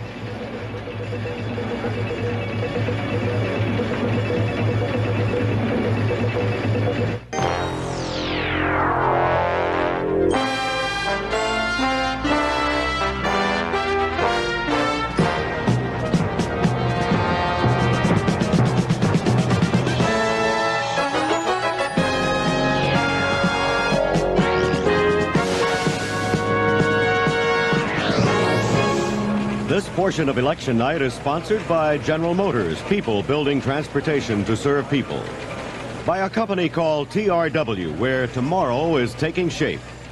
And by Citicorp Traveler's Checks. Travel the world with us. Now from CBS News election headquarters in New York, here again is Walter Cronkite. Well, back here at our election headquarters, we've finally gotten Governor Reagan over that 50% hurdle he's been holding on to for most of the evening in the popular vote across the country. With 68% of the vote counted now, he's gone to 51% of the vote. And Jimmy Carter has dropped to 42% of the vote from the 43% he was holding. 6% of the vote going to John Anderson, as you see. Well, across the United States, though, where we show Jimmy Carter's states that he's won in red, you see there aren't many there, just 6 of them altogether. And for Reagan, well, it's a different story. They're shown in blue, and this country is almost solidly in the Reagan colors tonight. In the electoral vote, there's where the count really shows up. Reagan, 424 electoral votes, and Jimmy Carter, 45 electoral votes. There's a good question to be asked, I think, tonight. It's about time, that time of the evening, when we begin to look into this sort of thing. We maybe don't have answers yet. That'll have to be examined even more closely, but we've got some horseback opinions, I'm sure, as to why the polls over the weekend showed 2 and 3 percentage vote spread, maybe a little more than that in some of the more drastic ones, but nobody predicting an electoral sweep, anything like this. Close electoral vote it looked like. I wonder if any of our astute correspondents here have a quick answer to that one. I toss it up for grabs. I think there were 2 things about the polls, Walter. In the first place, they were showing Reagan gaining. And in the second place, if his percentage holds at 52% and doesn't go to what is commonly called a landslide at 60%, you don't need to have a huge popular vote. His vote is wide, but not necessarily very deep. He hasn't taken a lot of states by huge margins, at least not so far. Well, I suppose, Walter, that all of those people had been undecided for so long in the big states all went for Ronald Reagan tonight. It's kind of difficult across the South to analyze what went wrong in so many different groups, because Jimmy Carter did poorly in all groups except for blacks and Hispanics. He had a worse time of it this year with all groups, young, old, various incomes, in town, out of town, than he did in 1976. He just got wrong. Leslie, you got an idea? Yeah, Walter, you have to believe that it was what someone in the White House said, that it was, in fact, the hostages at the last minute. That here there was this break, but he didn't seem to be able to do anything about it at all. He looked impotent once again in the foreign affairs area. You know, this whole thing broke late. There's no question about that, I don't think. And what was the factor? It just stared us right in the face. It was Jimmy Carter flying back to Washington and then having to go out again to campaign. Just totally unable to do anything with this issue, reminding us that it's been there for a year and that he was totally incapable of moving us. I just do feel that in the end, the switch of votes was because of that one issue. That's obviously a terribly subjective thing on the part of the population. However, I think everybody would have to admit there's really nothing that the president could have done about it in those last 72 hours to further the situation. I mean, he couldn't accede to all of the requests and get them back. It may take weeks and months to do that. Henry Kissinger is suggesting tonight, just for instance, that he thinks that Reagan being in the White House will help get them back, and he bets they'll get back shortly after the inaugural. Well, that's still some time. That means that Henry Kissinger must be thinking in terms of long negotiations in order to put this package together.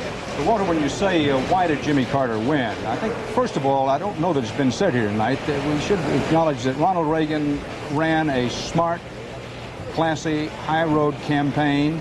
Not only did he fail to make a mistake, but he made a lot of the smart moves. Now, as we went along during the night making some notes, Jimmy Carter had no base or political message to offer the voters.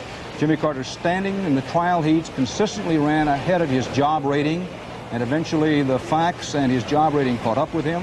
Ronald Reagan used the debate to convince voters that he was not this mad Hollywood bomber from the West, that he was presidential, whether that was justified or unjustified. He convinced people of that in debates. Unemployment was the key issue all through this campaign, especially in the Midwest, where Jimmy Carter won only one state, Walter Mondale's home state, Minnesota. And then in the end, it was rejection of the party and the liberal orthodoxy that had been in the command through the 60s and the 70s. People simply wanted to change. You know, let's hear from Bruce Morton just a second, because Bruce is the fellow who's been kind of staying on top of our polls throughout this campaign. Maybe he's got a feeling about what went wrong with the polls, if anything went wrong. Maybe they just didn't catch up with the last-minute fact. Well, Walter, you know, the old cliche is that polls are snapshots, and maybe even the last ones were a little early. To be fair, one of the people who's been here helping on our coverage, Bob Teeter, who is a pollster, did say that he was finding at the last minute big Reagan surges in the states where he was polling. Other polls, most of the newspaper and major public opinion polls did not. The last one we did with the New York Times did not. What we found today were defections among traditionally Democratic blocs, and there isn't any way to know why those people went away from Carter, whether it was in fact that Iran was the straw that broke the camel's back, one more frustration on top of the sorry state of the economy and so many other things. We just don't know, but clearly there was a lot of last-minute movement, and the polls didn't get it. I think Leslie was talking a minute ago about Iran, and I think one of the oddities of this, when the history of this election comes to be written, is why there was so much hesitancy at the last minute. The bare-bones outline of the Iranian terms have been known for a couple of months now. The Ayatollah enunciated them. And the diplomats had a lot of time to fine-tune that. Apparently it wasn't done. Maybe some signal went astray at the last minute. I don't know. But the country was left with this thing sort of nagging at it over the weekend. Thank you. Yeah. Ability to communicate with the people, which he admits is has been a problem of his. No sense of coming to us and telling us why it couldn't move fast or what was wrong. Yeah. Very well could be. One thing we might note about the election tonight is with this heavy electoral vote, as we are predicting it on our, not predicting it, calling it on our CBS News estimates of our sample precincts across the country, there is a much more of a national vote tonight. I think Bob Teeter was mentioning that, that it's a much more of a national vote. Maybe television has done this, goodness knows what. Maybe the trend toward conservatism that Patrick and the others were talking about. But at any rate, there is a national consensus tonight. We didn't get a majority of the population voting again. That is for the winner. Just a bare majority voted. And the numbers who voted for the winner are somewhere down in probably the 25 to 30, 32% mark. So a minority of the people voted for the next president of the United States, but still it goes across the entire breadth of the country, north to south and east to west. And I think it's an important point to keep in mind. We'll have more CBS News election night coverage in a moment.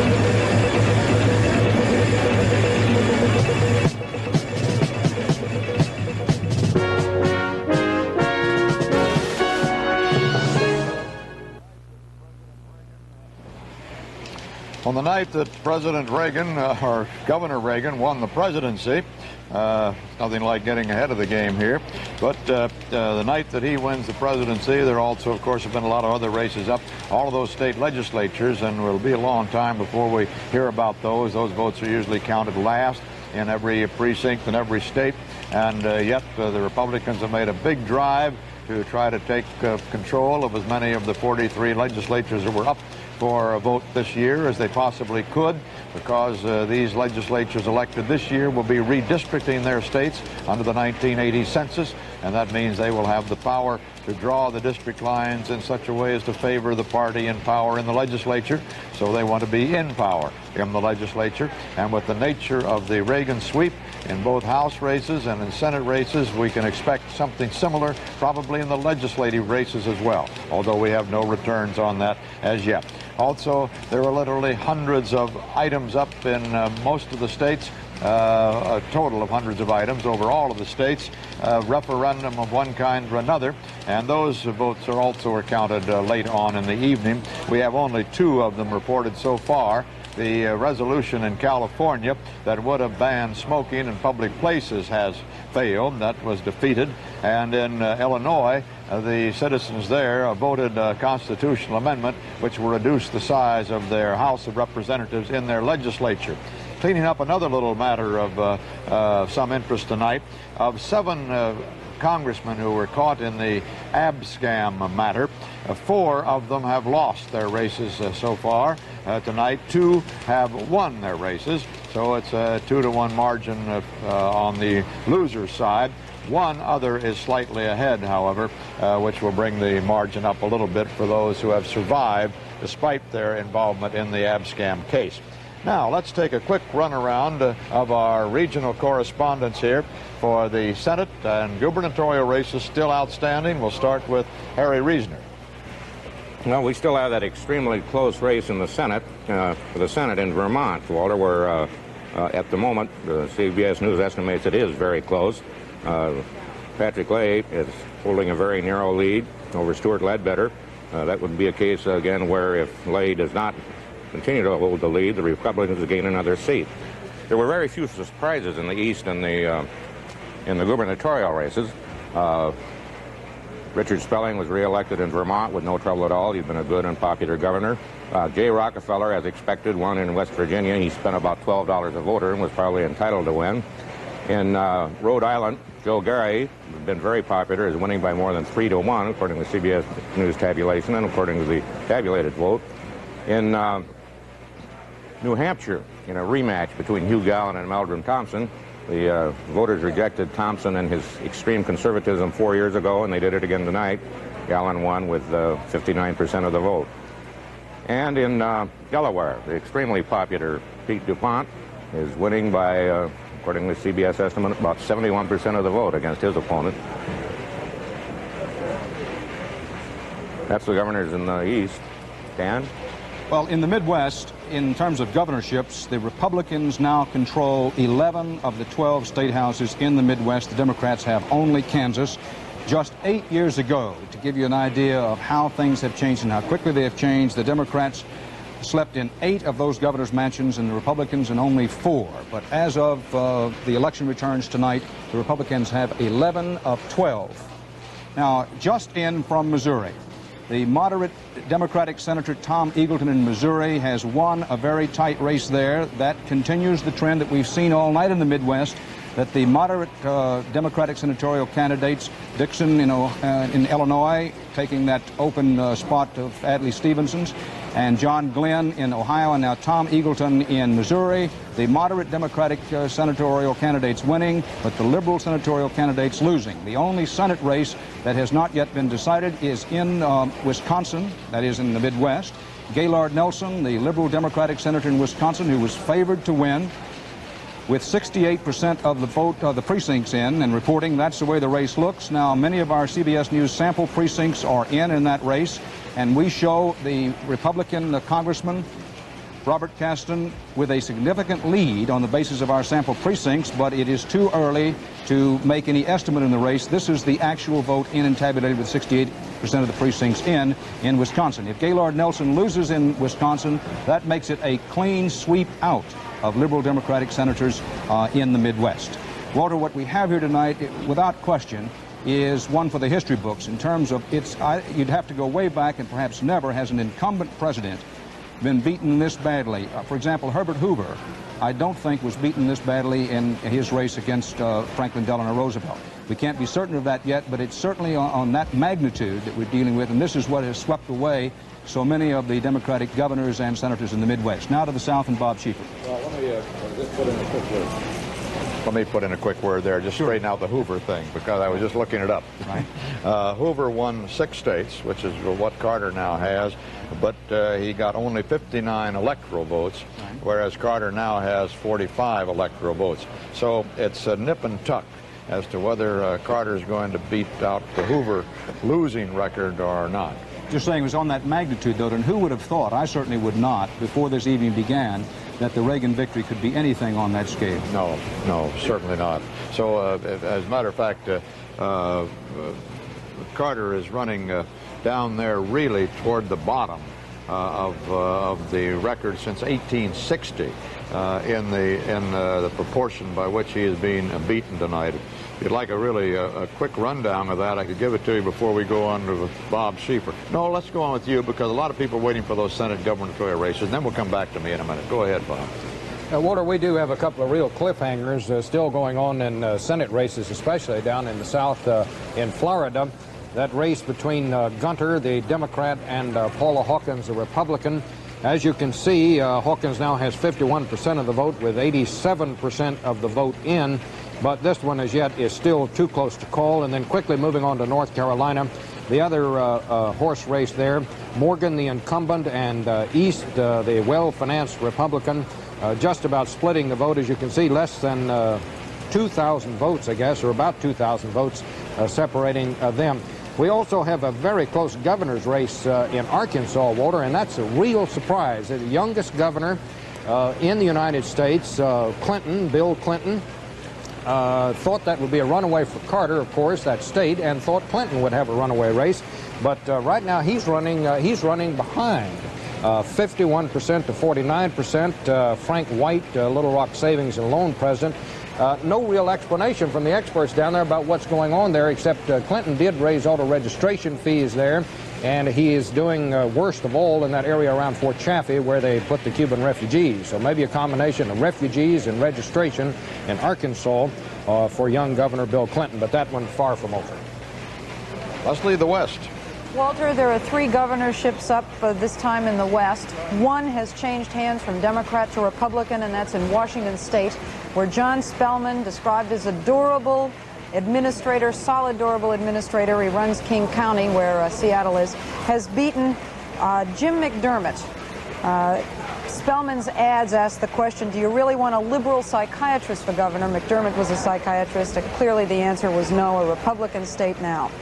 2 Democrats have won re-election, first in the state of Utah. The incumbent Democrat Scott Matheson has beaten Bob Wright, the Republican. Matheson made a career of fighting Washington and even Jimmy Carter on some issues. Clearly, Reagan's landslide did not hurt him there. And Ted Schwinden, the lieutenant governor in Montana, has beaten the Republican Jack Ramirez. In the Senate races, we still have 3 races that we consider too close to call. The first one is in Arizona, and to most people's surprise, Barry Goldwater seems to be in great trouble there. He's being challenged by Bill Schultz, a millionaire landlord. The great irony is that Ronald Reagan got his start in politics by giving a speech in 1964 for Barry Goldwater, but Reagan doesn't seem to be able to, at least so far, hasn't been able to carry Barry Goldwater in with his tide. In the West in general, there seems to be more a repudiation of Washington and the federal government than there is a conservative tide. If you look at Warren Magnuson's loss in Washington, he was not beaten by a conservative, he was beaten by a moderate Republican. Gary Hart, in a neck-and-neck race against Mary Estill Buchanan, she is not a conservative, she's a moderate Republican as well. And back in Arizona, the Democrat Bill Schultz is more moderate than Barry Goldwater. So it's not a real conservative sweep in the West. There is one race, however, where a liberal is being challenged by a conservative who was a soulmate of Ronald Reagan, and that's in Idaho, where Frank Church, the chairman of the Foreign Relations Committee, is in the fight of his life. It's neck and neck. Steve Sims, the conservative, giving this man a real challenge, and he may not make it right now. As you can see by the tabulated vote, Sims has a slight edge. However, CBS News still feels that that race is too tight. One last thing. The Democratic chairman of the House Ways and Means Committee has been defeated. Al Ullman of Oregon has been beaten by a conservative Republican, Denny Smith, who hammered away at the fact that Al Ullman never spent any time in his home district, didn't even have an address in the district. Walter? Leslie, I think you ought to know that our Arbuthnot followers around here who believe in the living cliche always refer to that as the powerful House Ways and Means Committee. But anyway, Al Ullman will not be the power of the House Ways and Means Committee any longer. Well, this is Walter Cronkite at CBS News Election Headquarters.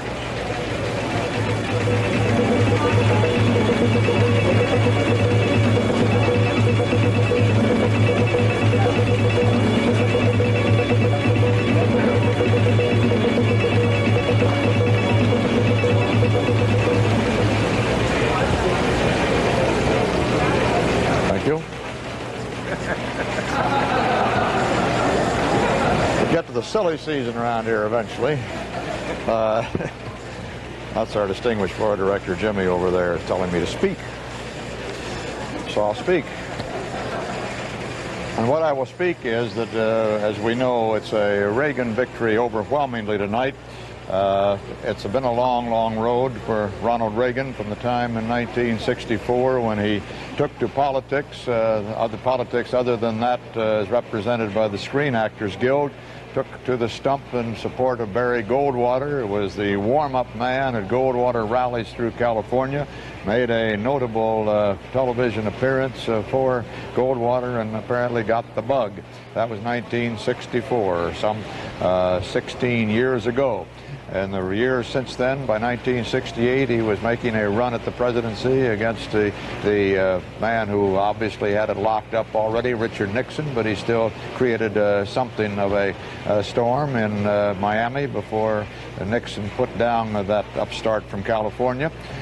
He didn't try in 64, but he did, rather in 72, but he did again in 76, as we know, and came very close to taking the nomination from Gerald Ford. Now tonight, the former movie actor becomes the next president of the United States. It's been a long, long year for him, of course, campaign year, and a long road from 1964. It's been a long, long campaign year for a lot of our CBS News correspondents as well. None more so than Jerry Bowen and Bill Plant, who've been covering Governor Reagan, and Jed Duval, who's been covering President Carter. They're with us now at the end of the trail, and we'll get some last thoughts from them this evening. Gentlemen? Well, Walter, I guess maybe the White House gets to speak first, since it's going to change hands. There are very few of us left here at this hour, some guards and this CBS crew. We haven't seen any of the White House notables or any of the press staff since shortly after the president made his concession speech. As you might guess, they don't have anything to say. It was too much of a shock. It was too lopsided for anyone to sit around and analyze. Have there been a lot of comings and goings, though, at the White House through the back door, any other way? No, it's very, very quiet. It's almost as if Mr. Carter was on vacation somewhere. It's just been silent here. Well, you fellows on the correspondent trail really don't get the same option that the politicians get. We don't ask you what you're going to do next. Somebody up here on the top side will tell you what you're going to do next, but you get a little rest first. It's been a great performance out there, Jed, on your part in the White House coverage, I know, and Leslie Stahl, who's with us here in the studio, of course. The two of you did yeoman work. Let's listen to the thoughts, the last thoughts from the Reagan camp now, where they're in a victory mood, I assume. Not as correspondents, we know that, but as participating or watching the victory celebration tonight. What are your last thoughts? Walter, there is still quite a celebration going on here, as you probably can see. We're thankful the band has just stopped, so we can hear you. Indeed. And we'll tell you this, that the mood of the Reagan people is just overwhelmingly ebullient. They never believed that, until a few days ago, that this kind of victory was possible. One of the senior advisors who I spoke with tonight said that they were always counting on a certain amount of discontent with the Carter administration and its policies. And tonight he said, we just didn't realize how deep that well of discontent was. And they're as surprised as many of us are. Walter, I think that one thing that we have to look for in the days and months ahead in this transition and in the new administration is a search for talent.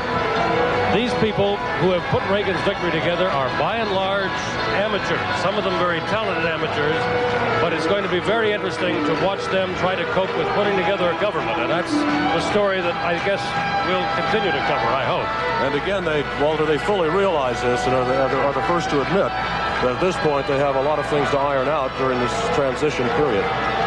Do you think that Governor Reagan will be taking into Washington a nucleus of White House staff from Sacramento, although he's been out of power, of course, in the State House there for a while? Is he likely to do what Carter did and take a coterie of people with him? He'll take some very close personal friends with him, Walter, but not very many. Most of the people who worked for him when he was governor have already been launched into careers and don't particularly want to go back to Washington for government service. I think what he will do, Jerry, is to seek people who have already achieved some degree of success in the private sector and entreat them to join the government. Thank you, gentlemen. Good to talk to you, and congratulations to you for superb coverage throughout. Thank you. Bill, thank you, Bill. We'll be back with more CBS News election coverage after this pause for station identification.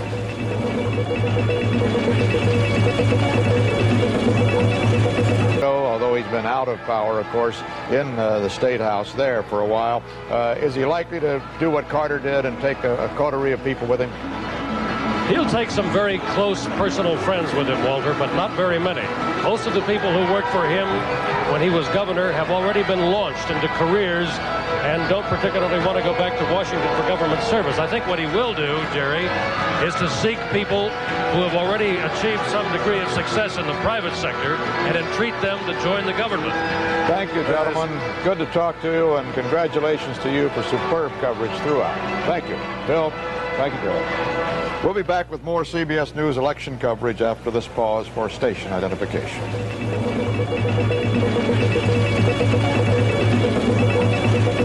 Saturday is moving day for Jennifer on the new season of WKRP in Cincinnati. And on an all-new Tim Conway show, Harvey Korman makes a surprise appearance and gets carried away. Then get ready for Tanya Tucker in Georgia Peaches. Just a couple of good old gals trying to stay cool. It's comedy and country fun Saturday, 8, 7 Central and Mountain. This is CBS. If rising food costs have your budget in a spin, snap out of it with Cost Cutters from Kroger. Kroger cuts your costs on a garden full of fresh fruits and vegetables every week. Snow White California cauliflower and the 5-pound bag New Crop Florida oranges are specially priced. Plus Indian River white or pink grapefruit, size 48 or 6 for 99 cents. And fresh green California broccoli is Cost Cutter priced, 89 cents a bunch.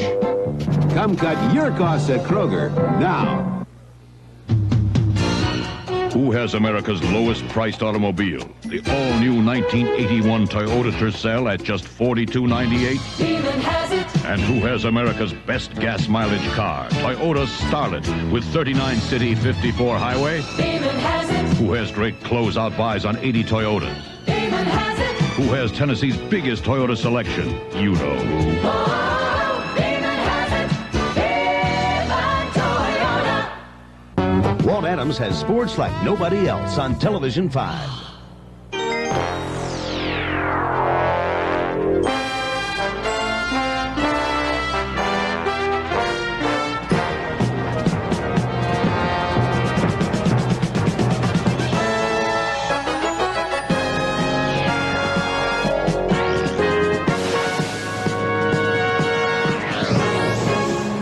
From CBS News election headquarters in New York, here again is Walter Cronkite.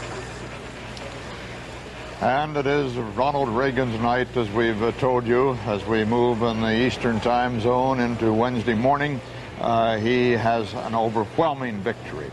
72% of the vote has been counted now, and Reagan has 51% of the vote to Carter's 42% of the vote. Anderson holding steady at that 6% of the vote. And we expect the Reagan vote to increase considerably as all of the votes are counted. Jimmy Carter won just these states tonight, with a few still outstanding. He won 5 states in the District of Columbia for only 45 electoral votes. Those red states showing in red. And look at this. These are the states that Governor Reagan has won, shown in blue. Overwhelming. 37 states he's won for 424 electoral votes. Carter has just 45 electoral votes. Anderson, no electoral votes, of course, with 6% of the national vote in. 9 states are yet to be heard from with 69 electoral votes. In the Senate of the United States, it looks very much as if the Democrats have a chance to take over a majority role in the Senate for the first time since 1954. They have gained 6 seats so far. They need to gain 3 more. They have ousted some of the most prominent liberal senators, Bayh in Indiana, Culver in Iowa, McGovern in South Dakota, Magnuson, a man who had spent 6 terms, 36 years in the United States Senate, was ousted in the state of Washington. And Jim Durkin in New Hampshire was beaten. And a Democratic seat in Alabama was taken by a Republican. 6 seats they have taken so far from the Democrats. If they take 3 more, they gain control of the Senate. In the House of Representatives, the Republicans also have won big there, though they didn't get anything like the 59 and don't expect to get that it would take to upset the House of Representatives. They have won perhaps 30 seats, we believe, on the basis of our CBS News estimates.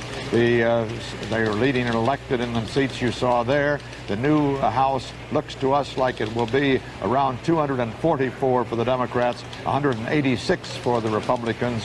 That's a gain of 30 seats for the Republicans, but that's give or take 5 seats on the basis of our estimate. Well, now let's get some last thoughts on this election night from Bill Moyers. Bill? Walter, there's a story of a woman in Moscow who waits in line 3 hours to buy a pair of socks, and finally she explodes. And she turns to the man beside her and says, "I'm going to go to Comrade Brezhnev and punch him in the nose." So she disappears, and shortly after that she comes back, and the man behind her says, "What happened?" She said, "Comrade, that line was longer." And a lot of people lined up today to punch Jimmy Carter in the nose. A lot of people, a long line. Jack Kilpatrick, why? Do we blame all of this on him? No, Bill. So many of the things that happened to Carter were really beyond his control. The OPEC price increases, for one thing, the seizure of the hostages that he never was able to cope with.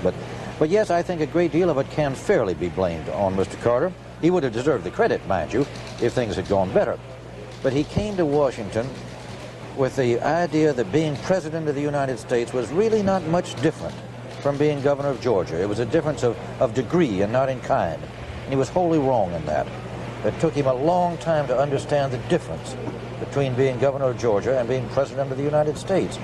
He came up with no constituency on the Hill. Indeed, he had repudiated it in ways that Reagan has not.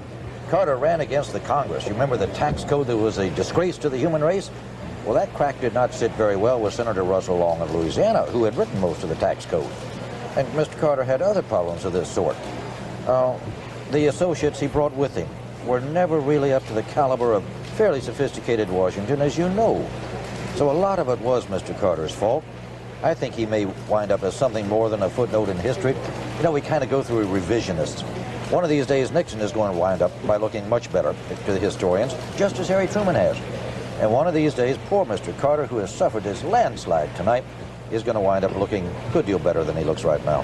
What do you think about him personally, Jeff? I mean, what is there about his personality, his nature, his character that is responsible, as far as you see, for what he is today? The thing that strikes me, and you can go back to 1976 when he ran for president, is how so many people saw in him what they wanted to see.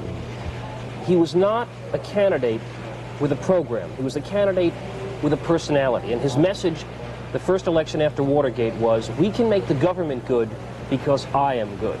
And if you were a populist, you saw him as the man from rural Georgia up against the special interests. If you were a fundamentalist, religious person, you saw him as bringing that moral tone.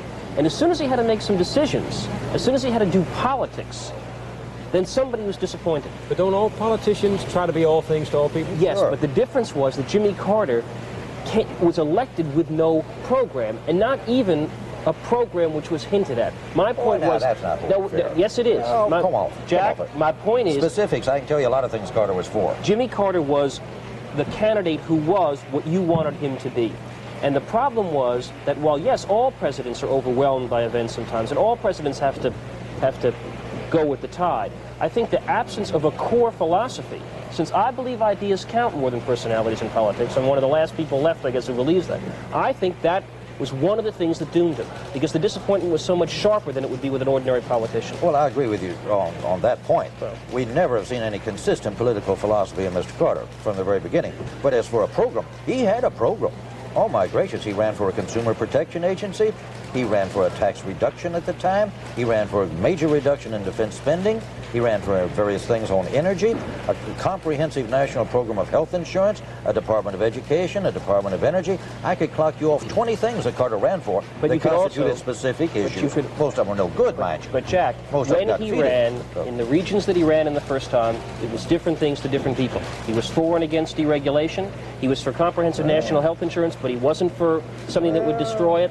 Destroy the private doctor-patient relationship. There were too many conflicting hints, I think, because he so much decided that he could be a president based on personality.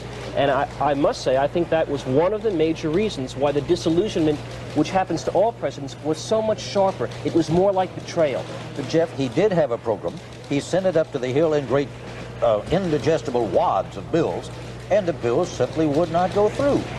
No man has worked harder in the White House. No man has spent more hours. No man has been more sincere. No doubt. That's right. And yet, there was this general perception of Jimmy Carter as a man who had not put his stamp on the White House, who was not a leader, who was not communicating to the country a message. It was a tough time to govern. I'm glad you mentioned that. Monday night, election eve, Jimmy Carter gave a speech as part of a packaged film. And he said, you could see the pollster, Pat Caddell, telling him, Mr. President, people don't believe you have a vision for the country. And Jimmy Carter, the last night before the election, began by saying, I want to share with you my vision for the country. The American people, it seems to me, are very tolerant of a leader who changes his mind, who alters his course, who retreats and advances and tacks back and forth. But one thing they will not tolerate is irresolution. An inability to convey to the country a sense of confidence, and he never did that. That was one of his big troubles, Bill. He had many other troubles, but you have put your finger on the main one. This sense of indecision, irresolution. So often he would march up, he would send the aircraft carrier out and then call the carrier back. He would send the bill up and then abandon it. You remember his energy program? On Monday, it was the moral equivalent of war. On Wednesday, he was retreating. On Friday, at his press conference, it had all sort of dwindled away. And that's my point, Jack. That's my point.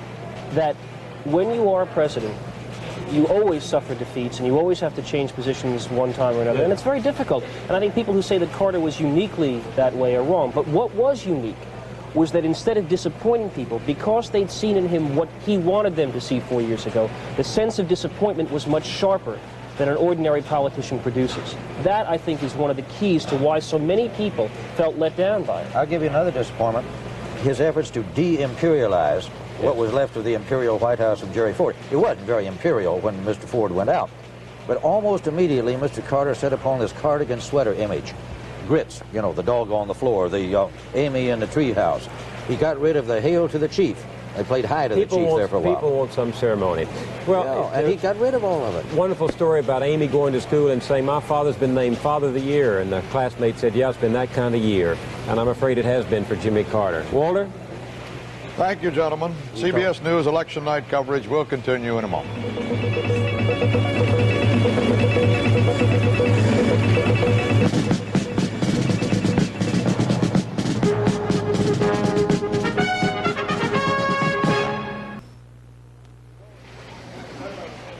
And so it's been a landslide by Governor Ronald Reagan of California in this election night. He swept nearly all of the states of the United States, all but 6 of them so far. That includes the District of Columbia, 5 in the district. And he's got a huge electoral majority. And he's taking in with him a few extra House members at any rate. We estimate probably 30 new seats for the Republicans in the House of Representatives. Let's take a look around on our regional desk and get some perspective on what's happening to the House. So let's go with you, Harry, first. Walter, I'd like to start out by saying there's a man up in Massachusetts that I've never met, but that I certainly admire. His name is William Barnstead, and this year he ran against Tip O'Neill for the 3rd time. And lost for the 3rd time. O'Neill's been there since 1952, and he'll be there 2 more years. They were talking earlier about the moral majority in parts of the country and its effect. In the East, we have a sort of allegedly minority, immoral minority, and it's interesting to see how some of those people came out. Michael Myers, the guy who was expelled from the House, the first to be expelled since 1861, lost today to an independent, Thomas Foglietta. And he lost rather definitely in that 3-way race there. Frank Thompson, who is from New Jersey's District Number 4, lost. He has been indicted in the Abscam scandal.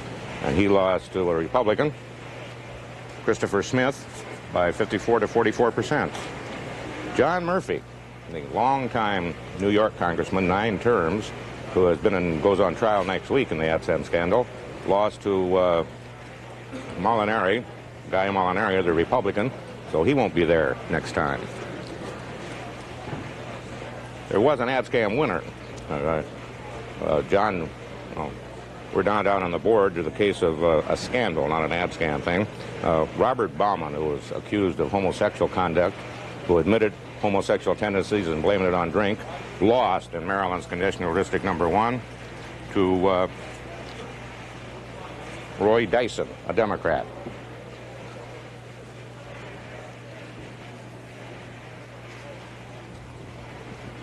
Oh, in one of our most interesting races, Gladys Spellman from Maryland's Congressional District Number 5 won, in spite of the fact that since Friday she's been in a hospital in critical condition.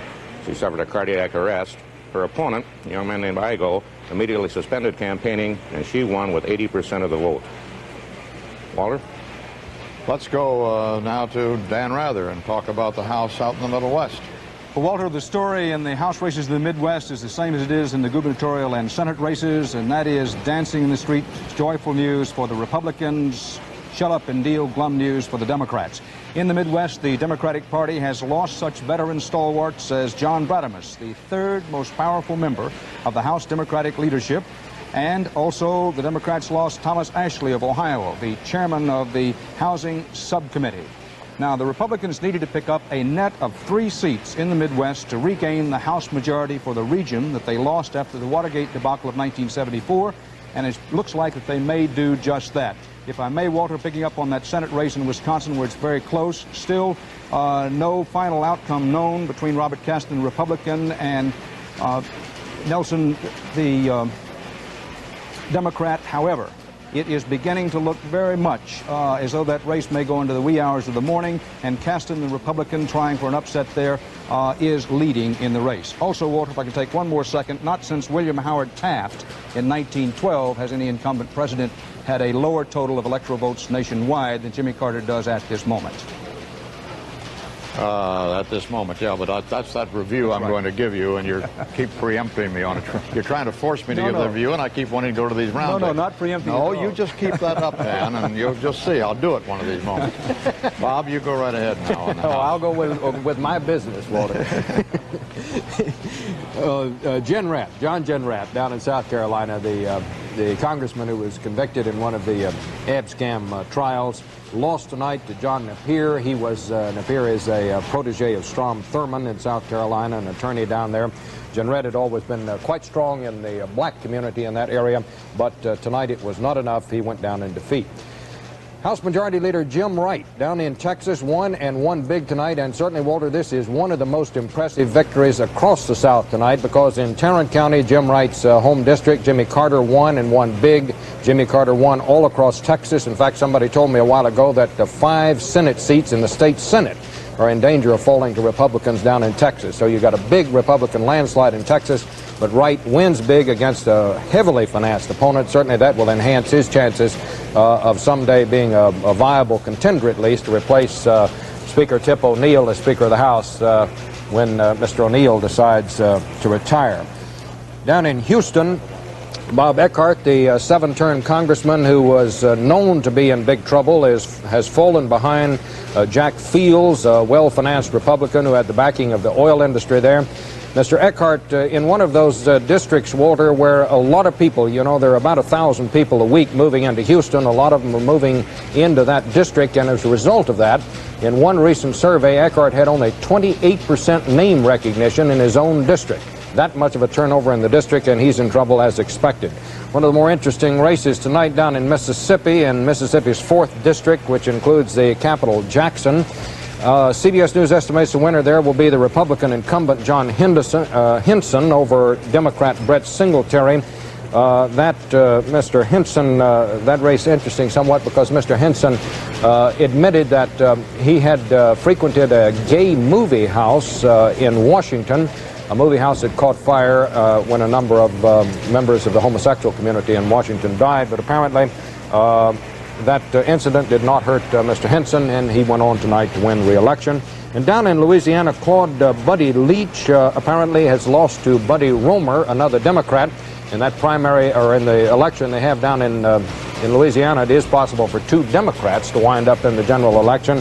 Leach had been accused of buying votes in his first election. He was acquitted of those charges, but loses tonight to another Buddy Roemer. Walter? And Leslie, the House races. Well, if I may first, before I do that, Walter, tell you a little bit about Hawaii. We have I thought you were going to tell me about the states that never mind. Go ahead. All right, let me start again. President Carter is leading, according to the CBS News estimate, in the state of Hawaii. That would be another 4 electoral votes for President Carter. Also, CBS News estimates that Daniel Inouye will win re-election as a senator from Hawaii. He's the Democrat, winning over Cooper Brown. Okay, now the House races. As we said before, the powerful chairman of the House Ways and Means Committee, Al Ullman, has been defeated tonight by Denny Smith, a Republican, an owner of a newspaper chain throughout the state of Oregon. Several House chairmen beside Al Ullman were supposed to be in trouble tonight, but those fans of Mo Udall, and mainly people like him because he's so witty, will be pleased to know that he has won re-election. He is chairman of the House Interior Committee. He was considered to be in great trouble. A serious challenge by Richard Huff, but as you can see, he is ahead in the tabulated vote, and CBS News has estimated that he will win that race. 2 other Democratic chairmen are still in tight races, virtually even races. The chairman of the Public Works Committee, Harold Biz Johnson, neck and neck. The Republican challenger, Eugene Chaffee, saying that because he's 71, Johnson's 71, he's lost his effectiveness. And Thomas Foley, the chairman of the Agriculture Committee from Washington State, is also in a very close race that CBS News has not yet called. Some of the congressmen who came in the class of 74, the Democrats who won in that Watergate backlash, are hanging on, have hung on. Tim Wirth wins in Colorado. Les O'Coin wins in Oregon. Jim Weaver wins in Oregon. But some Democrats, one Democrat anyway, may lose in New Mexico to a write-in candidate, the governor's nephew, David King, only barely ahead of Joe Skeen in New Mexico. Walter, one last thing. Because of a shortage of ballots in Tucson, Arizona, the county courthouse there will be open tomorrow to accept the ballots of anybody who didn't get a chance to vote tonight. We have no idea at this time how many people that involves and exactly what that will do to the races that are still being contested in Arizona. As you know, we still do not have a winner in the Barry Goldwater race there. Thank you, Leslie. We might point out that in the House races, we believe that now, on the basis of our CBS News estimates, that the Republicans will gain about 30 seats in the House of Representatives this time. That's a pretty substantial gain. Also, there will be at least 75 freshman congressmen in the new class meeting in January in Washington because of the number of retirees and the fact that a lot of races are being contested by people who are not incumbents. And the number of races, the 30 are won this year, that comes up around to the figure that Johnson carried in with him when he beat Goldwater in '64. He took 38 new congressmen in, Democratic congressmen in that year. This is Walter Cronkite at CBS News Election Headquarters.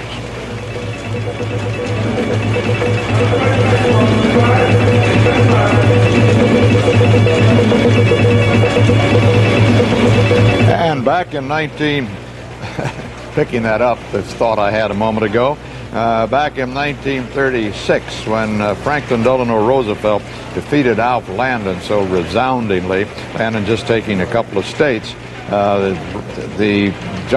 Roosevelt took 97 Democrats seats away from that his coattails did, from the Republicans in the House, and 12 seats in the Senate. In contrast, when Eisenhower won over Stevenson in 1952, he won just 2 House seats and no Senate seats gained. I was talking earlier tonight with Dan here. We were talking in public about the margins in Electoral College over the years. I'd like to go down them with you because it's quite interesting, I think.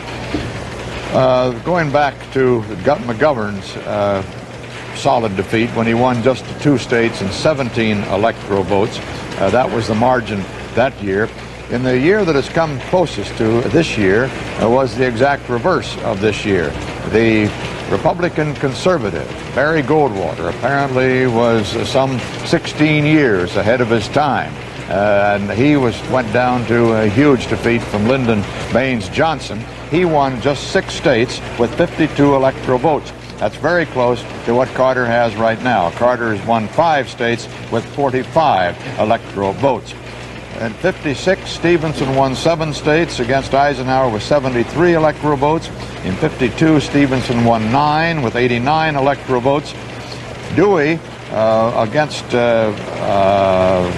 Roosevelt in '44 won just 12 states with 99. In '40, Wilkie won just 10 with 82. In '36, Landon, of course, won just 2 states with 8 electoral votes. That's the smallest in recent times. And in 1932, Hoover won 6 in his bid for re-election. The last time that an incumbent president was voted out of office was in 1932, when Hoover won 6 states, the same number that, not counting the District of Columbia, or counting the District of Columbia, that Carter has this year, and also was about even electoral votes, about 59 electoral votes. The District of Columbia, of course, wasn't a factor in 1932.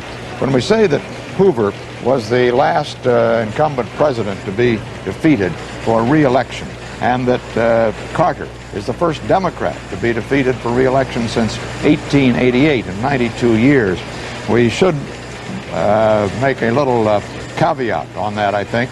It should be remembered that in 1968, Lyndon Johnson did not run for a second term in the presidency because he faced almost certain defeat because of the attitude of the public toward his Vietnam War policies, and very much the same thing had occurred in the race. Well, I had it in my mind a moment ago. I'll remember in a second and get back to it. Earlier tonight,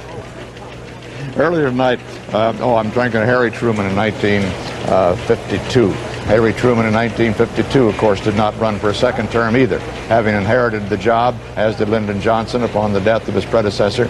He had a first term, a partial term, and then a second term, a full term, and did not run for the next time, also because Harry Truman saw defeat staring him in the face in '52. Earlier tonight, Bob Faugh talked in Washington with the independent candidate, John Anderson, right after his concession speech, and let's hear that on videotape. President Carter listened to some of the things that I was saying, and as a result, maybe took more moderate positions during his campaign than he otherwise would have done, because he was really racing to the right, it seemed to me, earlier in this campaign. He was racing to the right pretty rapidly, and yet toward the end, in the final day of his campaign, he was identifying himself with my positions, saying that, well, John Anderson and I are really basically alike on important issues dealing with the environment, with energy, with the issue of war and peace and nuclear disarmament and so on. So maybe I had some effect, but from a strictly electoral point of view, you know, the states that he lost, obviously he lost, I think, because people were anxious to vote against him. Now, I don't know, and this is something that we probably can find out and don't know tonight, what percentage of these people in the final analysis, not what pollsters said a week ago or 2 weeks ago, but when they really went into the booth today, how many really voted for Ronald Reagan?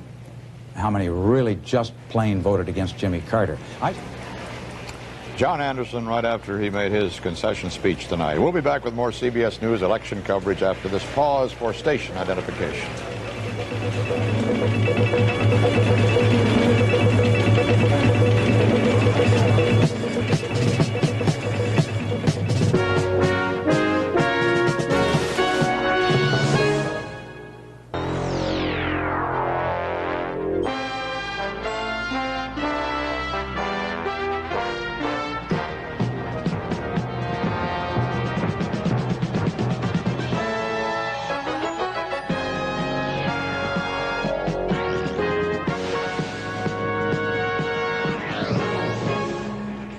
This portion of election night is sponsored by Polaroid, inventors of instant photography.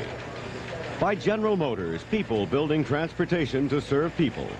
And by the Bell System, keeping your communication system the best in the world. Now from CBS News election headquarters in New York, here again is Walter Cronkite.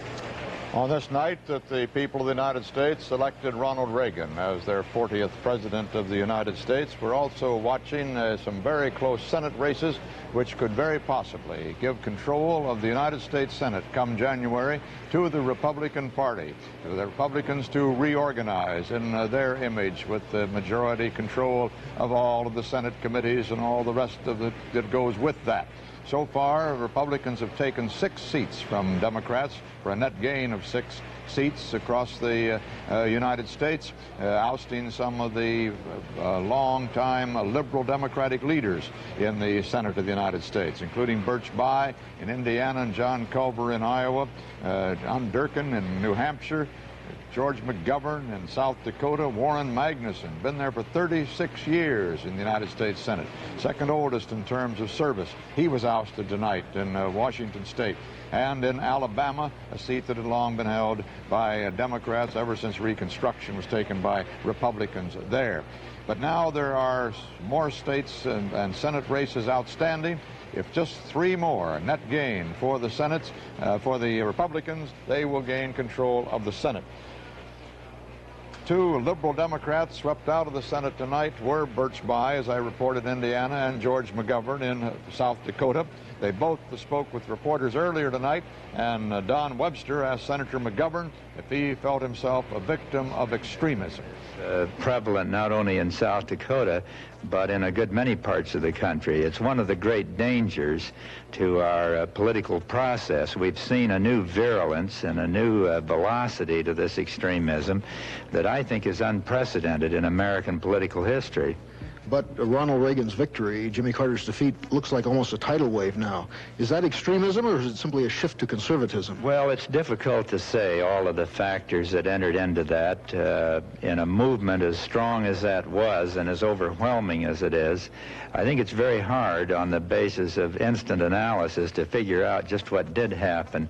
I know here in our own state, for the last 2 years, there was an unprecedented volume of scurrilous literature and right-wing materials of all kinds that literally flooded this state. Unquestionably, that helped poison the political climate here. I understand the same thing was going on in other states where you had targeted senators, and doubtless that has something to do with the results that took place not only in South Dakota, but across the nation in 1980. Do you consider Ronald Reagan an extremist? No, I'm not going to call Ronald Reagan anything tonight. He's now the president-elect of the United States, and so I'm not going to get into any labeling business.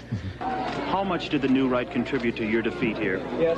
I don't think they contributed very much at all. The Reagan sweep through the state was what did it, I think. I haven't had a chance to add up all the votes and where they came from, but you look at the size of that Reagan margin, and you look at about 250,000 people in Indiana voted for Birch Bayh, who also voted for Ronald Reagan. That's a lot of folks that weren't intimidated by a bunch of right-wing haters. And I think it's important to look at what really happened and not try to make something that's small and filled with hate and distasteful into something that's respectful. And we have another one of the Democratic Senate seats which has fallen to a Republican tonight in the state of Florida. It's sending a Republican senator to the United States Senate, Paula Hawkins. She has defeated her Democratic challenger for the seat left vacant when Richard Stone lost that Senate seat in the primary. That is 7 seats now. Bill Gunter was the defeated candidate by 51 to 49%, as you see there.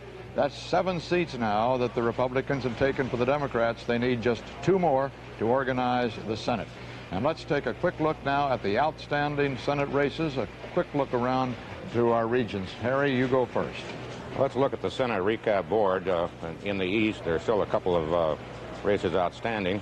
The most, Chris Dodd won in Connecticut. That doesn't change the party. Chuck Mathias won in Maryland. That doesn't change the party. But in New Hampshire, Warren Redmond unseated the incumbent, John Durkin, which does change the party. And in Pennsylvania, holding the seat for the Republicans, Arlen Specter has won. New York is the interesting place, and it's may go on and on and on, and it may end up in court. It's a very close race between Al D'Amato, who has never won for statewide office before, in fact, never for anything bigger than a county, and Elizabeth Holtzman, the Democratic candidate. She's about a percentage point behind with 97% of the votes in. She almost certainly would be way ahead if Jacob Javits, who was rejected by the Republicans in the primary, hadn't gotten about 612,000 votes so far. Ms. Holtzman has asked for a restraining order to tie up the paper ballots and any absentee ballots, and she may, on the basis of that, ask for a recount. It's going to be, if she does lose, it is going to be so close, she might be inclined to ask for a recount. Dan?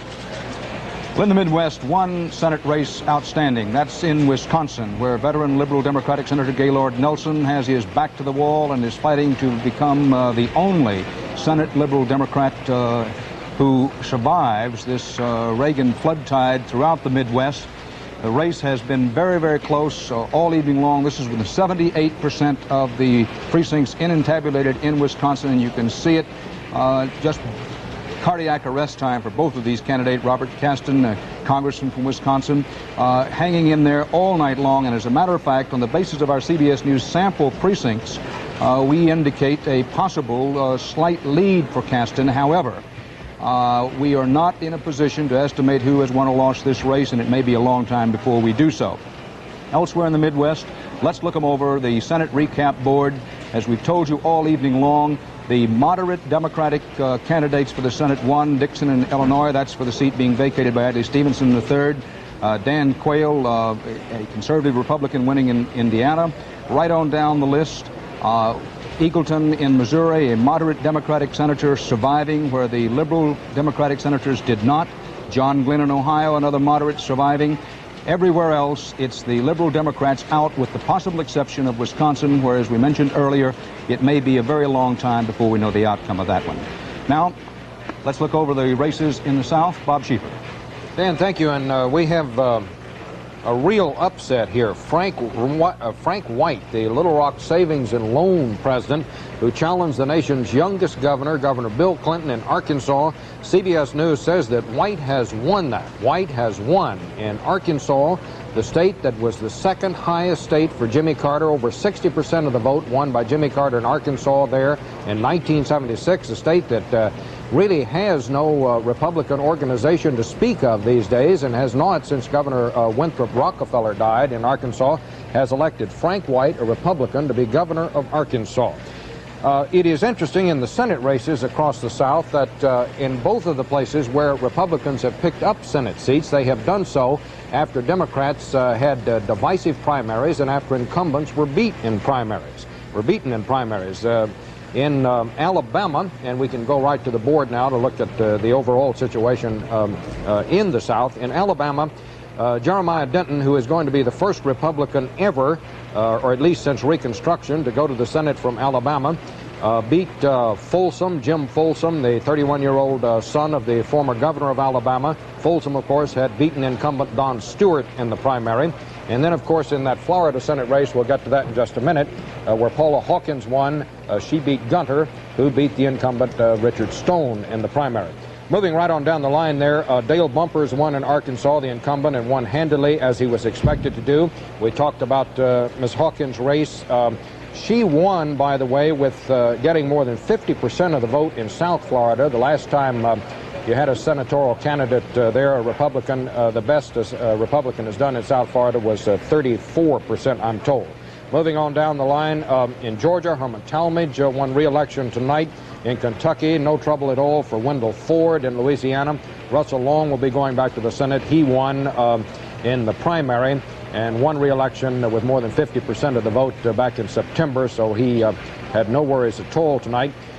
In North Carolina, that's where we have the real cliffhanger. Robert Morgan, the incumbent, and John East are really splitting the vote, 94% of the vote in, and as you can see, fewer than 10,000 votes separating them at this hour, with nearly all of the vote still to be counted. In Oklahoma, a real upset for the Republicans tonight. There you have Nichols beating Andy Coates, who was a popular district attorney in Oklahoma City. Coates, a very conservative Democrat, was thought to be favored there, but Nichols won in the state that has gone Republican so often in presidential races. And in South Carolina, one of the biggest winners of the evening, Fritz Hollings, who won, I think, with about 70% of the vote the last time I checked. So that's the way it goes across the South in the Senate races tonight, Walter. Thank you. Leslie, in the West. Walter, we are faced in the West with one of the great ironies of this election. Barry Goldwater, generally accepted to be the father of the modern conservative Republican wing of the Republican Party, could conceivably become the only Republican who was defeated tonight for the Senate, to be swept out in this huge conservative tide. At the moment, the race is too close to call. As you can see, only 2 percentage points separate Barry Goldwater from Bill Schultz, who said during the campaign at one point, running against Barry Goldwater is like trying to throw rocks at Mount Rushmore. But it's conceivable that Mr. Schultz may have succeeded at putting some dents in Mount Rushmore tonight. Let's look at the recap board in the West for the Senate races, and you will see that So far, we have Alan Cranston winning easily in California, a Democrat who retains his seat. The same with Daniel Inouye in Hawaii. A couple of Republicans, conservative Republicans, hang on. Paul Laxalt in Nevada, he happens to be Ronald Reagan's national campaign chairman. Bob Packwood in Oregon, not that conservative, he's a moderate Republican, but that's a moderate state, and he has won re-election. Jake Garn, another conservative, has won re-election in Utah. And Slade Gordon, a moderate Republican in the state of Washington, has defeated Warren Magnuson. We have some outstanding Senate races, however, that are really tight, and as someone said, both races are as close as wallpaper. First off, in the state of Colorado, the incumbent Democrat Gary Hart being challenged by Mary Estill Buchanan. Buchanan had problems raising money, something that all the women candidates had this year. But nevertheless, she is giving him a real fight, and that race, with 84% of the precincts in, is still too close to call. And our last state is Idaho, where the chairman of the Senate Foreign Relations Committee, Frank Church, is facing a very tough contest. Stephen Sims, the Republican, the conservative in that state, as you can see, only 4 points separate them, with 75% of the vote in so far. So those are our three races, and if Church and Hart both lose, then, Walter, that's the two seats the Republicans need to take over the Senate. So we've got, as I got it, in the East, we've got New York still outstanding. And Vermont. And Vermont outstanding. We've got Wisconsin, Idaho, North Carolina, and Colorado.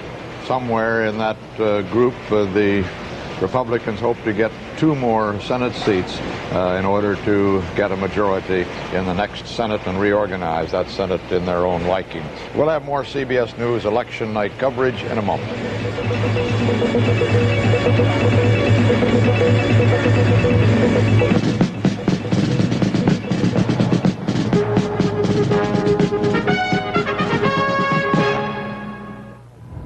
I'm Pete Conrad, and this is the McDonnell Douglas F-15. To earn its wings, it had to pass a series of U.S. Air Force stress and structure tests. In a tight turn, the Eagle can withstand 9 times its weight against gravity. I think it's significant that the McDonnell Douglas DC-10 has passed tests just as demanding in their own way as those required by the U.S. Air Force. The DC-10, one of the world's most thoroughly tested jetliners.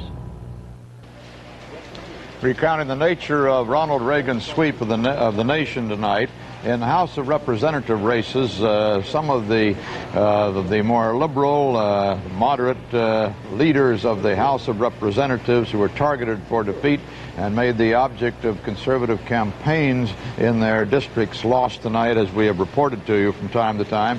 John Bradamus of Indiana was ousted from the House.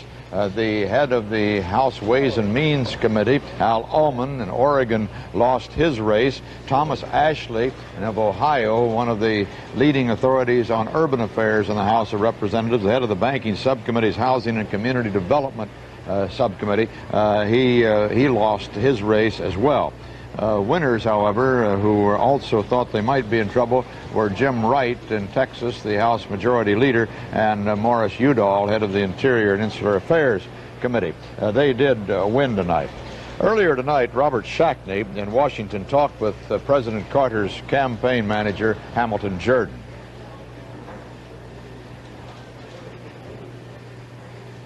And I hope we have videotape on that, which we were supposed to have. Perhaps we'll ask for it again. Gentlemen, do you have the videotape ready? Robert Shackney, I am getting a wave off. We do not have that videotape ready. A superb job done by our control room tonight has had its first error in now 8 hours of continuous broadcasting of absolutely perfect fielding. Let's try another one. Give this one to them, a fastball. For a look at where a Reagan administration foreign policy might go, let's go back to Jack Kilpatrick, Jeff Greenfield, and Bill Moyes. We don't have that either. Thank you very much. Let me see. And let's go instead for a director. We do have it. Here I am. That's right. Walter, go ahead, gentlemen. Here we are, ready or not. Back in 1976, Jack and Jeff, and all during his career, in fact, the emotional high point of a Ronald Reagan speech would come when he would charge that détente is a failure and the United States has been sandbagged by the Russians. We've had one report tonight that the South Korean military government is happy with Reagan's victory. Another report that the generals in Chile and Argentina are quite pleased that Jimmy Carter's human rights policy is now off their back. What do you think this means, the ascension of Ronald Reagan to the White House, in terms of our role in the world? I think this is going to be the most fascinating and in some ways the most troublesome question to be answered by a Reagan administration. There was a splendid article several months back in the Wall Street Journal which suggested that Ronald Reagan indeed believes that behind every trouble spot in the world you will find the Soviet Union. The question is, if that perception is wrong, if there are indeed third world movements and nationalist movements which can cause trouble for America, not connected to the Soviet Union, what does it mean for a foreign policy that makes that assumption? If he's right, one can assume an across-the-board toughening of a stance with the Soviet Union. I think, for instance, Reagan will demand that the Soviet Union stop funding terrorist groups around the world, which many people in his camp have alleged is true. But the question is, if that perception is wrong, we could be headed toward a very dangerous situation in the world. And I think that's a question that just has to be answered by the future. I don't make any claims to know the answer to that. Bill, I would begin by reminding whoever is still up listening to us that presidents propose and the Congress disposes. There's just so much any president can do in these areas without Congress getting in on the act. There's certain things, of course, that he can do, but not the SALT Treaty.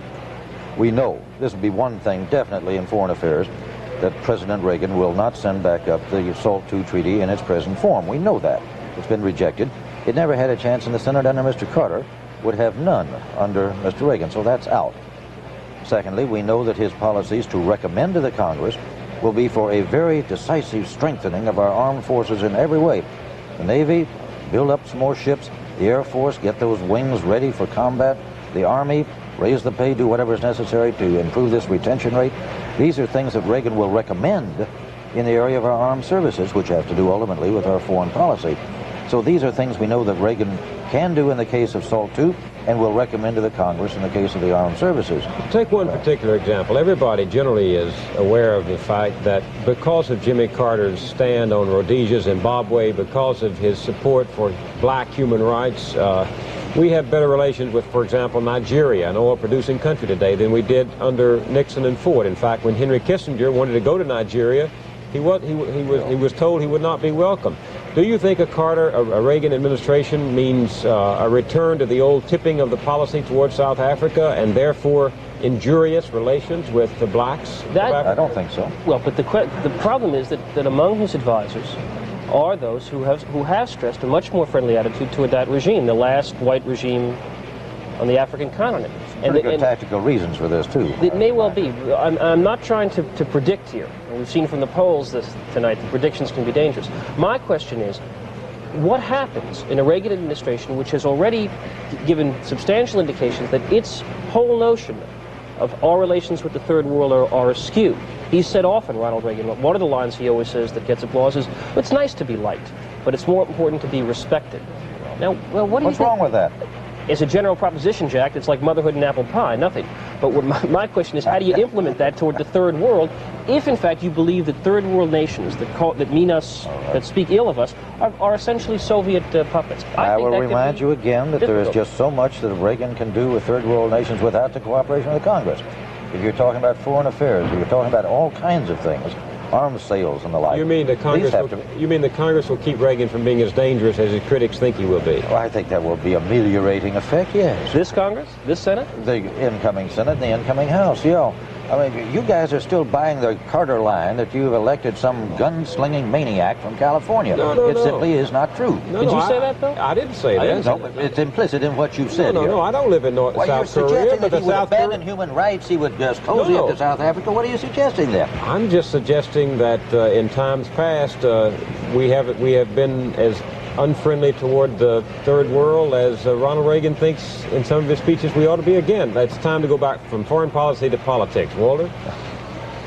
In politics, still hanging on this matter of the control of the next Senate, the one meeting in January. The Republicans have gained 7 seats from the Democrats so far tonight. They need just 2 more to gain full control in their own name of the Senate. They would need only 1 more if either Senator Zirinsky of Nebraska or Senator Byrd of Virginia voted to organize the Senate with them. Senator Byrd has already said that as an independent, he would continue to organize the Senate for the Democrats, even though he supported Ronald Reagan as the presidential candidate. Zirinsky is only a wild card in this matter. He has been voting very independently and is a former Republican, is merely thought by some to possibly be willing to help organize the Senate for the Republicans, but we haven't heard from Zirinsky on that, and it's only a matter of the wildest speculation. But only 2 more seats are needed by the Republicans to win charge of the Senate in their own name. And let's now go quickly around the states and find out where those seats might come from. First of all, Dan Rather. Walter, one of them might come in Wisconsin. They are playing what amounts to a sudden death overtime in the Senate race in Wisconsin. The veteran Liberal Democratic Senator Gaylord Nelson, neck and neck. It could not be much closer in terms of the tabulated vote in Wisconsin. Between Gaylord Nelson and Robert Caston, the congressman, with 79% of the precincts in and tabulated, that's what it looks like. Our CBS News sample precincts have been showing for quite some time a lead for Caston. However, again, the cautionary note, we are not at the position where we can say that CBS News estimates the winner one way or the other. But that's the one place, that is one place where the Republicans could pick up yet another seat at the expense of a Liberal Democratic senator. Now, after tonight, Ted Kennedy may be asking, where have all the liberal flowers gone? Because gone is Birch Bayh. Gone is John Culver of Iowa. Gone George McGovern. Gone Warren Magnuson. Now, Gaylord Nelson, if he goes, that will be yet another of those liberal flowers plucked. The rest, they've all been replaced, not just by Republicans, but by Republicans who are planets apart in terms of philosophy. Now for a look at the Senate races in the land of cotton and oil, Bob Schieffer. And Dan, I'll tell you, Senator Robert Morgan, a Democrat seeking second term, is certainly no liberal flower. They've said from the beginning that he could not be beat from the right. He's a very strong conservative Democrat, but he has a real race on his hands tonight with John East, the college professor there in North Carolina. It appears now, well, as you can see there, probably about 6,000 votes separating the two, with 96% of the vote in. Morgan did carry the rural areas of North Carolina, as he had to do, but not nearly so much as he did in his previous race.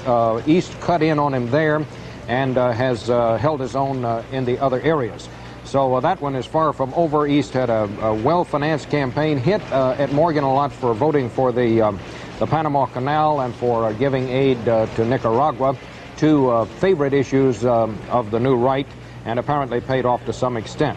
I think we reported earlier tonight that so much television bought by John East that they figured the average viewer in North Carolina would see at least one of his television commercials 50 times throughout this campaign. Walter? Leslie, I'm sorry. One place where the Democrats have a chance to make back a seat is in the state of Arizona, where Barry Goldwater is slightly behind right now.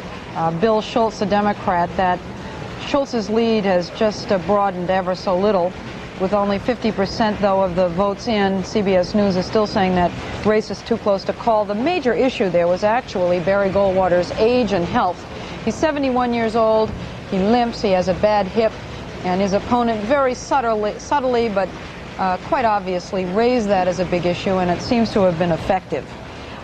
In the next contested race, Idaho, this is one of the seats that could go from Democrat to Republican. Frank Church, the chairman of the Foreign Relations Committee, is being seriously challenged by Stephen Sims, who has a 4-point lead with 80% of the precincts in. You know, people say that once you gain a lot of visibility in the Senate, if you're too liberal, your constituents will discover it, and that seems to be what has happened in the state of Idaho. You know, Mo Udall, who we said before from Arizona has won re-election, said that if your biggest goal in life is to get re-elected, then you had better stay off the Foreign Relations Committee. Maybe Frank Church should have taken his advice. The last close race in the West that a Democrat could lose to a Republican is in Colorado, where Gary Hart, who once ran George McGovern's campaign in '72 for president, is facing a stiff challenge by Mary Estill Buchanan, a moderate Republican, with 87% of the precincts in. They are only separated by about 2% of the vote out there. Walter? Let's go to the East now for a very quick recap for you on the Senate races outstanding only. 2 Senate races still outstanding in the East. In New York, with 97% of the vote in, it's not decided yet, and it may not be for weeks. It may go to the courts. Elizabeth Holtzman has tried to impound the paper ballots and absentee ballots. She's running very narrowly behind Alphonse D'Amato. And in Vermont, with 88% of the votes in, it's still way too close to call between Patrick Leahy and Stuart Ledbetter. That's another place where a Democrat could lose the seat. Walter, I have to say something before I turn it back to you. I've been honored by being asked to articulate the thought that's in all our minds, which is that this is the last night you'll sit in that chair. Now, both you and I are old enough to remember our folks talking about Harry Lauder and his 7 farewell tours of the United States. We don't intend to make a big deal every time you do a last in the next few months, but we did want to mention this. I think maybe a reason they asked me is that I worked with you in 60, 62, 64, 66, and now 78 and 80, 6 times. And I've worked against you 3 times. And I think everybody at this table, everybody in the room would agree it's a lot easier and a lot more fun to work with you. So maybe we should have some more farewell tours after all. Well, thank you. The problem, you see, is, Harry, that I went on those tours with Harry Lauder as a grown man. My folks didn't tell me about it at all. I was telling them about it. So, summing up those Senate seats quickly, the 8 Senate seats still undecided. The Republicans have an excellent chance of taking control, or at least tying for control of the Senate. If they tied, then they've got the new vice president who could cast the vote to break the tie. Republicans now are leading, and I gather from all of you in New York, North Carolina, Idaho, and possibly even the Alaska Senate race. Democrats are leading in Vermont, Arizona, and Colorado. So the Republicans have a chance to make a real inroad in the United States Senate. They certainly have in the presidency, the way these results went tonight. Let's take a last look at them now before we sign off for the evening. 79% of the vote is in now from the United States, and you see it there with Reagan 51% of the vote, Carter 42% of the vote, and Anderson 6% of the vote. Ed Clark, the Libertarian candidate, got 1% of the vote. Now, here are the states won by the presidential candidates. The incumbent, President Carter, has won just those few states you see in red. 5 states in the District of Columbia, for a total of 45 electoral votes is all that he can count on so far. And Ronald Reagan, look at what he has done. These are the states in blue that he has won. It's probable that he will win several others of those states. It seems likely that he may. At any rate, certainly Alaska's would seem to be his. Hawaii almost certainly will be President Carter's. That southern block of states, surprisingly, are very close yet, and they could fall either way. It would be a terrible blow, of course, to President Carter if even those southern states were lost to him. He won his home state of Georgia, and that's the only southern state he has taken so far tonight. The total electoral count then looks like this: 424 electoral votes for Ronald Reagan, 45 electoral votes for Jimmy Carter. The Senate races we were telling you about a moment ago, it certainly looks like the Republicans have a good chance to do it. There were 34 Senate seats up tonight. The Democrats are leading or were elected in only 10 of those. The Republicans in 15. Those 8 or 9 are still undecided. The Senate gains. The Republicans have gained 7 seats, have knocked most of the liberal leadership of the Senate that was up for election this year right out of the box. They've won in the states you see in blue there, the Democrats in red. They've gained no seats, the Democrats, tonight. In the House races, well, there it looks like according to our CBS News estimate, the Democrats will lose about a net of 30 seats in the House. But since they had a sizable number before, they are not going to lose control of the House, but there'll be some rejiggling in the committees because of this shifting and the loss of some of the old-time committee chairmen who have been lost to the Democrats tonight. The new House looks like it'll be 245 Democrats. They had 276 before. The Republicans will have 189. They had just 159 before. In the gubernatorial races for the state houses, there were 13 seats up tonight. The Democrats have won or are leading for 6 of those. The Republicans for 7. Still undecided. Well, we have none from that group undecided. But here's how the new lineup will be across the United States in the state houses. 27 Democratic governors. There were 32 before. 23 Republicans. There were 18 before. So the Republicans have almost come even with the Democrats in the number of governorships across the land. Still to be decided, and we will not be hearing about this probably for some days yet as the votes are counted, are some 7,500 legislative races across the country in 43 states.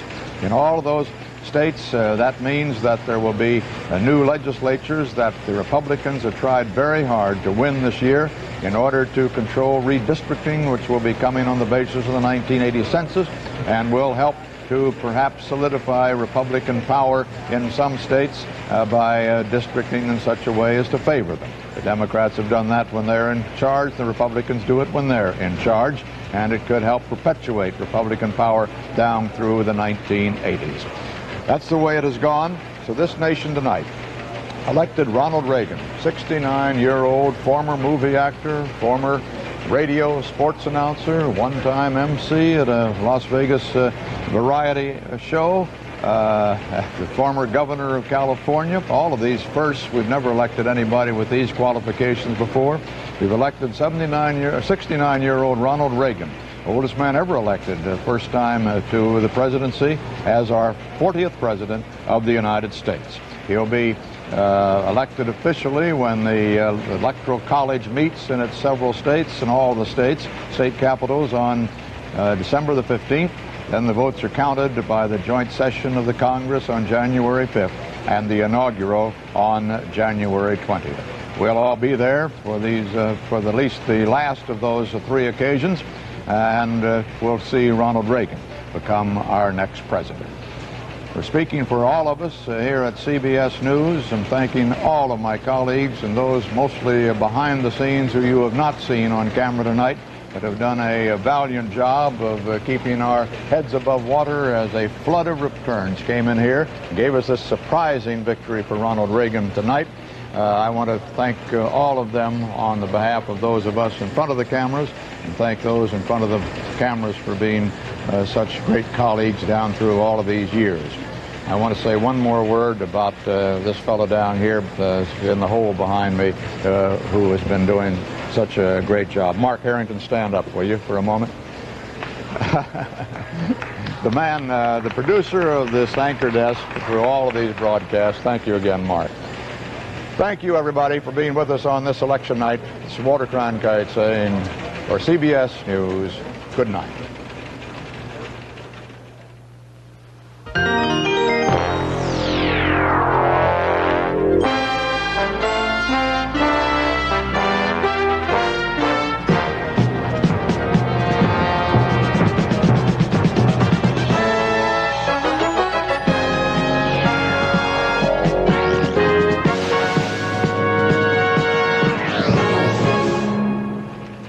This portion of election night was sponsored by McDonnell Douglas, builders of the DC-10. Our DC-10 flies 1 million miles a day.